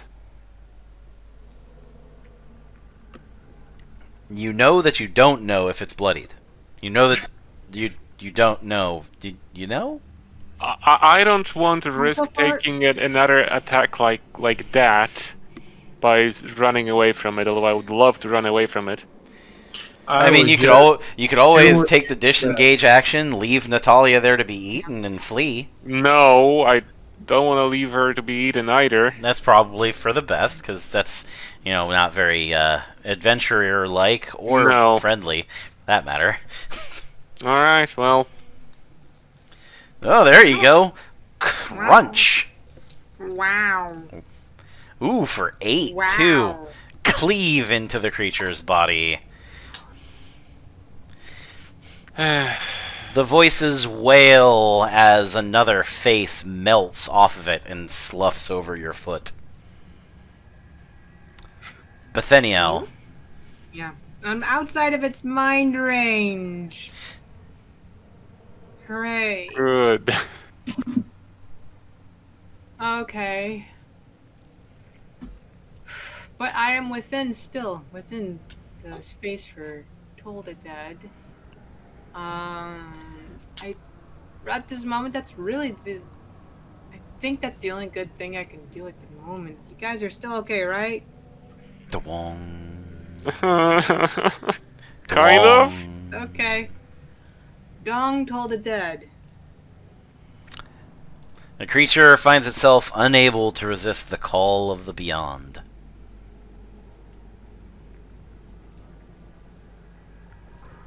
It's something. It is. Ugh. Alright. Any movement or anything?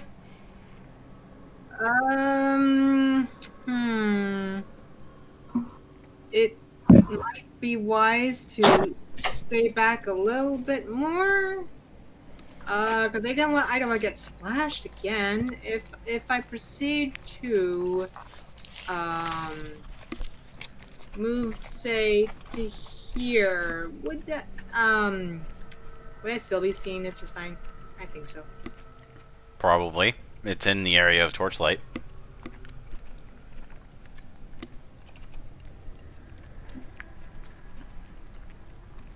But would I still be in range of it right now? 30 feet, 15 feet, 40 feet. Yeah, no problem. Mm-hmm. Alright. Natalia.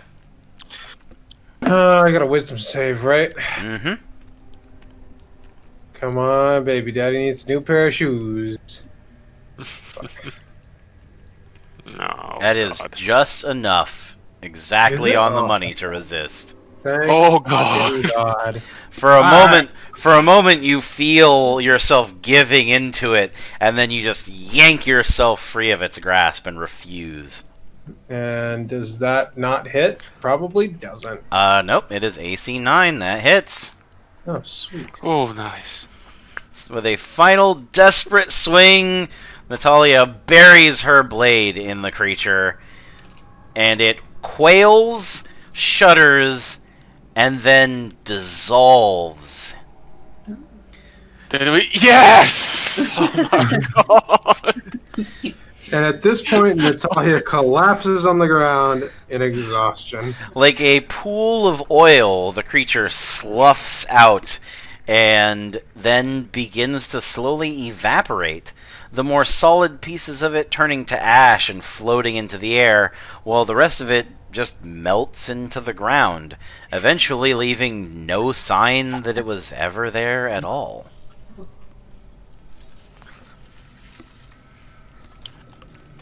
Oh, God. I was just simulating the smell. Oh my god. Oh. Anyway, I am definitely on the ground, panting for air. Oh.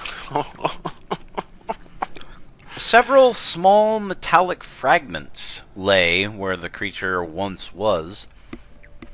Little slivers that you can almost definitely identify as pieces of the meteorite. Grab him! Yeah, we should grab them and evacuate, because I do not entertain the idea of going down there and facing whatever the other thing might be. The ground next to the edge of the pit ripples like water, and the three-sided creature floats up through it. You had to drink that, didn't you?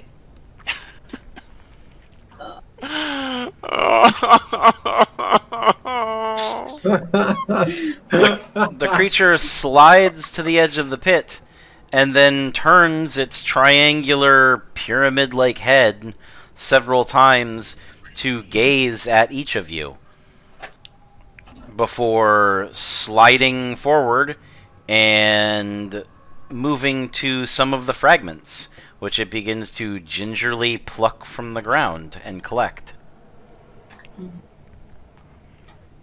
Did you manage to grab anything before that thing showed up? You do. Angela and Natalia both, I think, have a couple of pieces, right? Mm-hmm. It's gonna kill you. After it has collected all the pieces that it could find, it turns one of its blinking, milky red eyes in the direction of Angela and Natalia. Are we still in combat? No. Fucking So it's- yeet! So it's not doing anything hostile, that is. So you're going to run past it? Well, it's not doing anything hostile yet. Correct. Oh, God. I'm gonna yeet myself past that motherfucker. All right. As Natalia runs by, the creature languidly steps and turns, the top of its head opening and its stone-like mouth letting out a keening grind, almost like a whine, as she leaves. Okay. And I'm gonna use my time here before this bastard moves again to move a little further. Oh wait, not that far. I need to make sure that John Boy can still say. Um, Come on, let's go already. Hold on. The map is freaking moving again, but okay, I guess. I've got a bad feeling about this. The creature wails in your direction, slowly sliding through the earth like water. Oh god. Oh god, I gotta go. Ah! But its arms remain at its side, and as it continues to whine and groan. Oh god, what is this And thing? maybe Should we kill it? Can we identify what this is? Do we know? Roll Arcane. Am I still blind? Can I roll arcane? No, first? you are not still blind. Eh. You can probably roll Arcane too, no? Yeah, sorry, let me turn your vision back on. There you go. Yeah. So there's Arcana skills. Yes. Mm, Yeah, roll an Arcane. Oh, look at that! Wow. 2 natural 20s. That is Make that epic. 4 effectively. Wow. 20s. 4 20s. Blaze it! 4 20s. Blaze it. So, Bethaniel and Ara, as the creature enters the light and gets closer to you, you can tell that it is most definitely a... well, not necessarily a normal living creature. Its body is made of stone and dirt. Its eyes, the milky red, seem to actually be some kind of gemstone. This is an elemental creature. The two of you, after just a moment of deliberation, are able to identify it as a Zorn. These particular elementals are unlike many of the more wild summoned elementals that can rampage across the wide swaths of space or be enslaved by mages. These creatures are known to wander the elemental planes and the insides of the earth, consuming tainted materials and doing battle against creatures in the Underdark of evil bent. Oh. So it probably is trying to clean up the Meteor. tainted meteor. Yeah. It is entirely possible that its keening wail, along with the refusal to actually attack, because it had the opportunity as you passed it, is it trying to speak to you in its own language, but failing to warn you that it's trying to protect you. They are intelligent and capable of speech, but one must know the tongue of Terran in order to talk to them. Oh Let's gosh. Let's see.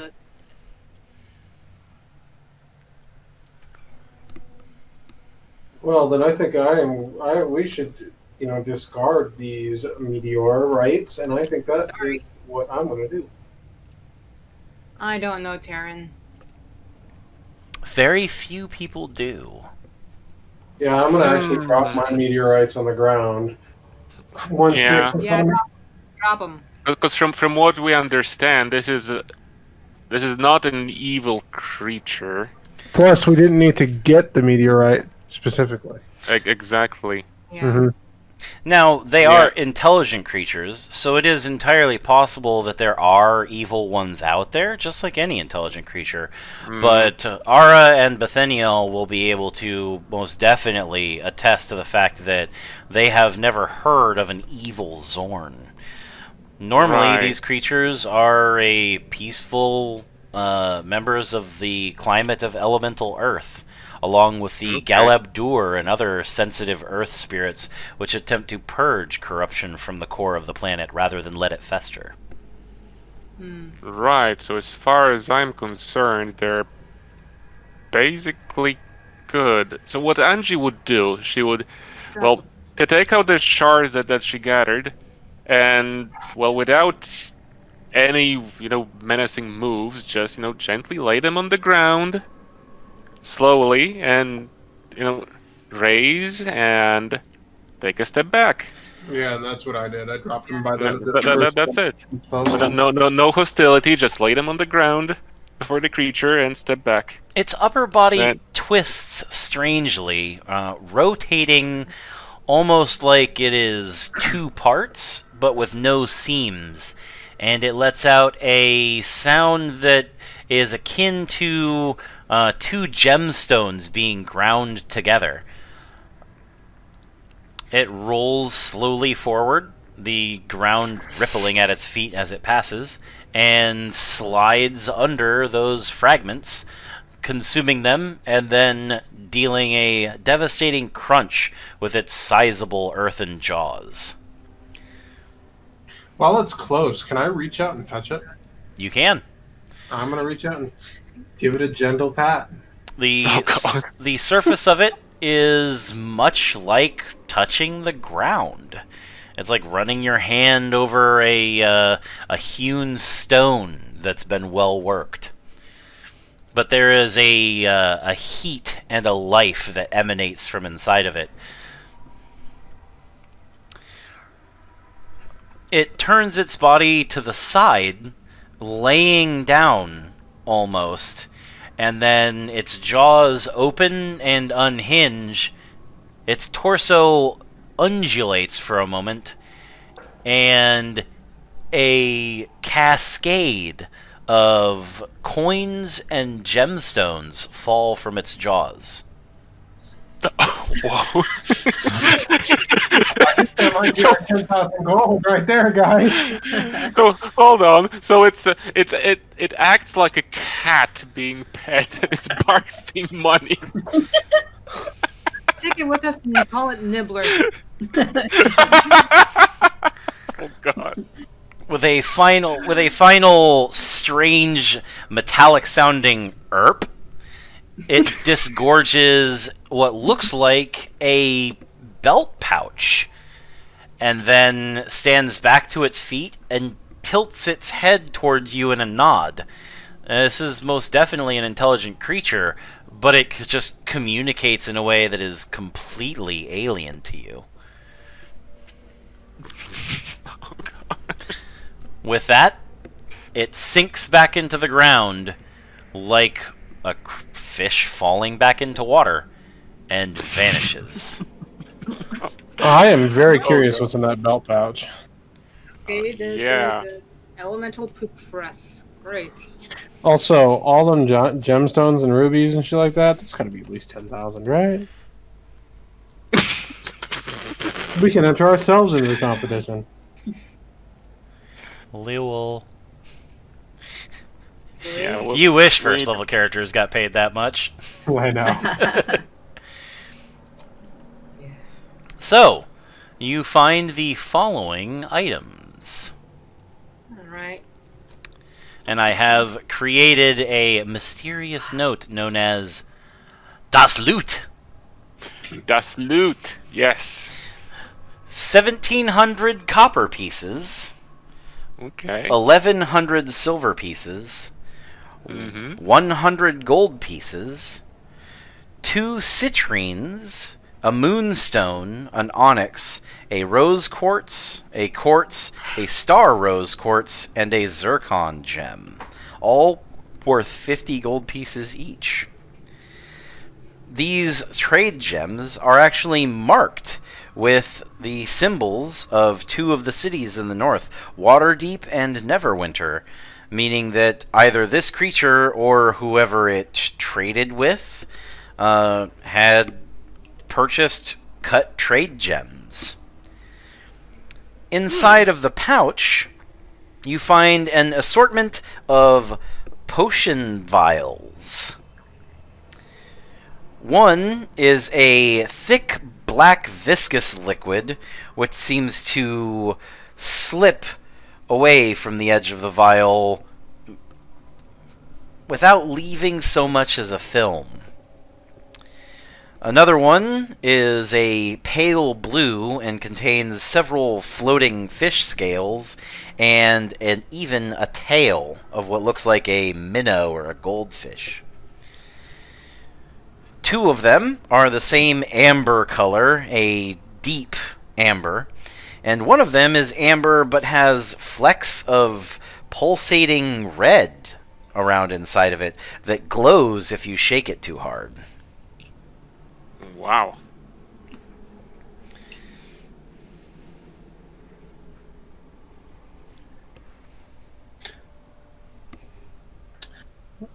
Does anybody know what these are?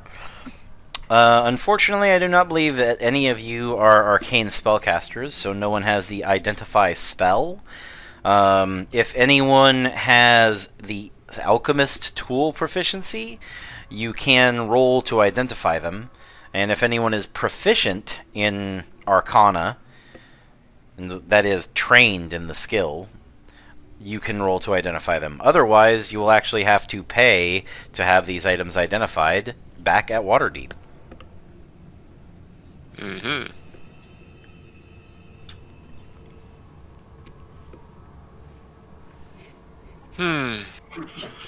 All right. Well, no choice, I guess. Is anyone trained in arcana or alchemist tools? I don't think I have that. All right. I mean, I got 200 Arcana, but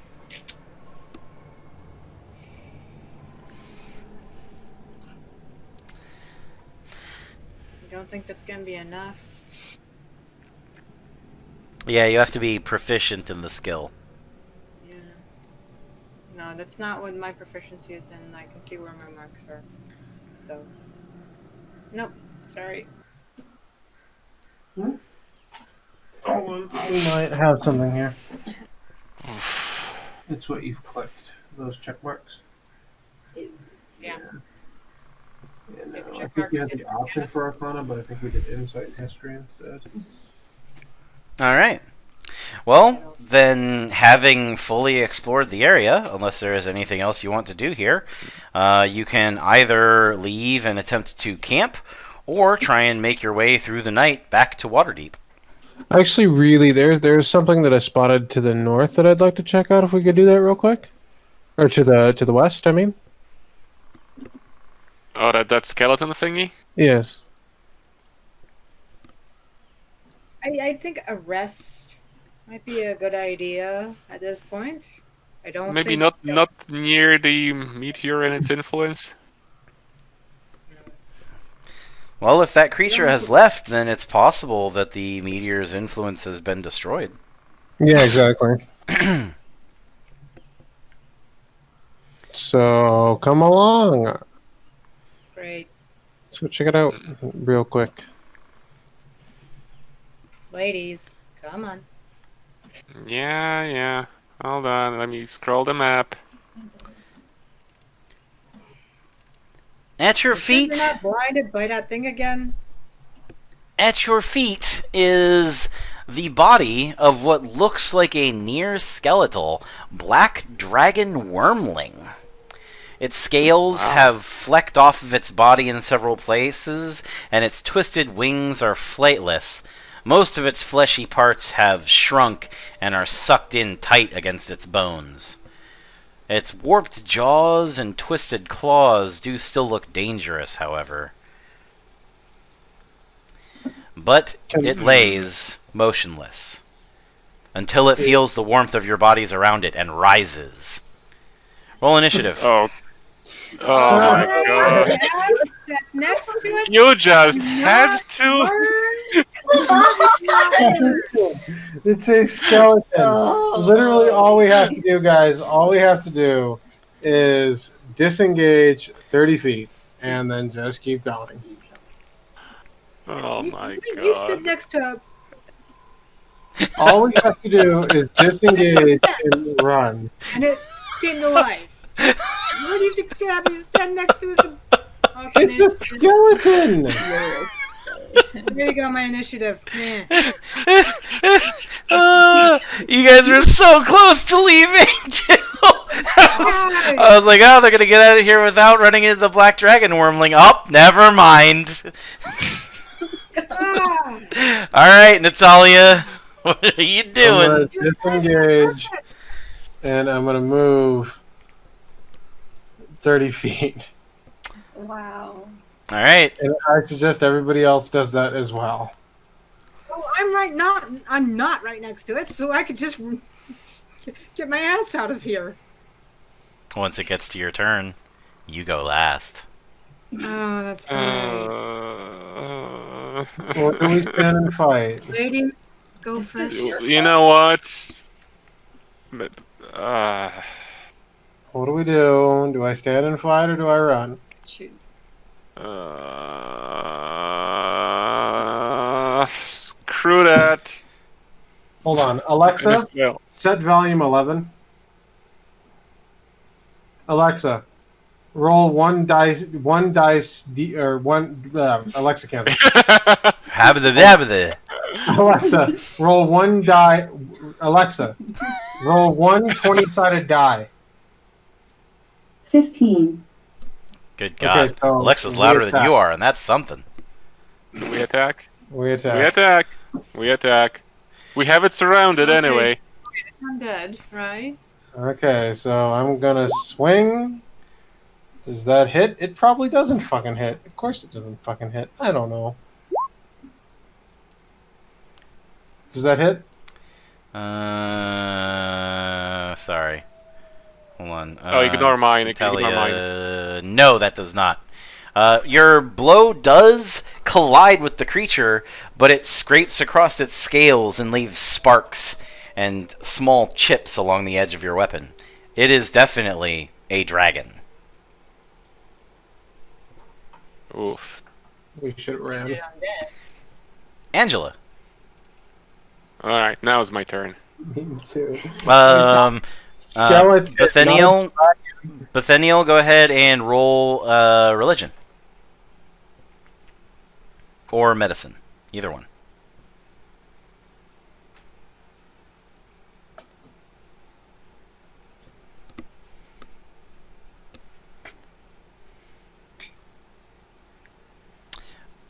From what you can tell, that creature is definitely not undead.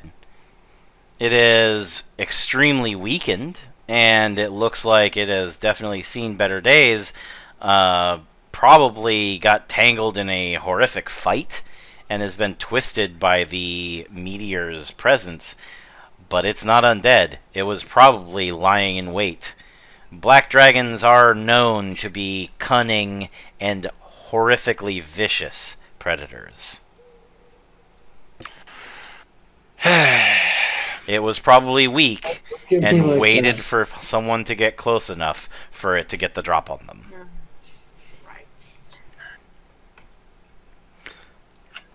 So was that your? So I ignore those attacks. Are you attacking it, Angie, or no? Well, I guess we made a decision that we are attacking. All right, roll to hit. Actually, Alexa made the decision. Well, God damn it, Alexa. Alright, so I roll again? Yeah. Alexa, Is that it? apologize to us now. Sorry, I'm not sure about that. Ha! You Alright. played yourself. All right. Your blow definitely lands, and you cleave into the creature. Fresh red blood flows from the wound. This creature is very much alive. Okay, that's a good start. Ara.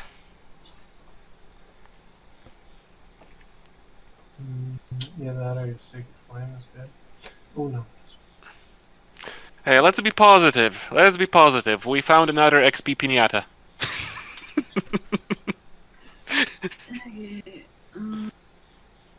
I Hopefully. don't know though. Well, Because if we need to have your cure wounds, it's up to you. I don't. No. I still got cure wounds. I still got 2 Oh, okay. slots, no worries. Then, I'm yeah. gonna use a spell then. I'm gonna do inflict wound. All right. You need to make a melee spell attack to hit with that. How do I do that? So go back to your character sheet. And then under core. And then I'm not sure where the melee is, but heal will tell you. It's in the middle. Attacks and spellcasting. Inflict wounds is right there at the bottom.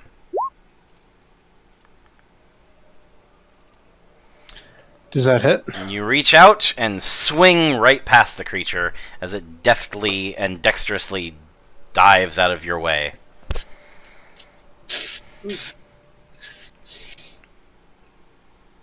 Wait. Does it though? Because it would have had to have rolled a 12, but that was a 15. It's not a spell save. It's a melee spell attack. I was just curious. Yeah, that whole spell save DC is only for spells where the target gets a saving throw. This is a melee spell attack. Just read the spell. They don't get a save. You rolled a hit. Make a melee spell attack against the creature you can reach. On a hit, the target takes 3d10 necrotic. It shouldn't be a spell card. It should be an attack roll. Anything else, Ara? No. Alright. Wormling time. Oh god.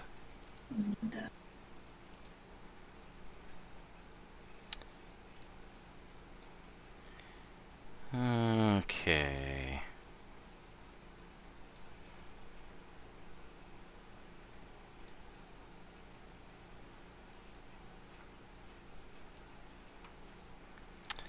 So I'm going to move away from Natalia and Angela. So if you want to use reaction to attack. Oh yes. Yep. Definitely attack of opportunity. If we can.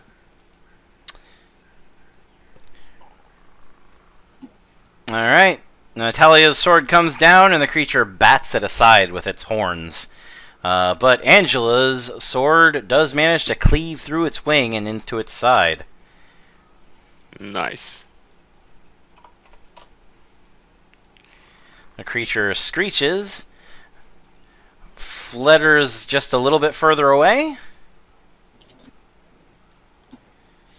and then turns and exhales a line of acid that blasts through Natalia and Benethiel. Natalia and Benethiel, go ahead and make a dexterity saving throw. 19. Oof. Ooh.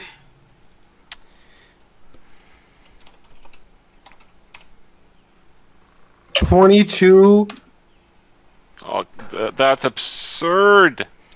Alright, so you made your save, Natalia, so you will only take 9. Natalia drops unconscious. This is not good. And Benethiel, unless someone It was a gives skeleton. unless someone gives you their once per session save, you will be dead. Yeah. I Just think take you have one that you can give. I'm the only one. Yeah. Okay, then I'll give it. Alright. So you'll take 9 instead of the full 18, Benethiel, and you will drop as well. Oof. Alright. Is that thing fleeing from us, or are we stuck with it? It doesn't seem to be going anywhere further. It just hisses at you and hunkers its claws down. I So, see. let's talk death saves. On your character sheet, right next to your hit dice and below your hit points, is an area where you will see successes and failures, followed by 3 beautiful little dots. On the bottom is death saves. If you click that, you will roll your death save. A 10 or higher, you make it. 9 or less, you fail. 3 failures end in your character's death.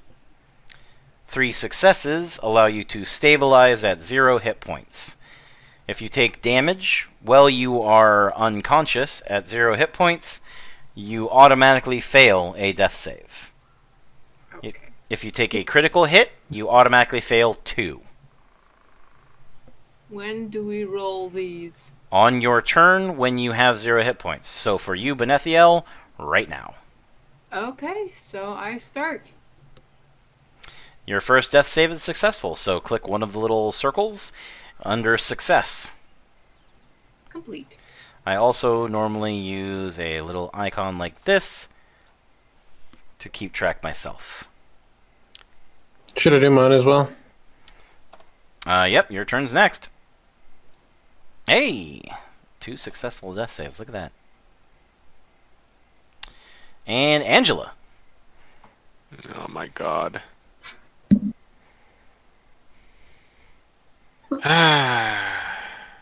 Alright, let's see. Distance to... Oh my god, what... The map is doing the thing again. Stop it, map. Ah! No, I'm not moving here. I'm not. Just the map... It's When fine. I'm trying to pull the token, it's doing crazy things. I guess it doesn't like it when I use the right click at the same time. Okay. Anyway, what I would try to do... Now I can't tell if the distance is correct, but I would You're only try 10 feet away from it.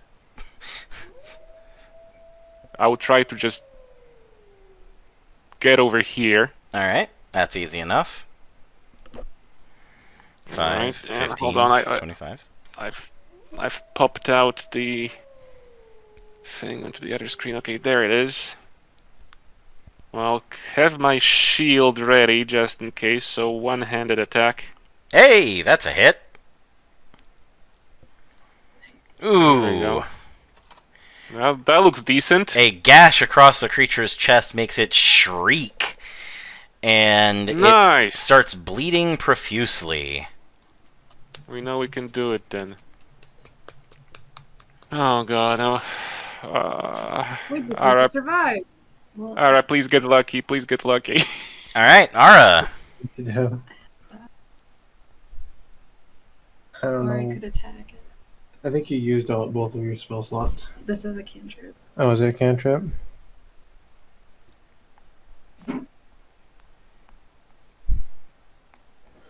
That's an idea. You'd have to touch each of us. And then that would save our characters. And then Angie could keep fighting. Are you talking about Spare the Dying? Yes. You usually want to do that after the fight's over. Okay. If they had failed death saves, then you might want to consider it to make sure that they don't roll horribly. Oh, by the way, if you roll a natural 1 on your death save, you automatically fail 2. So you can die from one failed death save and then rolling a 1. But if you roll a 20 on your death save, not only do you stabilize, you wake back up at 1 hit point. So there are critical successes and critical failures on death saves. But right now, they have made their death saves. So dealing with the creature may be a better bet because, you know, if that thing is that dangerous, then it's entirely possible it may attack Angie and kill her. Okay. Then I'll use crap. That is a hit.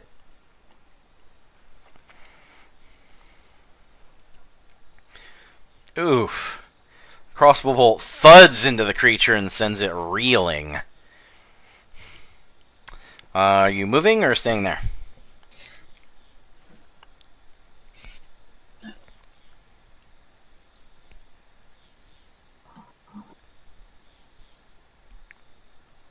Okay. On its turn, it will use the disengage action and is going to run as far away as it can. Oh no, you don't. Bethaniel, go ahead and roll your death save.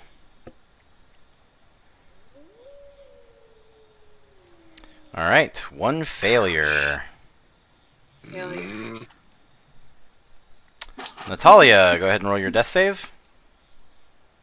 1 failure. oh god. You guys rolling the same dice, or? Okay. Load. All right. Angela.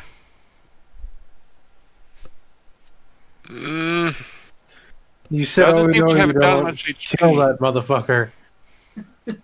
Yeah. Hold on.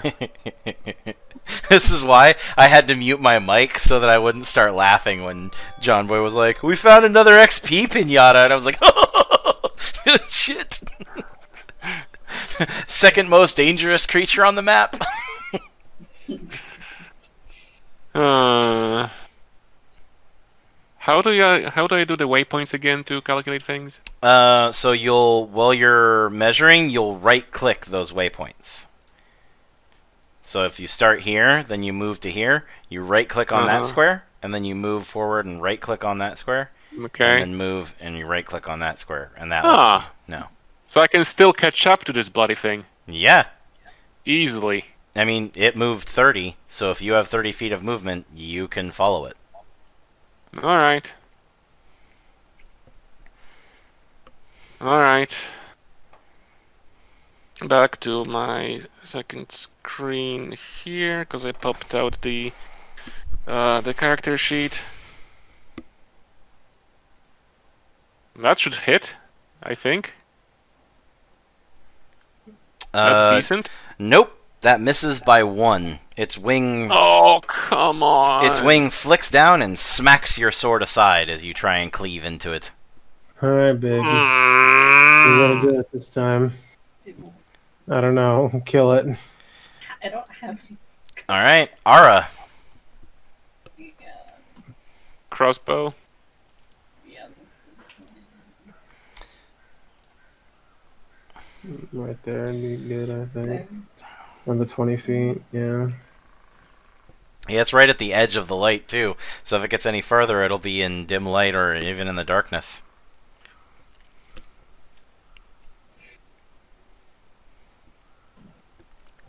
No, it doesn't hit. Nope. Crossbow bolt flies wide. Oh, no. Alright, twisting its head back, it sees that Angela is hot on its heels, if it had heels. And it decides that discretion is the better part of valor and full out retreats. So, Angie, you can go ahead and take a swing. Alright. It moves out. That hit. Oh, it hits! Is it going to be It enough? hit. Is it going to be enough? Please be enough! Oh, man! The creature steps away, and Angie, no you don't, cleaves along its side, and the creature wails and falls over. You know what? After beating a freaking dragon, even though it was a small one, I'm going to go all Witcher on it and take a freaking trophy. I'm taking its head. Alright. It only takes a few hacking chops to cleave its head from its body. I'm guessing that in the meantime, Ara, you are stabilizing your companions? Alright.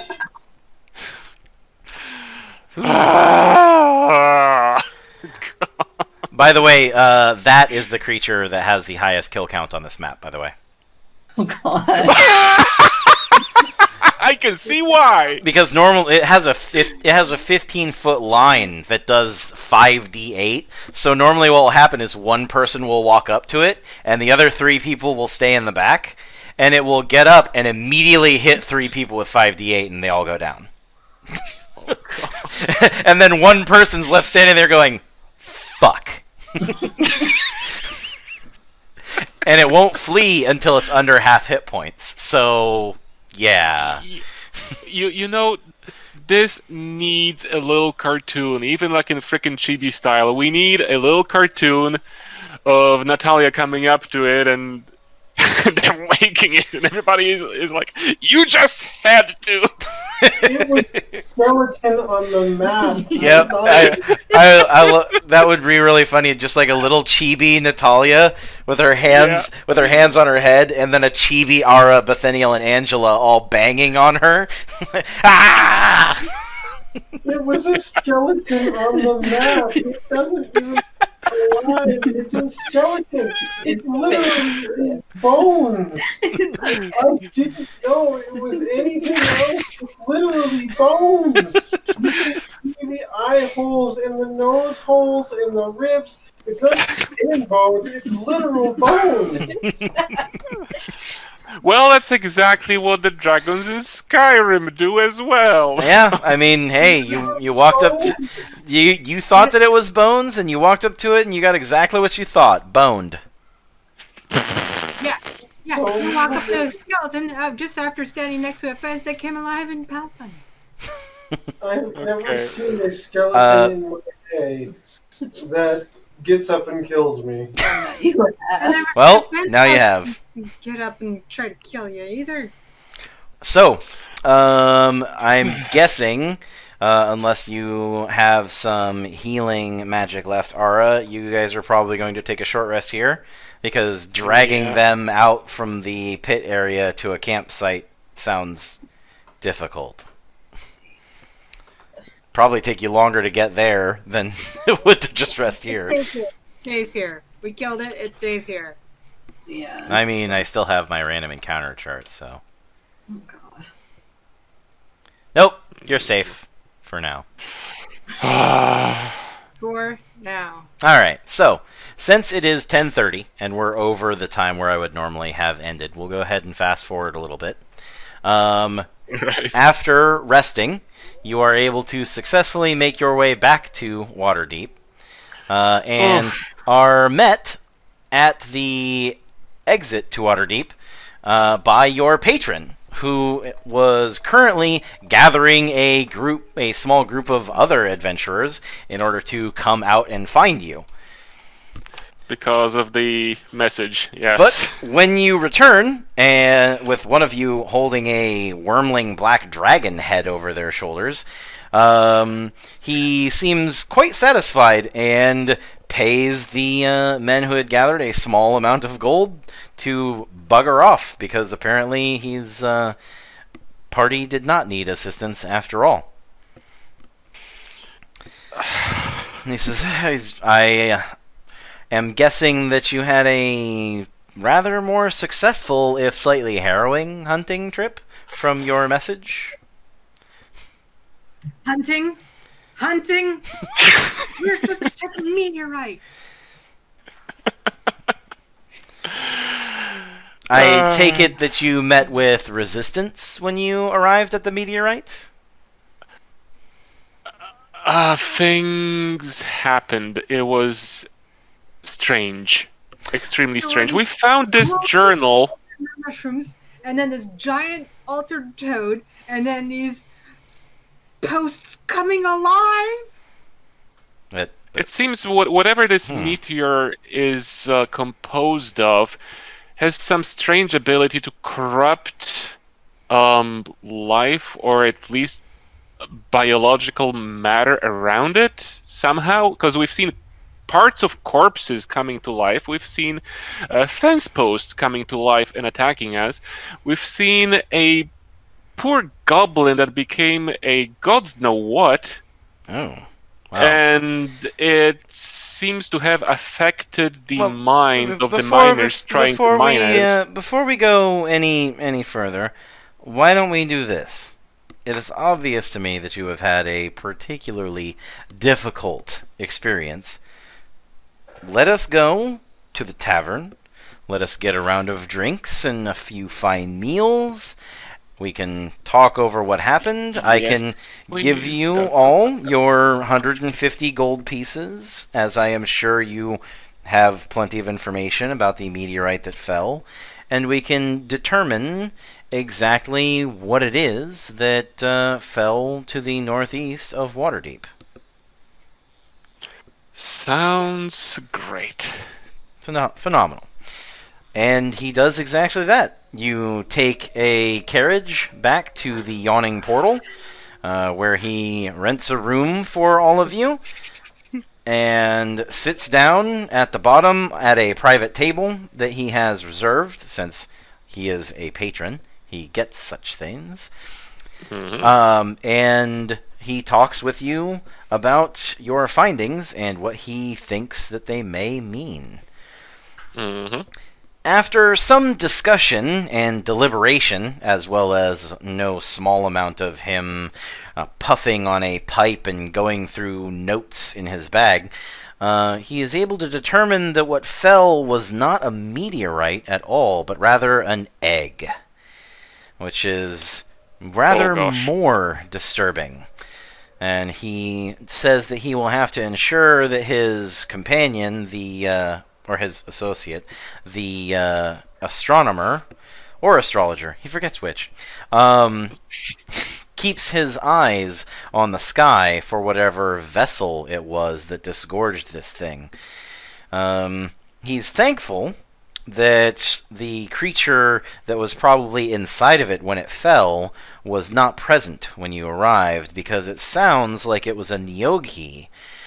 And that is he describes it as a mantis-like humanoid with the abilities to tangle with one's mind, much like the mind flayers of old. Oh gosh. They did get a mind trip, that's for sure. Yeah, they often use these mental powers to subvert the will of others and turn them into slaves. They are well known as slavers, and the egg-like object that you found is most likely a dropping pod of sorts from a airship known as a Death Spider, a biological construct that the Nyoghi fly around inside. If there is one that is flying around the north, he would most definitely like to know about it. And this is the first step in discovering its whereabouts. As for what happened to the miners, it is...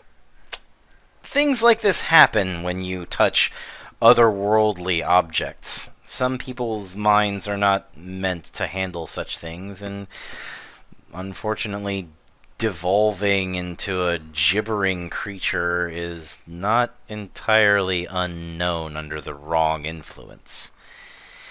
So it seems like not descending into the crater was the right call. Yes, most definitely. As well, the right call handing over the pieces of the meteorite to the Zorn. Heavens knows what would have happened to you had you still been under the influence of that twisted metal when you came back. You're made of sterner stuff than most, obviously. Just from being around it, you didn't find yourselves going mad and descending into full-on mental slavery. But it's better to be safe than sorry when it comes to matters like that. After all, one wants their insides to stay as a part of their body rather than twisting out and attacking them.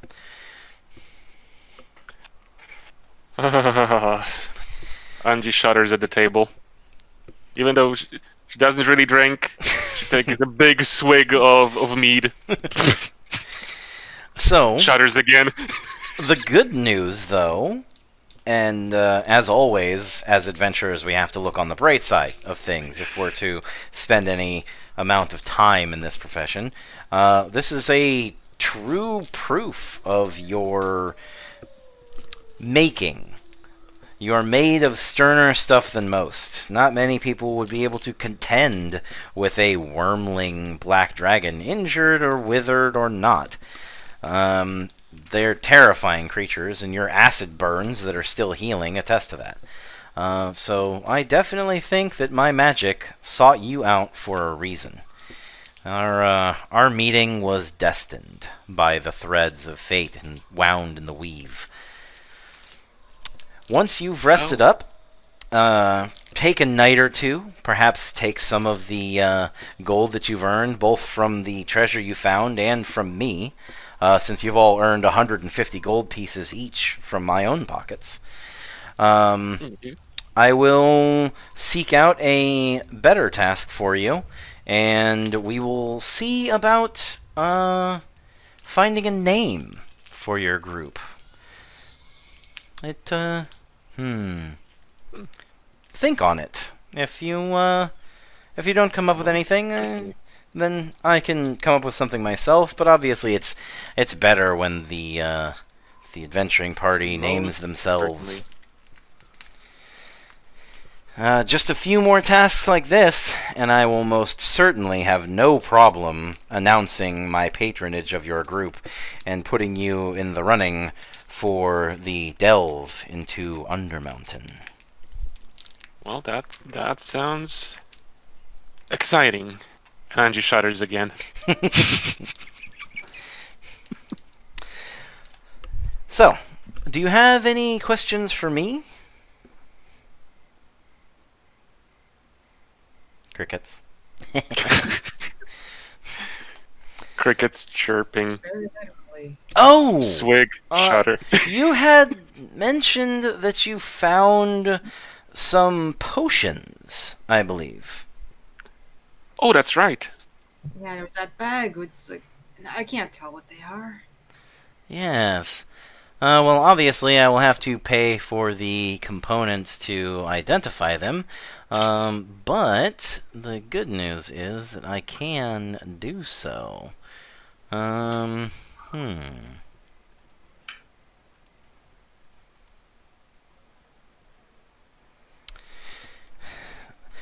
tell you what. Obviously, you're not exceedingly well off yet, as this is only your first delve into a adventure.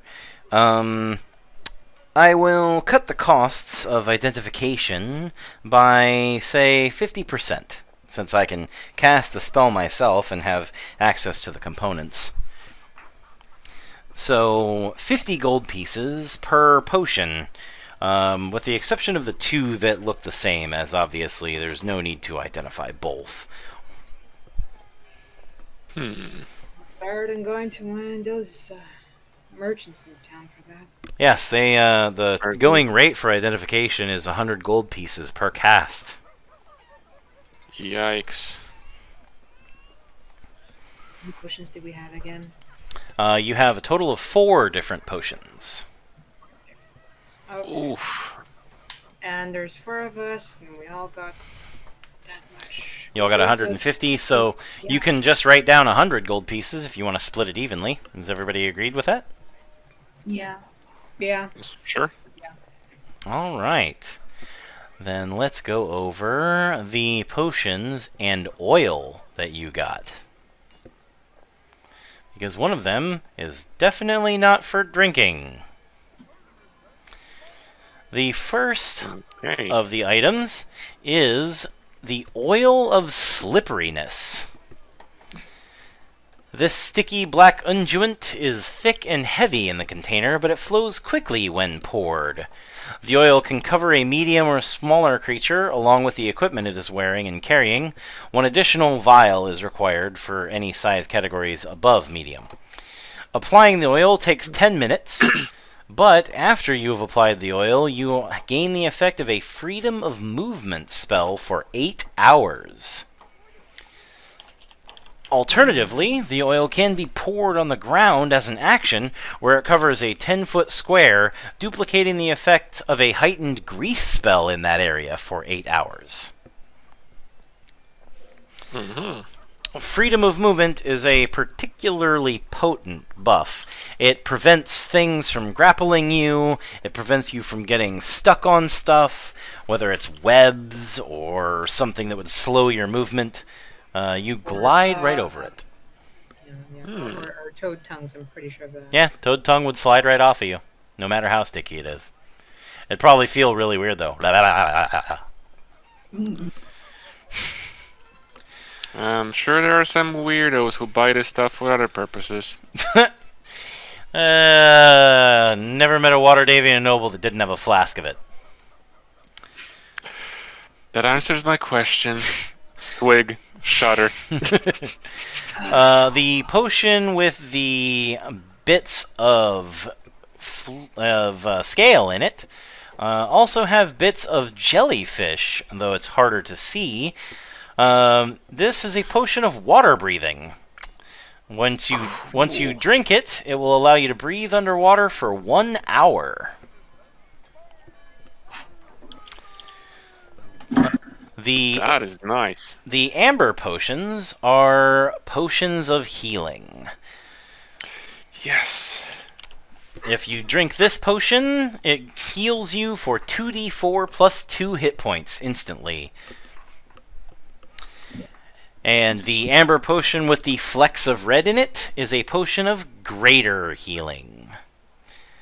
This potion is uncommon in rarity and instead heals 4d4 plus 4 hit points if it is drunk. Nice. I will go ahead and move those from the GM notes section to the Das Loot. Lovely. And you can split them amongst yourselves as you see fit. Whew.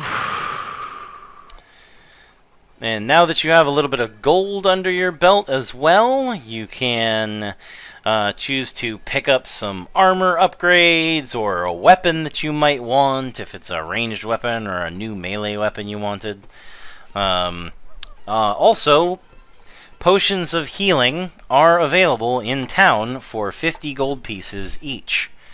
It is always my fond suggestion that everyone carry at least one.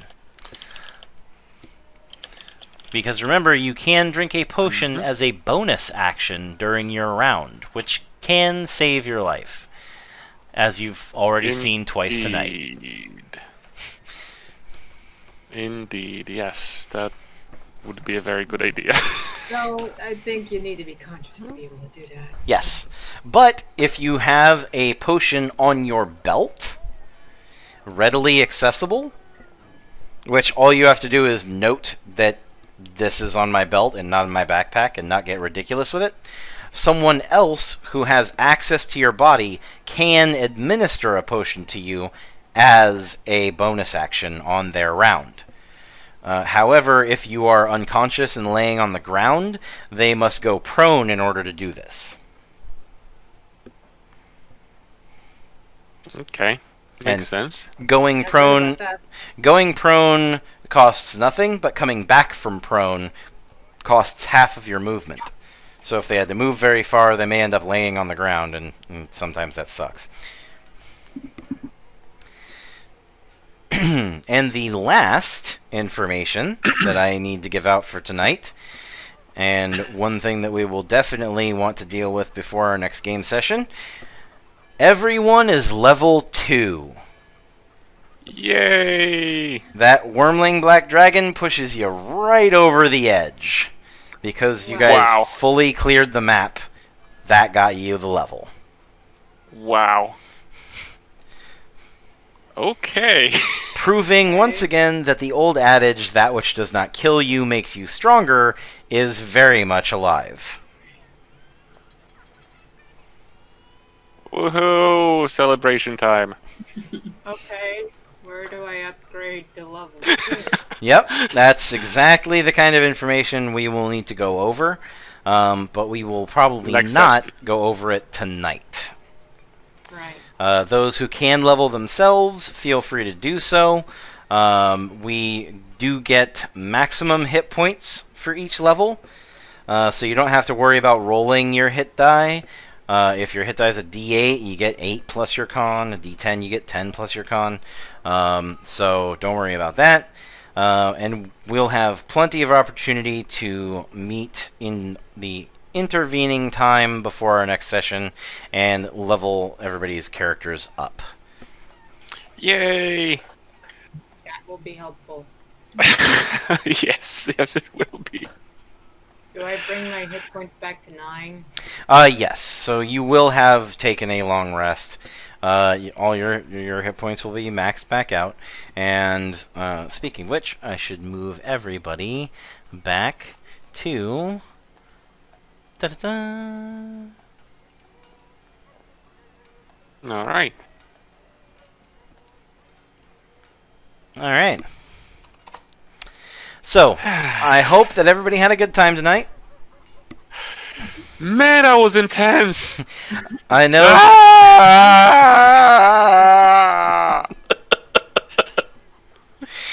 What was that, Nala? I'm still awake enough. God damn, you're all bloody folk walking up to a skeleton. Yeah, we could have just left. Yeah, but then you would still be level No, 1. coming a mile away. Yeah, Natalia just had to. She just had to. Ah!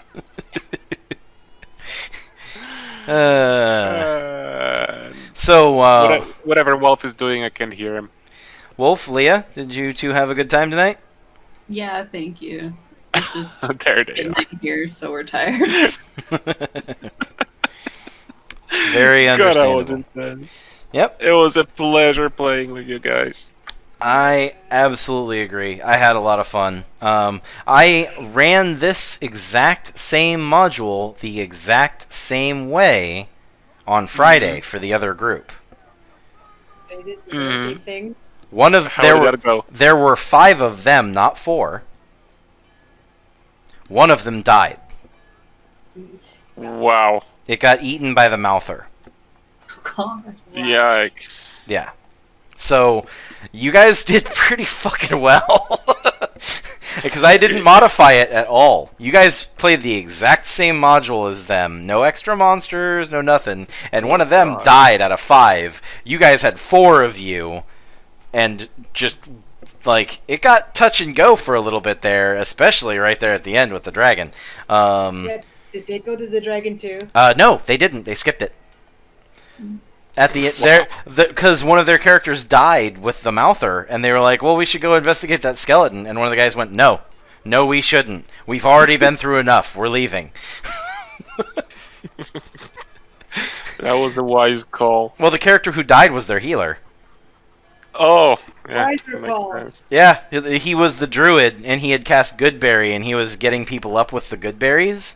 So anybody who had gone down was at 1 hit point, because that's all Goodberry heals. And then the mouther attacked him and did like 24 points of damage. And he was at 1. So, dead. Just instantly dead. And he was right next to the Dragonborn Ranger, who he had just gotten up with the Goodberry. The Dragonborn Ranger just went, "Fuck this. I'm disengaging. I'm running away.